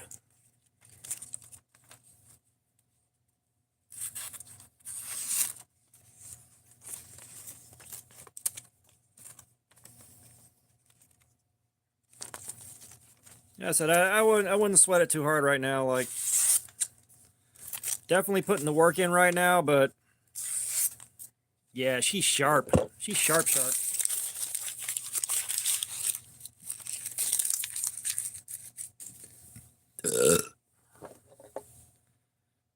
Yeah, I stropped this one up too. All right. So that's the last of the stropping. That's the last of the boring stuff. So this thing, it did admirably well. This thing did admirably. It would have probably gone on to 4 hours or a little farther if I hadn't started on some heavy duty cardboard, the 44 to 61 pound edge crush. But that did really well.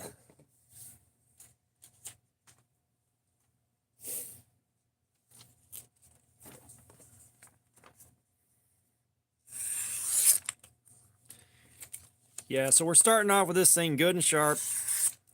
Yeah.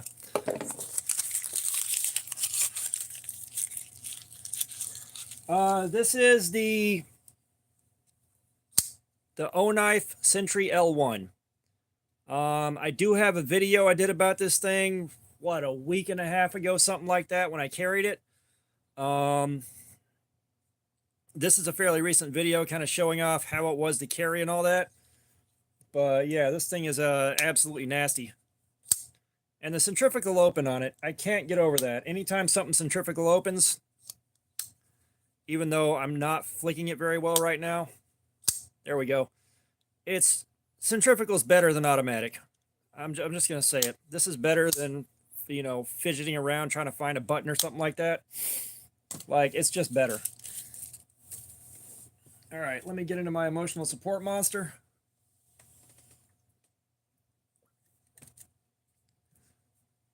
Well, one of the other knives. So I had 4 knives on the table. I rolled the 20-sided die of Destiny to pick one out.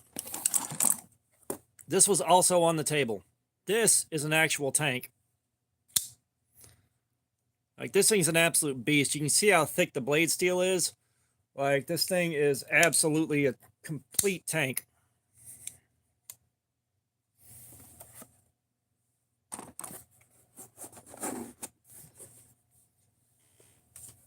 And I threw the Benchmade bug out in there for everybody that's been asking for S30V or S35VN or something like that. So, that could have happened tonight too. That is the Artisan Cutlery Proponent.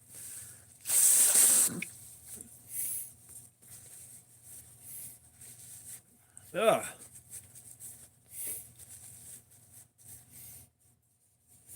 I'm not sure, KO. So, guess what we're doing? Guess what we're doing?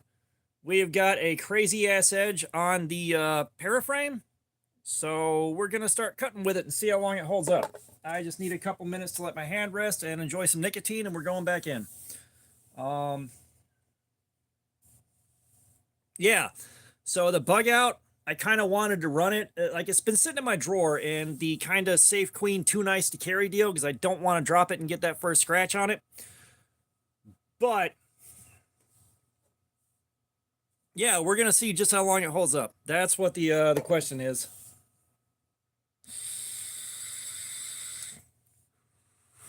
Thank you, sir. But yeah, like I've needed to take the bug out and do something with it, because I've just been kind of a pansy of I don't want to drop it or scratch it.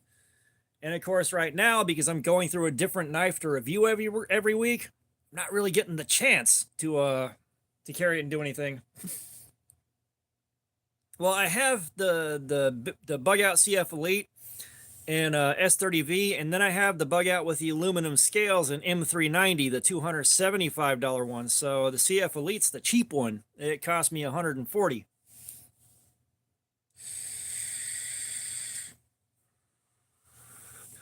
You know, when I bought it, I didn't think my purchasing habits would get this far out of control, and I was just like, I'll just carry that. It's going to take tons and tons of abuse. I don't have to worry about it that much. It's got S30V, which I assume is good steel, so I'll be all right. And now I'm rotating through stuff constantly, so I don't get a chance to carry it, so we got to do something. Okay.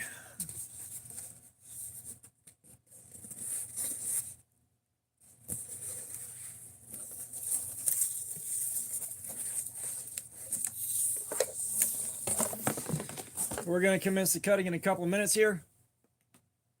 Oh. It's like the ergonomics on that O-Knife aren't the best. I got a blister right here. My hand is definitely beat up. Well, here's the thing. The bug out, the bug out I've had for a long time. The fancy bug out with the M390 was a gift from a friend. So this has been mostly my channel rotating through budget knives, stuff under 50 bucks, you know, 25, 35 bucks here and there. You know, and I'm still going through my blade show haul, and stuff comes out, you know, stuff comes in once in a while when I find something I can't pass up on, which, yeah, right. Because you haven't seen it, JD's, this is at Walmart for $10 right now. You have got D2 steel on this. You got the axis lock. It's on bearings.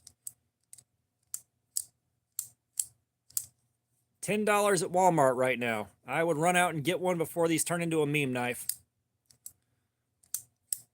Well, the thing is like I was on the trip for his bachelor party. We went out to a cabin in the mountains for a week. And then he tells me we're going to a knife shop. And I got stupid excited. And we get down there and I show him this thing. I wanted him to have something nicer than mine was if he was going to buy a knife, which I thought that's what he was there for, just to find something cool to carry. So I'm showing him and walking through all the features and he buys it. But what he was there for was to buy a Hattori Hanzo Kill Bill replica sword that was autographed by David Carradine. So he buys that. We get back to the cabin and he hands me the bug out and he's like, here, this is yours. I was like, I don't want to take something this expensive, man. But yeah, this is at Walmart. And this is getting carried next week. I kind of skipped over letting the audience pick it because I want to get my videos in before this turns into a meme knife and the hype train takes off. So we're going to carry it. It's going to do Cardboard Slayer and see how long the D2 lasts. And for $10, this may just stomp out the Harbor Freight Gordon GK23 for the $10 Super Budget King. So that is coming up. That is coming up in the next week here.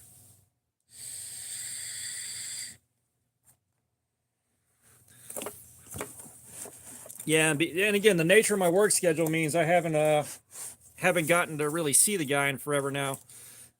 So the stream's going until I get tired. We got the Paraframe out, so we're gonna go in on this thing and see how long the edge holds up or how crappy the experience is. So we're gonna call this 930.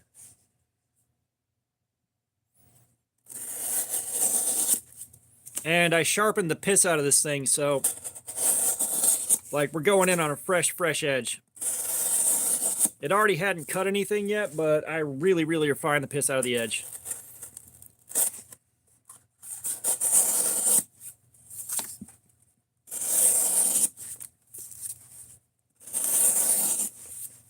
I can tell you right now, at least at the very beginning, the ergonomics are not as bad as I was afraid they were going to be. Yeah, I mean, Axis lock knives can be cheap, plenty cheap. However, that for $10 so far feels like one hell of a steal. Like, I don't know how that already hasn't turned into a meme knife. I don't understand it. Yeah. I've got a blister right here, but at the 3.5 hour mark, the edge finally started crapping out. If we hadn't started off on that heavier duty cardboard and spent so much time on that, it would have gotten out to 4 hours easily. You know, if we just started on the 32-pound stuff right here and kept with it, we'd probably still be going on that edge. Yeah, it's very similar to a bug out. It's not a clone. It's not a complete copy, but you can see where the bug out was definitely where they got the idea from. Yeah, that also is kind of like a drop bear. You're right about that.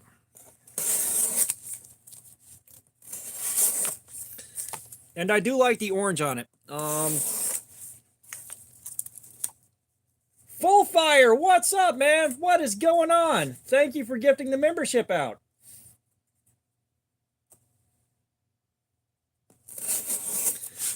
Yeah, definitely drop bear bug out-ish.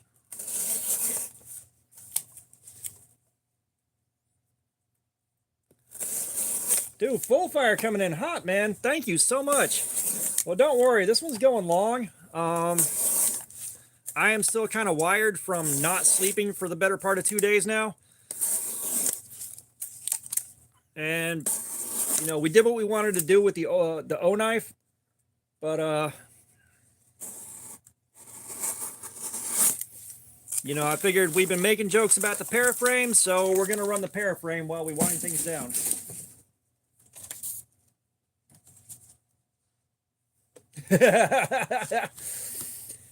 I like Dropout. The Ozark Trail Dropout. That is a very, very good name, Punisher. Boy, you just keep coming in with the best shit, man.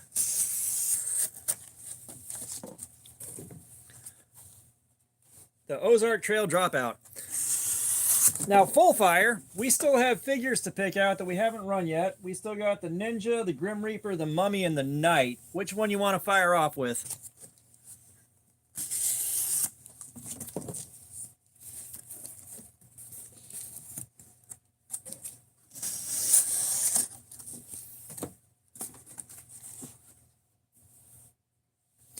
and full fire. We have made it, I think, past the halfway mark for the sharpness tester. All right, we're going with the night.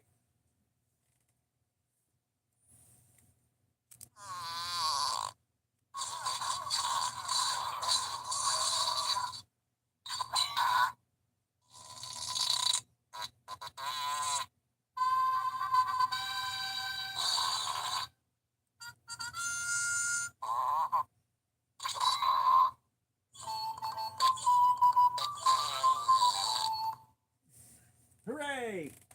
Yeah, no, I'm calling it the dropout as long as I don't forget to.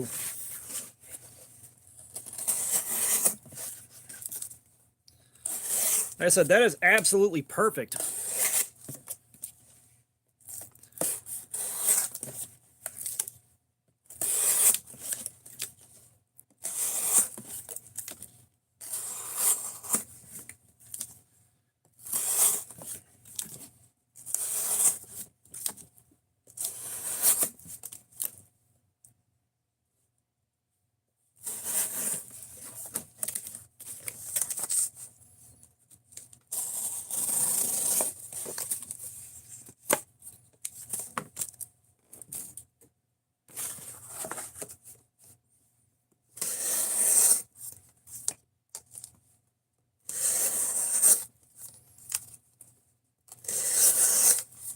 See, new job. Like, there is the vaguest memory percolating in the back of my head about that.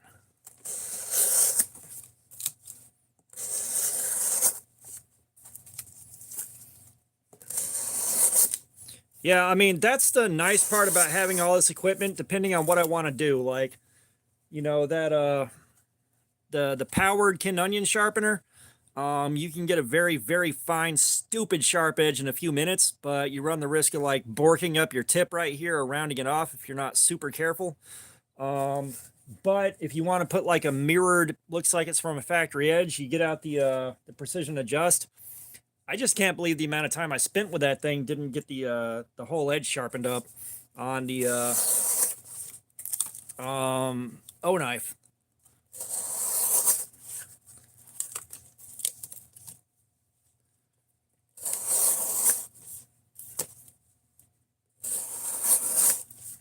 Oh, you got the precision adjust?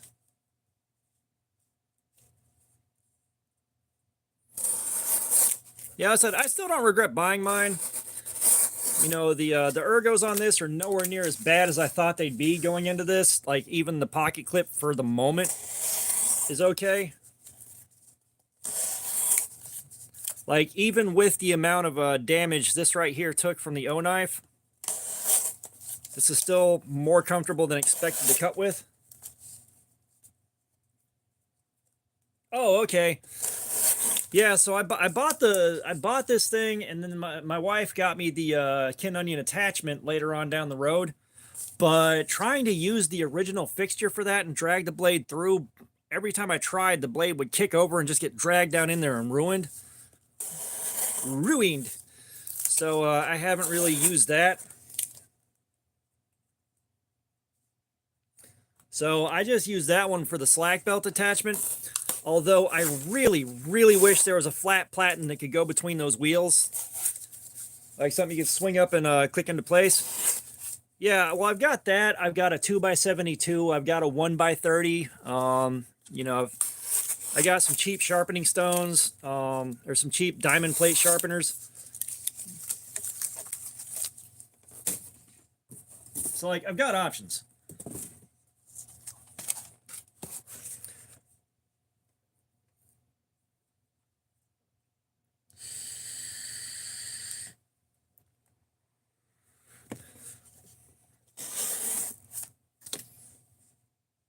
Yeah, I know. I was at Blade Show Atlanta, and I saw everything that Work Sharp was offering at their booth, and I'm walking by going, well, that's a nicer version of what I've got. That's a nicer version of what I got. I hate it here now. It's like, don't get me wrong. This old version right here, it does plenty.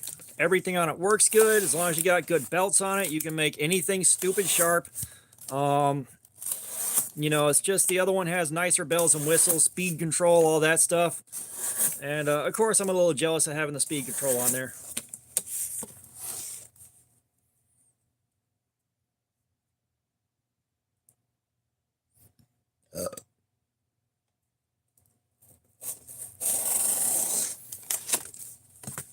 Yeah, and full fire.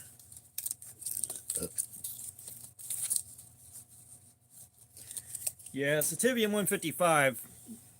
We salt the earth it sits upon. But the Kaiser Nice Guy, as long as the replacement for it comes in, when it comes in, the one that I sharpened and put the crazy edge on, that's going to be a members only giveaway.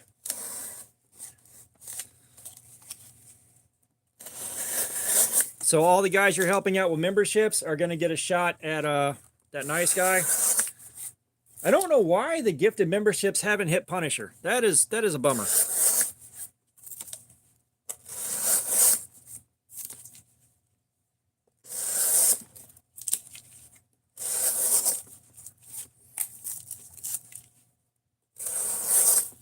Yeah, I don't know how many hundreds and hundreds of gifted memberships I've seen go out. I never wind up with one of them. Like, I know it's totally at random. You know, you gift out memberships completely random.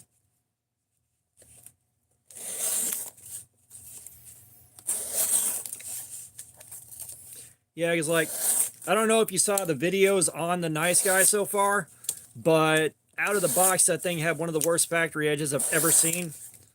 Like, there's that.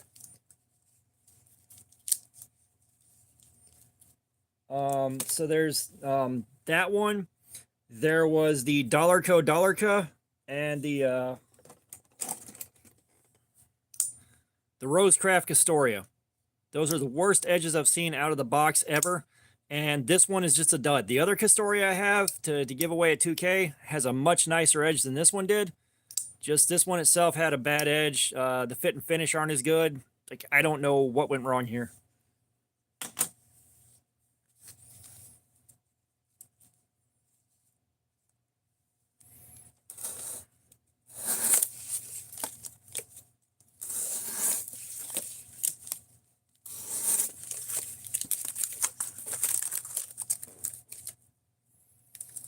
I gotta tell you, I gotta be real careful to keep this blister out from between these between the scales slash frame slash whatever.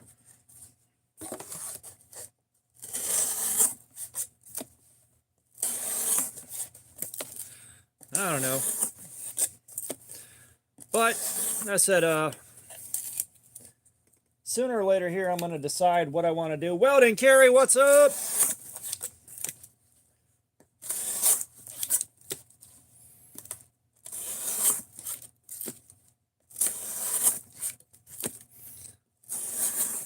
Yeah, I'm going to decide stuff to give away for both channel members and regular giveaways.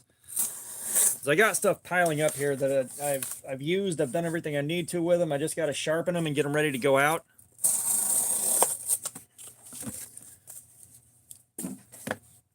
Like, we got the Civivi Cogent here that I wouldn't mind giving away now that we've done our live stream with it and done all the things, which I believe...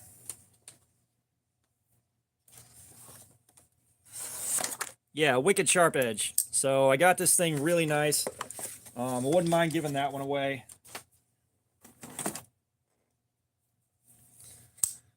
Could probably do a giving away the Tigris. Like, as much as I like my pocket cleavers, this one's just not going to get carried again. We already did the videos on it. We did the live stream, and somebody else can enjoy it.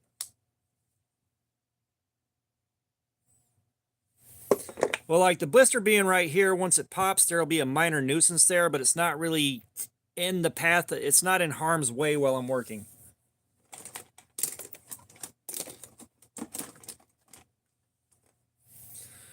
The Kershaw Shuffle 2. You know, I haven't done anything with this, but I'm sure somebody would like it, and that could be given away.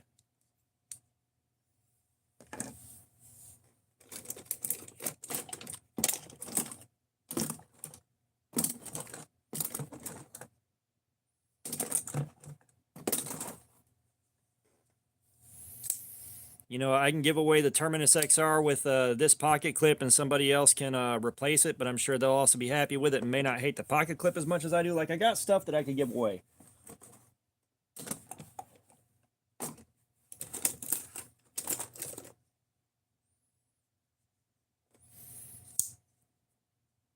I think we did a live stream on this Ganzo for the 440C. We did. Pretty sure. But like there's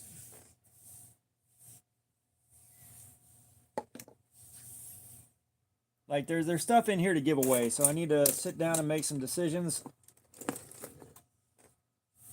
I've gotten this working pretty smoothly. You know, this could be a giveaway if everybody wants it.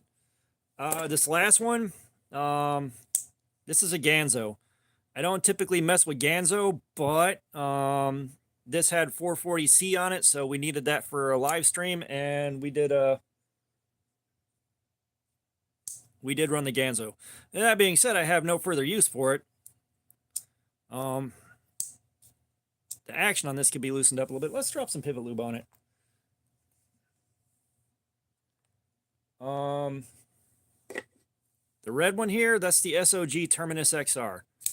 Great knife. However, this pocket clip, you're going to have to like call GSM Outdoors or whoever it is and order a Terminus XR LTE pocket clip for it so that it's carryable. And then again, you may not dislike the carry as much as I do.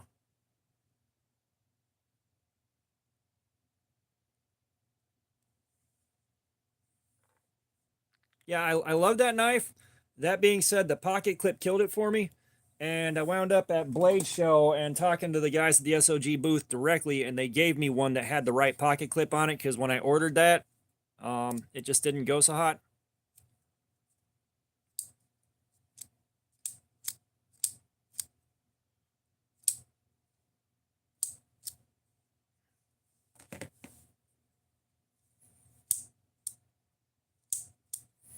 Yeah, the action on this is a little bit stiff, but, I mean, otherwise, good knife.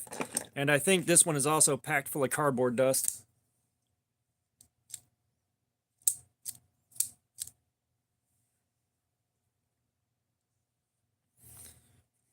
Because, like, everything sitting in this box is just covered in cardboard dust. My sinuses are full of cardboard dust. My eyes are full of cardboard dust. My glasses are covered in cardboard dust. Like, you'd be amazed how dirty everything gets whenever you're doing this.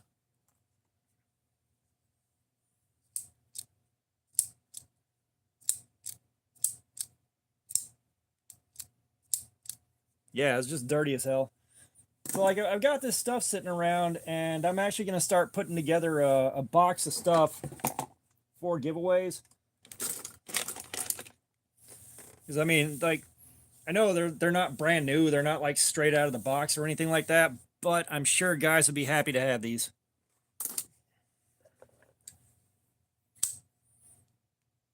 And of course, this one with the lanyard bead that I put on there, the 20-sided die, matched up with the red and white. That is sick.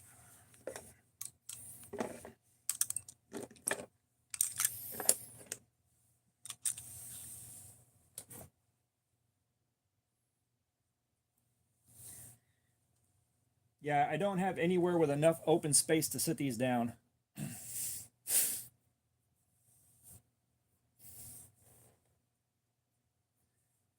Yeah, I know SOG makes some good stuff. I've heard mixed reviews on you know, their current stuff. But, you know, the Terminus XR, some guys really don't like it. I do. They just don't like the action on it with that axis lock.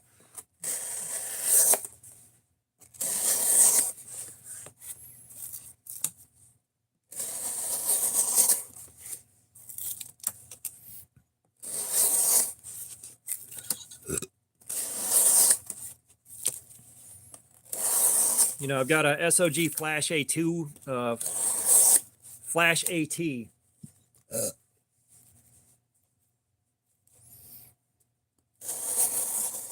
Well, if you're the first person to find me at Blade Show, that's what you did to piss them off enough.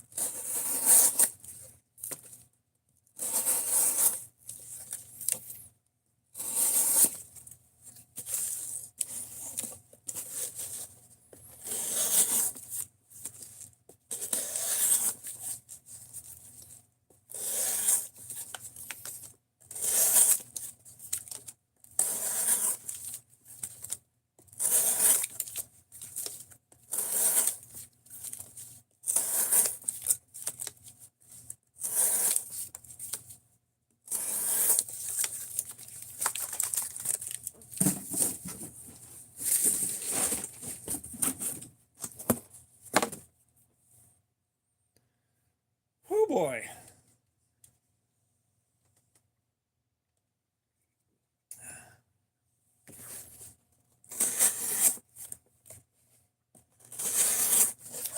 We are right about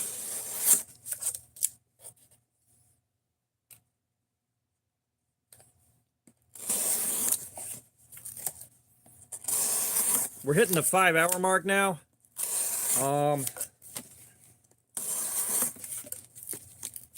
Unfortunately, because my phone keeps resetting the timer on the live stream, it thinks we're an hour and 4 minutes in.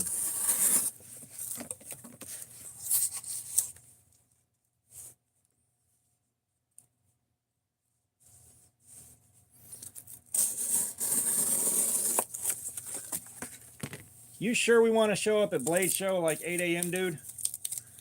Like, if you're driving, I'm on your schedule, but fuck.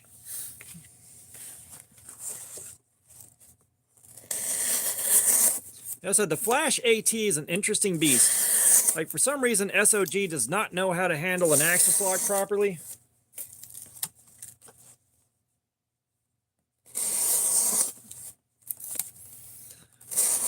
You know, so you got an axis lock on an assisted opener, and I cannot tell you how much practice it takes to figure out how to safely close that one-handed.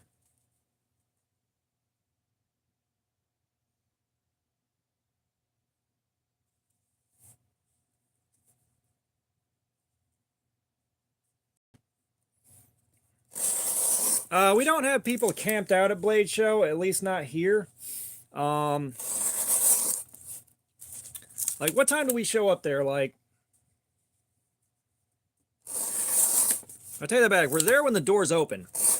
And we usually get a pretty decent spot in the will call line.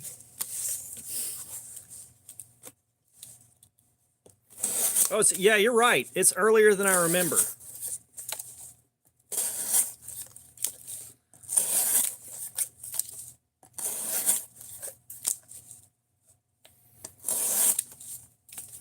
Like, of course, I need to be in there right out the gate to get the best pick of the prototypes at the Devo booth next year.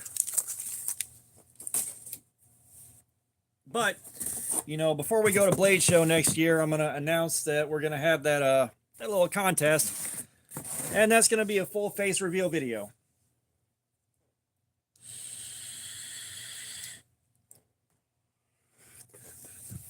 That way people know what I look like. Like,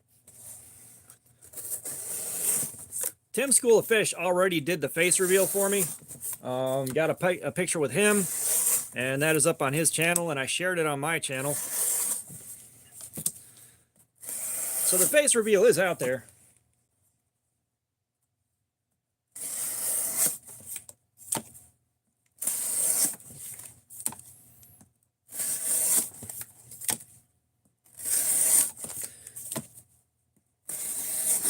Yeah, I need to get together with my oldest kid and get the channel logo redesigned a little bit. Because I need the round part with the question mark there, but I needed to do like knives, I guess, around the top. And then let's flick the bean and some nice cursive on the bottom.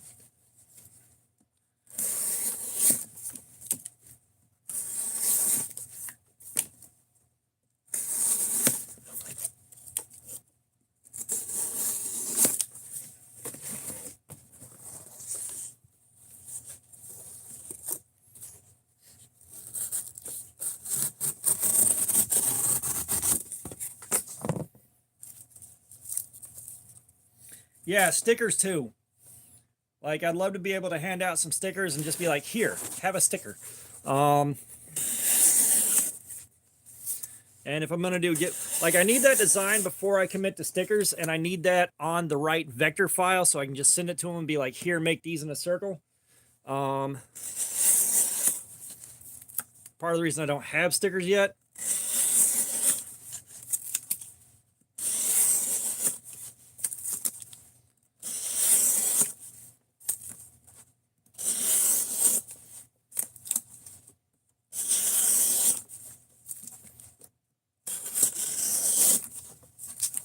But yeah, that's That's not a bad idea. And of course, I'd need myself a t-shirt to wear at Blade Show just to kind of help, push the brand. And I emailed Ben at NAFS, and I never heard back from him about the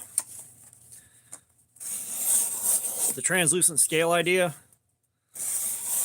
I'm still bummed out that I missed out on the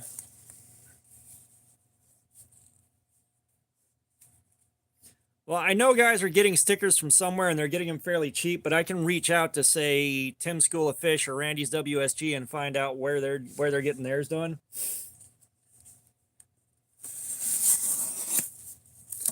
But shit, what was I saying?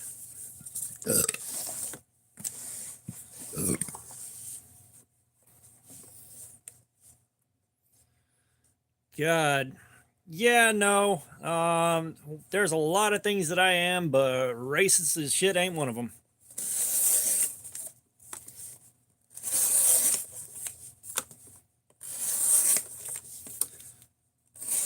Not racist, not phobic of anything except bees, but that's a reasonable fucking fear.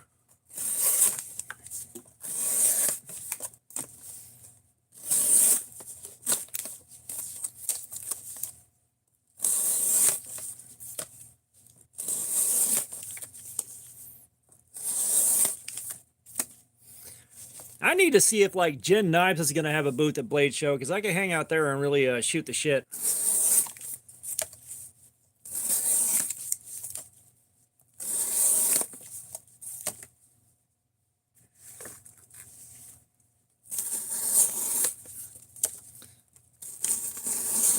Yeah, I don't even want people thinking I'm holding a real Medford at first glance. I don't want to be associated with that at all.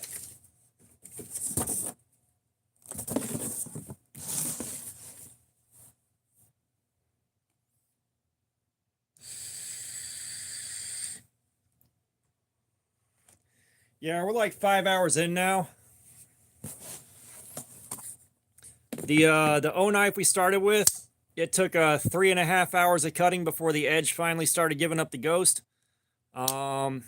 Got a nice blister on my hand right here that's full of liquid. It's going to pop eventually.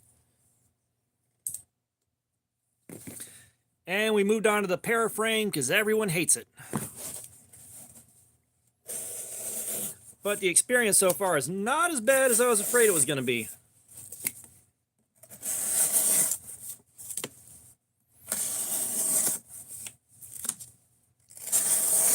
And I think we put about a half hour cutting on it.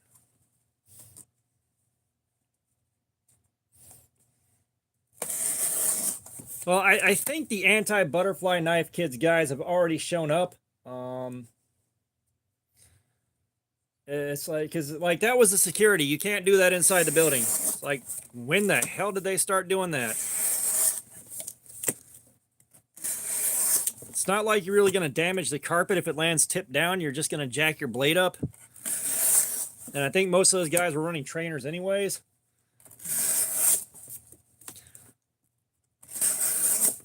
I still don't understand the logic behind banning them from doing that in the building. I really don't.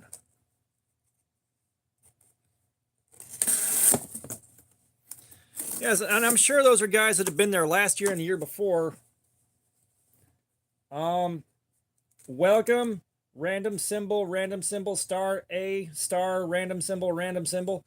We're just tearing up the edge on this thing, and I'm hanging out with you guys, just seeing how long it lasts.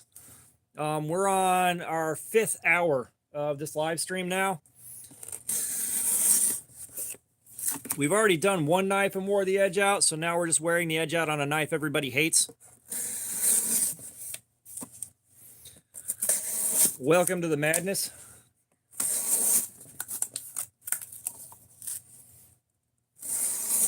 But yeah, I said I don't know what changed, and I'm sure the guys that they were harassing in lines have been there, last year and the year before, and of course there's like crowds of 10 or 11 of them just kind of sitting there clicking off to the side, not bothering anybody, just making a slightly annoying noise.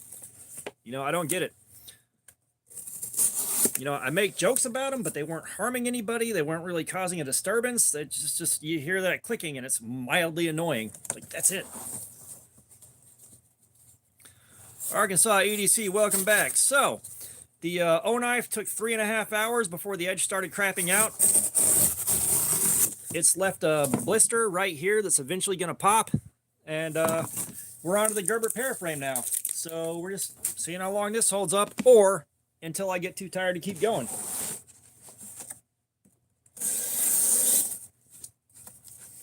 But since I've got to stay on a closing schedule for the next few days, I need to stay up and awake for a long time. And I'm going to say we're at like a half hour in on this blade, and we did the Work Sharp Precision Adjust, and I didn't quite get the edge dialed in on the O-knife. So I dragged out the Kin Onion belt grinder and got it sharpened up along with this one, so it got a brand new edge as sharp as I could get it on there. Yeah, I'm wondering if people just started complaining about them too much. Because then you go to the booth where they were selling the Balisongs in the small room, and it was just everybody that had a Balisong in there. Just click, click, click, click, click. I dropped it. Click, click, click, click, click. Just non-stop.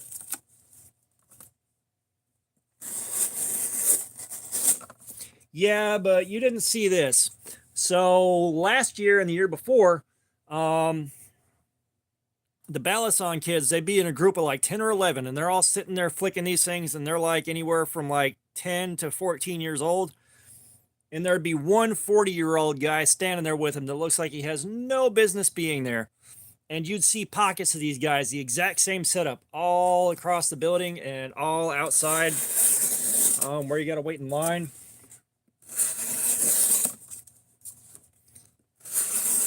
You know, I start having flashbacks to Magic the Gathering tournaments.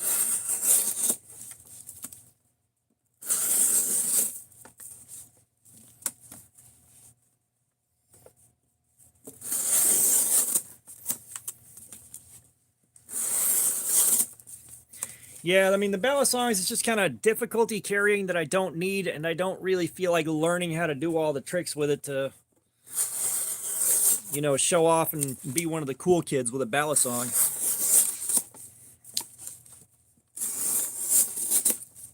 If I wasn't one of the cool kids growing up, I'm not gonna start being one now. Never in my life have I been cool, and I'm gonna keep the streak alive.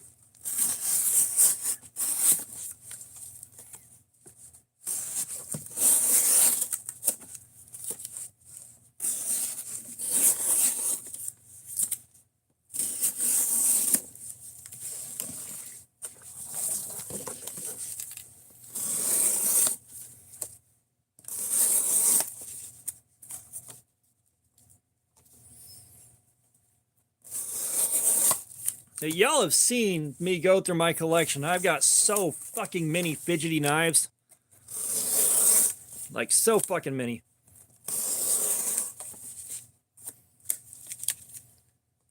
Josh Smith, what is going on, man? Welcome in.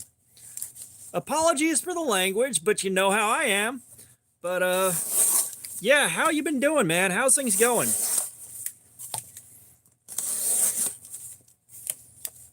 And guys, this is that's Ozark Trail. That is an Ozark Trail knife.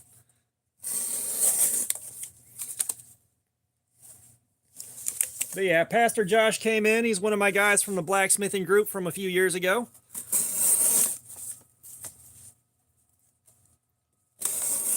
But yeah, we're calling that knife the Ozark Trail Dropout.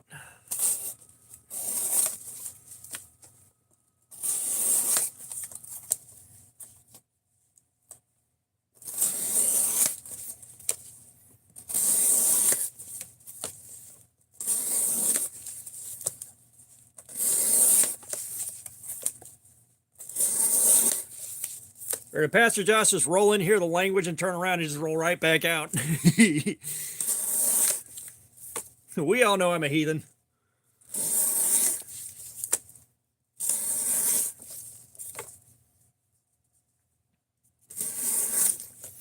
Yeah, like I've got the full blacksmithing shop in my garage. However, my mental health went screwy, and I was like, I don't feel like I'm going to be safe in there, and I don't want to be in there.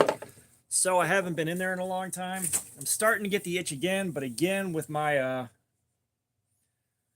with my just work schedule and the temperatures outside and all that, like I don't see myself getting in there for a while.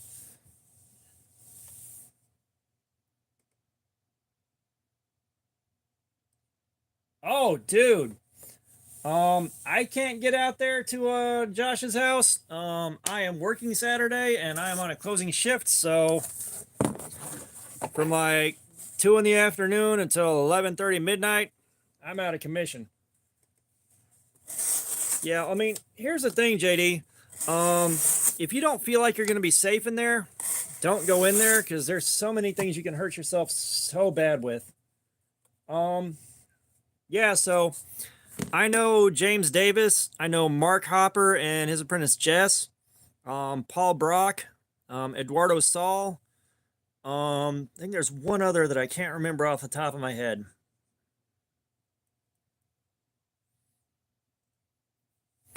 But yeah, I've got a list.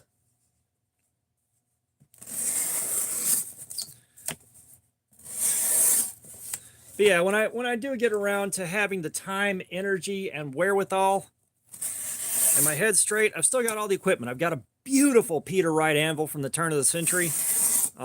You know, my Grizzly 2x72 is not the grinder you want to be using for knife making, but for everything else, it's great.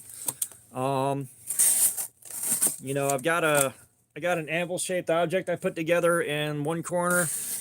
I've got a striking anvil that I welded together. However, the 110 amp welder little buzz box with the sticks that started drooping about a third of the way into the rod. Don't know if the weld stuck good enough. Yeah, I can't remember the weight that we came up with on the Peter Wright, but it's a heavy ass son of a bitch. She is full size. I think we estimated at 110 pounds. Like, I need to put it on a scale.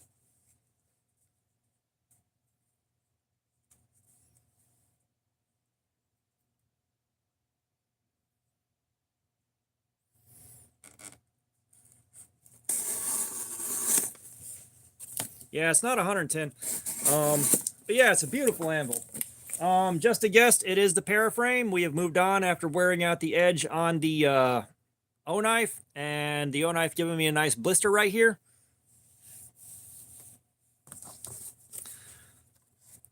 But yeah, I've got like 3 forges in there. I have got a collection of hammers. I have got custom-made hammers that I've made. I've got one custom hammer that I've named Otis. Let me run to the garage and grab that. No, we have not figured out the steel type. But let me stick my head out in the garage and grab Otis. You will pee 3 or 4 drops.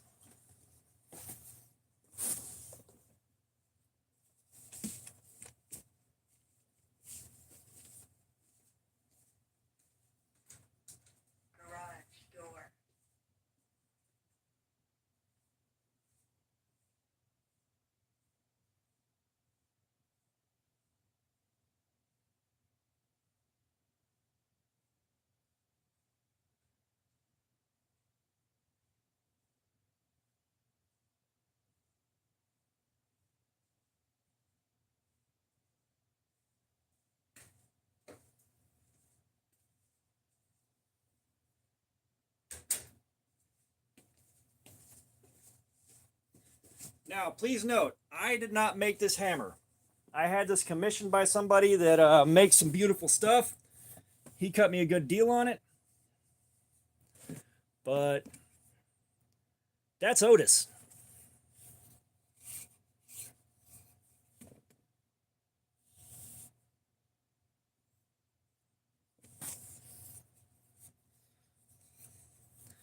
Yeah, I've got a great setup. I don't have a ton of room in there, and there's no way to control the climate.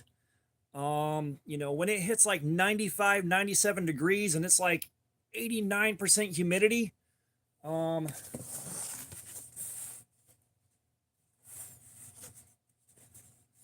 you know, it's really hard to be in there with a forge running. What do you mean the liner lock is too soft? I'm not sure what the nature of the question is. That is not a Yams piece. I do have a hammer from Yams. I got a very nice one. That is Hans Groff. He's the one that made the fish hammer for for yams.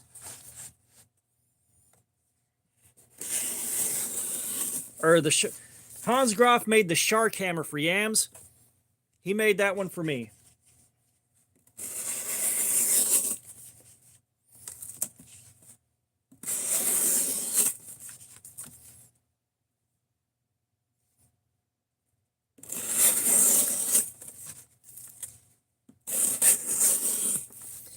Now, James Davis, the guy that was on, one of the guys that I know that's on Forged in Fire, in his episode, where is one of them?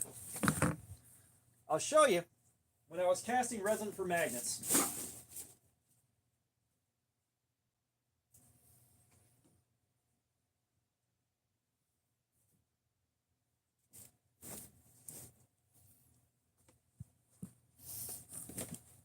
And of course, Pastor Josh, and of course, you know, this kind of conflicts with Pastor Josh's beliefs, so he turned one of these down. But, you know, these little Buddha figures right here. I was casting these in resin, and for the guys that did want them, you know, I'd make them, I'd pray over them, put the good juju on them, you know, just a lot of well-wishing and, you know, asking for good fortune for them and all that. This was on the hydraulic press in the background of James Davis's episode of Forged in Fire, or one of these that I made. I think his was just standard glow-in-the-dark yellow. This is glow-in-the-dark green. But yeah, so like something I made was on Forged in Fire at the very least.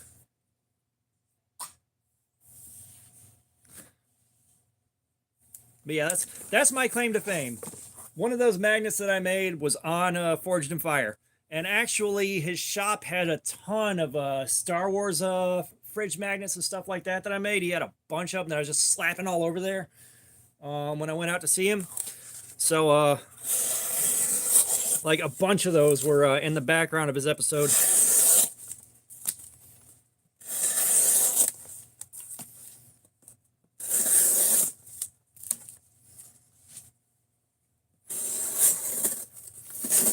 Yeah, you know, yeah, that was fun. Like that was a fun project. Like I know I sent so many of them. So many of them.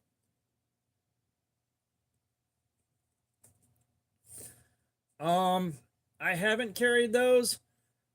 Um, I haven't been in an airport since 1984. So I take it back. There was one time I had to walk through Hartsfield to pick somebody up. But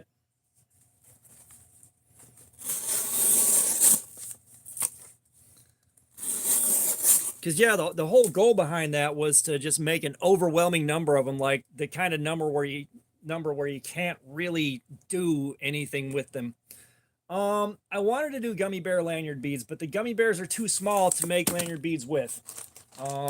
I actually have some right here. Like, these aren't big enough to make a lanyard bead. They are actual size. And Pastor Josh, he got something like 100 of these with magnets in the back of them just to stick everywhere. But they are too small for a lanyard bead. But they do look just like a real gummy bear.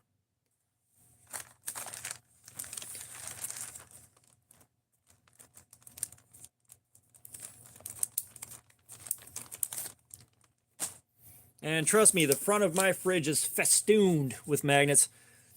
And they glow in the dark, and I kind of forget that I made them because they're just in the background so often. So I'll turn off the lights in the kitchen and walk out, and there's just glow in the dark spots all down the front of the fridge. Like, oh yeah, I made those. Those are nice.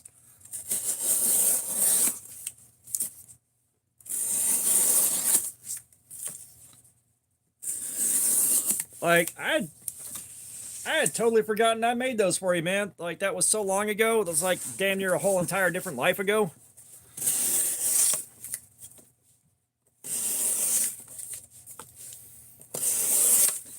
Yeah, my cousin, I sent her a bunch of the Sasquatch magnets that I made, and her son became obsessed with those as soon as he got them in there.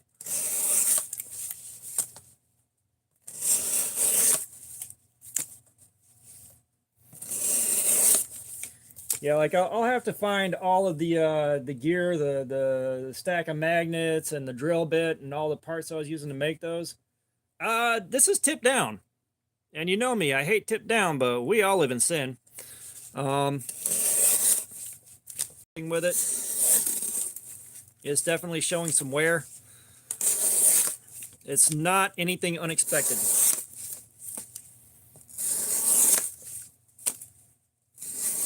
You know, it'd be great if we knew what the steel was. Well, here's the thing. Resin live stream, incredibly boring to watch. It's just mixing it and pouring it in a mold and then walking away for, 12 to 24 hours. I've actually got to get some more Alumilite or some polyester resin so I can start making more blanks for lanyard beads. The tabletop epoxy I was using for the fridge magnets, that stuff dries fine in these molds, but in the pin blank molds I use for making beads, they don't dry up worth the crap. They're still soft as hell whenever I pull them out. So I've got to figure out I don't know if this is a titanium nitride coating or what. I don't know. Very little is known about these things.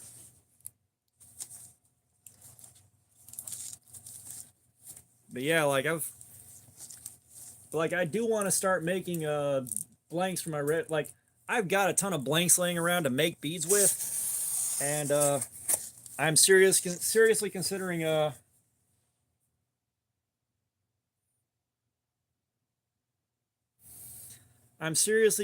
opening up an Etsy shop for the lanyard beads and seeing if I can sell them.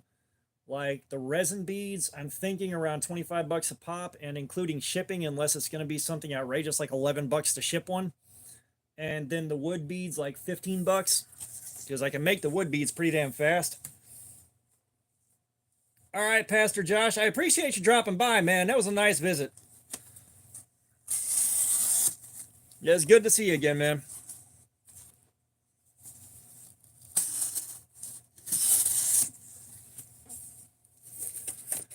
But yeah, like one of the things hanging me up is I don't know how to price those. I genuinely don't. Let's see, do I have this? I do have the sack of beads over here. So let's see what I've got left.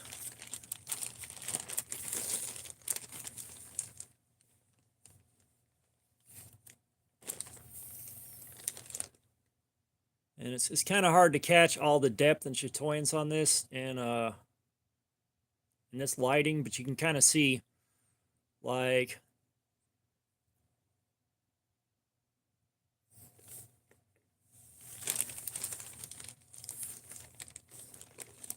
we got another one of these right here.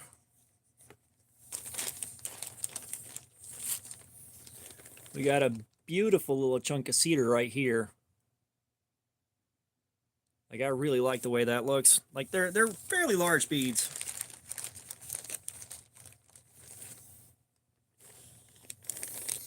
And here's just a random offcut of something that looked nice.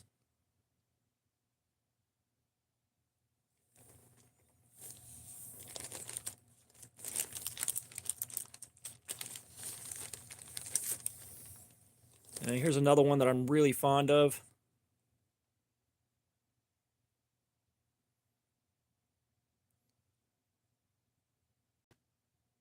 I said that shimmer in there is fantastic.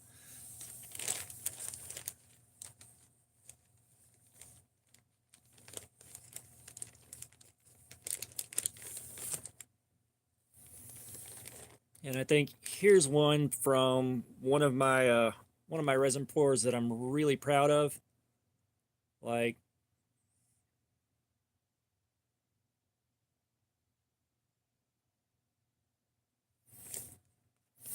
yeah, that's one of the things that's like, if I had the confidence to make custom scales on this and I had everything dialed in, I'd be doing this with them 100%.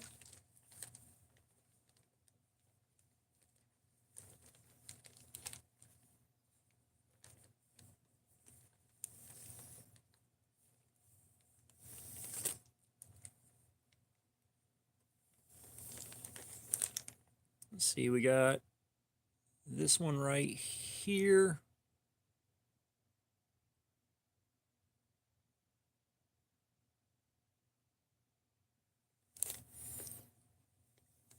And then we got like, so like I've got a ton of blanks for making stuff like this. However, I do want to get back into casting my own blanks.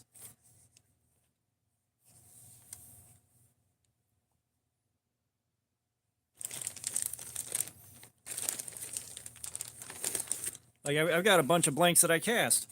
However, some of the stuff I want to do is I need to get my glow in the dark figured back out. Like the glow in the dark stuff I was making, it glowed really well. And then the stuff I've made with different pigment that I bought isn't really doing so hot. So I need to find the original pigment I was using and get some more of that to work with.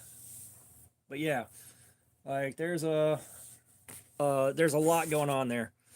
I guess let's see after about 45 minutes how badly the edge is worn.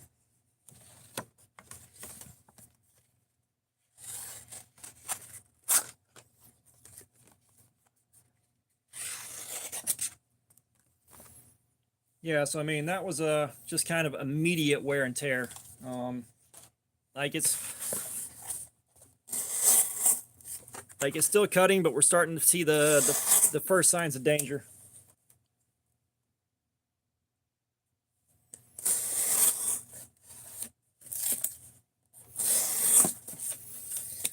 Keep an eye on Arkansas EDC's video. See whenever that drops for the unboxing on the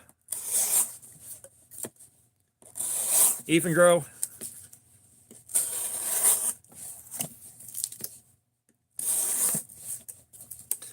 Yeah, when I've got some time and energy and better scheduling, I probably am going to start making beads. Try to get some of those Solgas. Honestly, if I could sell like, 10 or 15 beads a month, that would be a gigantic help across the board for us at home.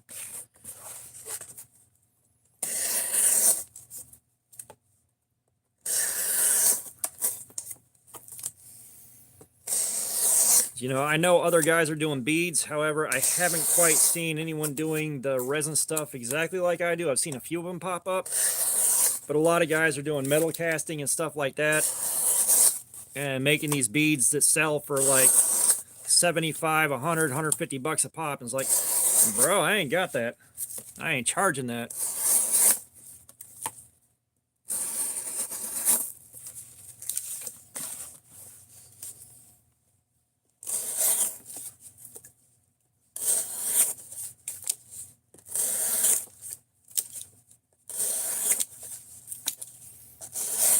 And now that I've figured out how to photograph these things and get them in their best light or the best light I can with the equipment I've got, like, that was one of the things that held me back a while back is I couldn't find a good way to get a picture of them without just a giant glare, completely ruining it. But now that I got something figured out there, like if you saw the community post I did on YouTube or the post on Instagram, like you saw how good of a picture I can get of them now.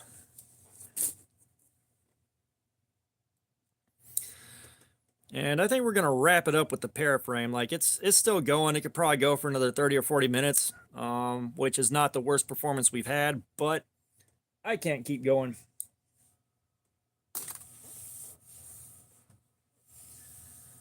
I am shot. This is a 5.5 hour stream. I think we did pretty good, but we're going to shoot the shit for a little while before we shut things down.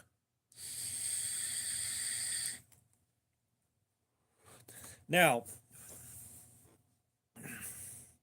one thing I am trying to figure out, and I don't know quite how to make it work yet, is a live stream while I'm making beads.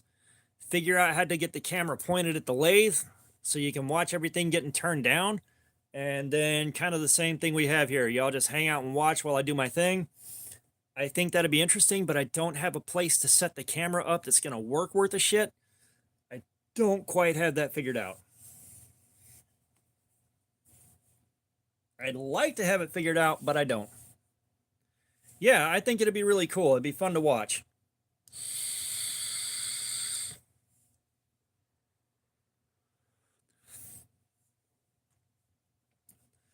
But you know, we'll figure something out at some point. I'm gonna try to figure out what to do with that until I get the right idea. I'm just not sure what it's gonna be yet.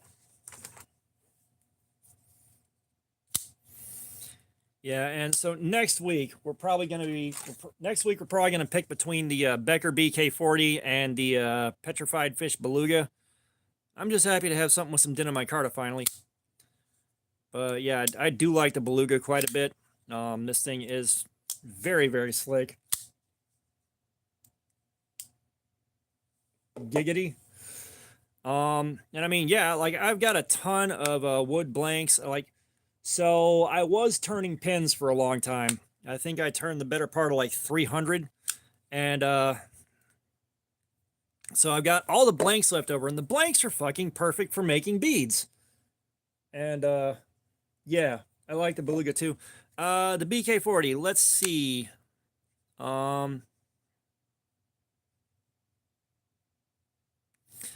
don't remember the steel on this. Maybe KO will come through here. So this is K-bar. So like a wood bead, I can get that knocked out usually in 10 or 15 minutes. You know, it's really just the setup on that. Like it takes a bit longer. I got to get the blank cut down. I've got to get it drilled out. I've got to get the thing flooded with super glue so that it hardens the wood up. I've got to get the ends leveled out. Then get it on the lathe, then turn it down, then soak it with some more super glue and polish it up. Or, you know, I don't really polish those just because the finish looks nice as is. The resin beads, those eat up some time. Those take a little bit longer to cut and do all the things, fit it up, get it ready for the lathe. And then those take some patience because they cut way slower. And if you try to get too aggressive, you destroy the blank. So I don't believe the BK40 is 1095. Hang on.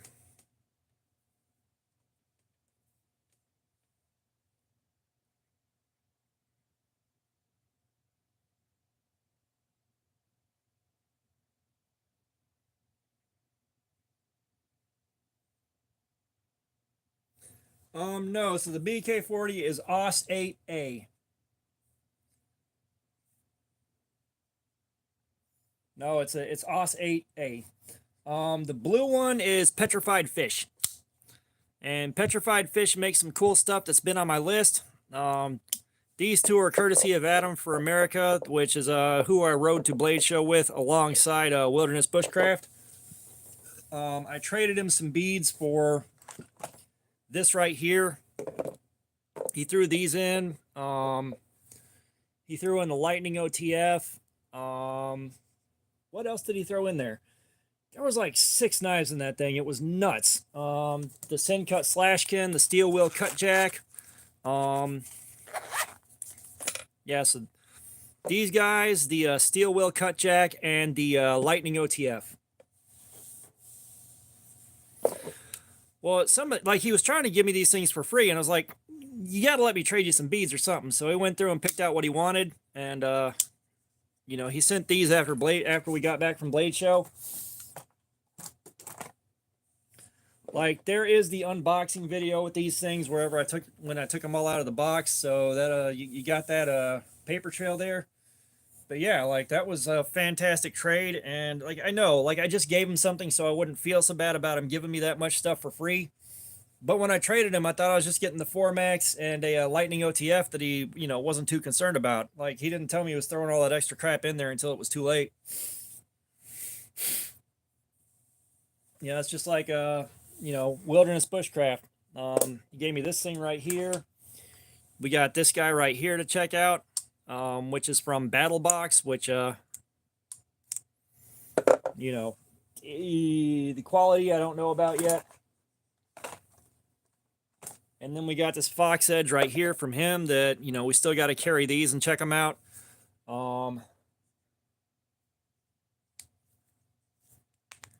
Yeah, well, it's like, you know, Wilderness Bushcraft, he's been trying to do something to help the channel out and help it get going. And then Adam for America, he was happy to help out because, like, he goes through and resells a lot of knives. So he had stuff sitting around that just wasn't selling.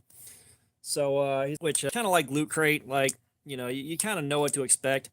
You know, this is like 4CR14, so that'll be an interesting live stream doing Cardboard Slayer. Words are so hard right now. I'm so tired. This thing, I'll have to look it up again. I can't remember, but the steel is not marked on it, and you got like one single wood scale. Like he even said, like he said, they weren't that great. Like it's Battle Box. Like these things are, you know, I think they're priced around like $30 or something like that if you were to buy them at retail. But you know, you're looking at some gas station goodness, which you know, if these wind up being a surprise value, um, you know, if they wind up being surprisingly good, I'll be happy to share that with y'all. But you know, the 4CR14, the factory edges and all that, I'm not expecting a whole hell of a lot. I'm not. You know, and I've still got a small mess of knives we have yet to look at sitting next to the bed. I'll bring them up there like, this is what I'm going to carry next week. And then something comes up. And then I'll carry this next week. And then something comes up. You know, like, I've got to get all those organized into what I haven't carried yet and just kind of get that all straightened back out.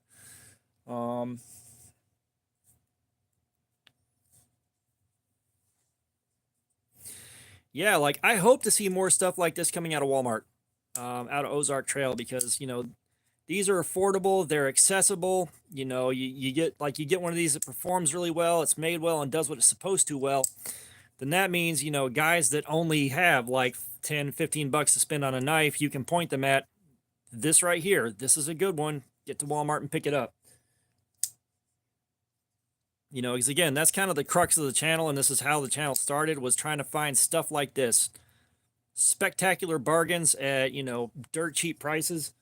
You know, it's kind of what I'm here for, is helping guys out that are, you know, like me, on a tight budget. Like, I don't have, you know, 200 bucks to spend on a knife. I don't. You know, spending 50 bucks on a knife is, you know, it hits a little bit too hard. So we're all looking for the same thing here. Bargains, bargains, and bargains, and guys that perform way above their price tag. I hope this is going to be it. Cardboard Slayer is going to be what decides it.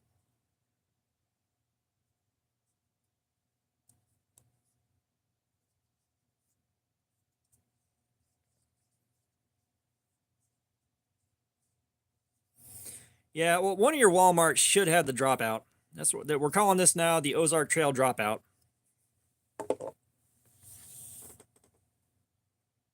But yeah, I think it's a good place to start wrapping things up. I am having a very, very hard time speaking now. I need to use the bathroom and go lay down. I am shot. So I believe this is where we part ways, intrepid viewers. And I will let you know ahead of time when the next one's coming. Hopefully it's about the same time. But yeah, you guys have a good night. I appreciate y'all being here so damn much. You have no idea. Y'all made this a great evening.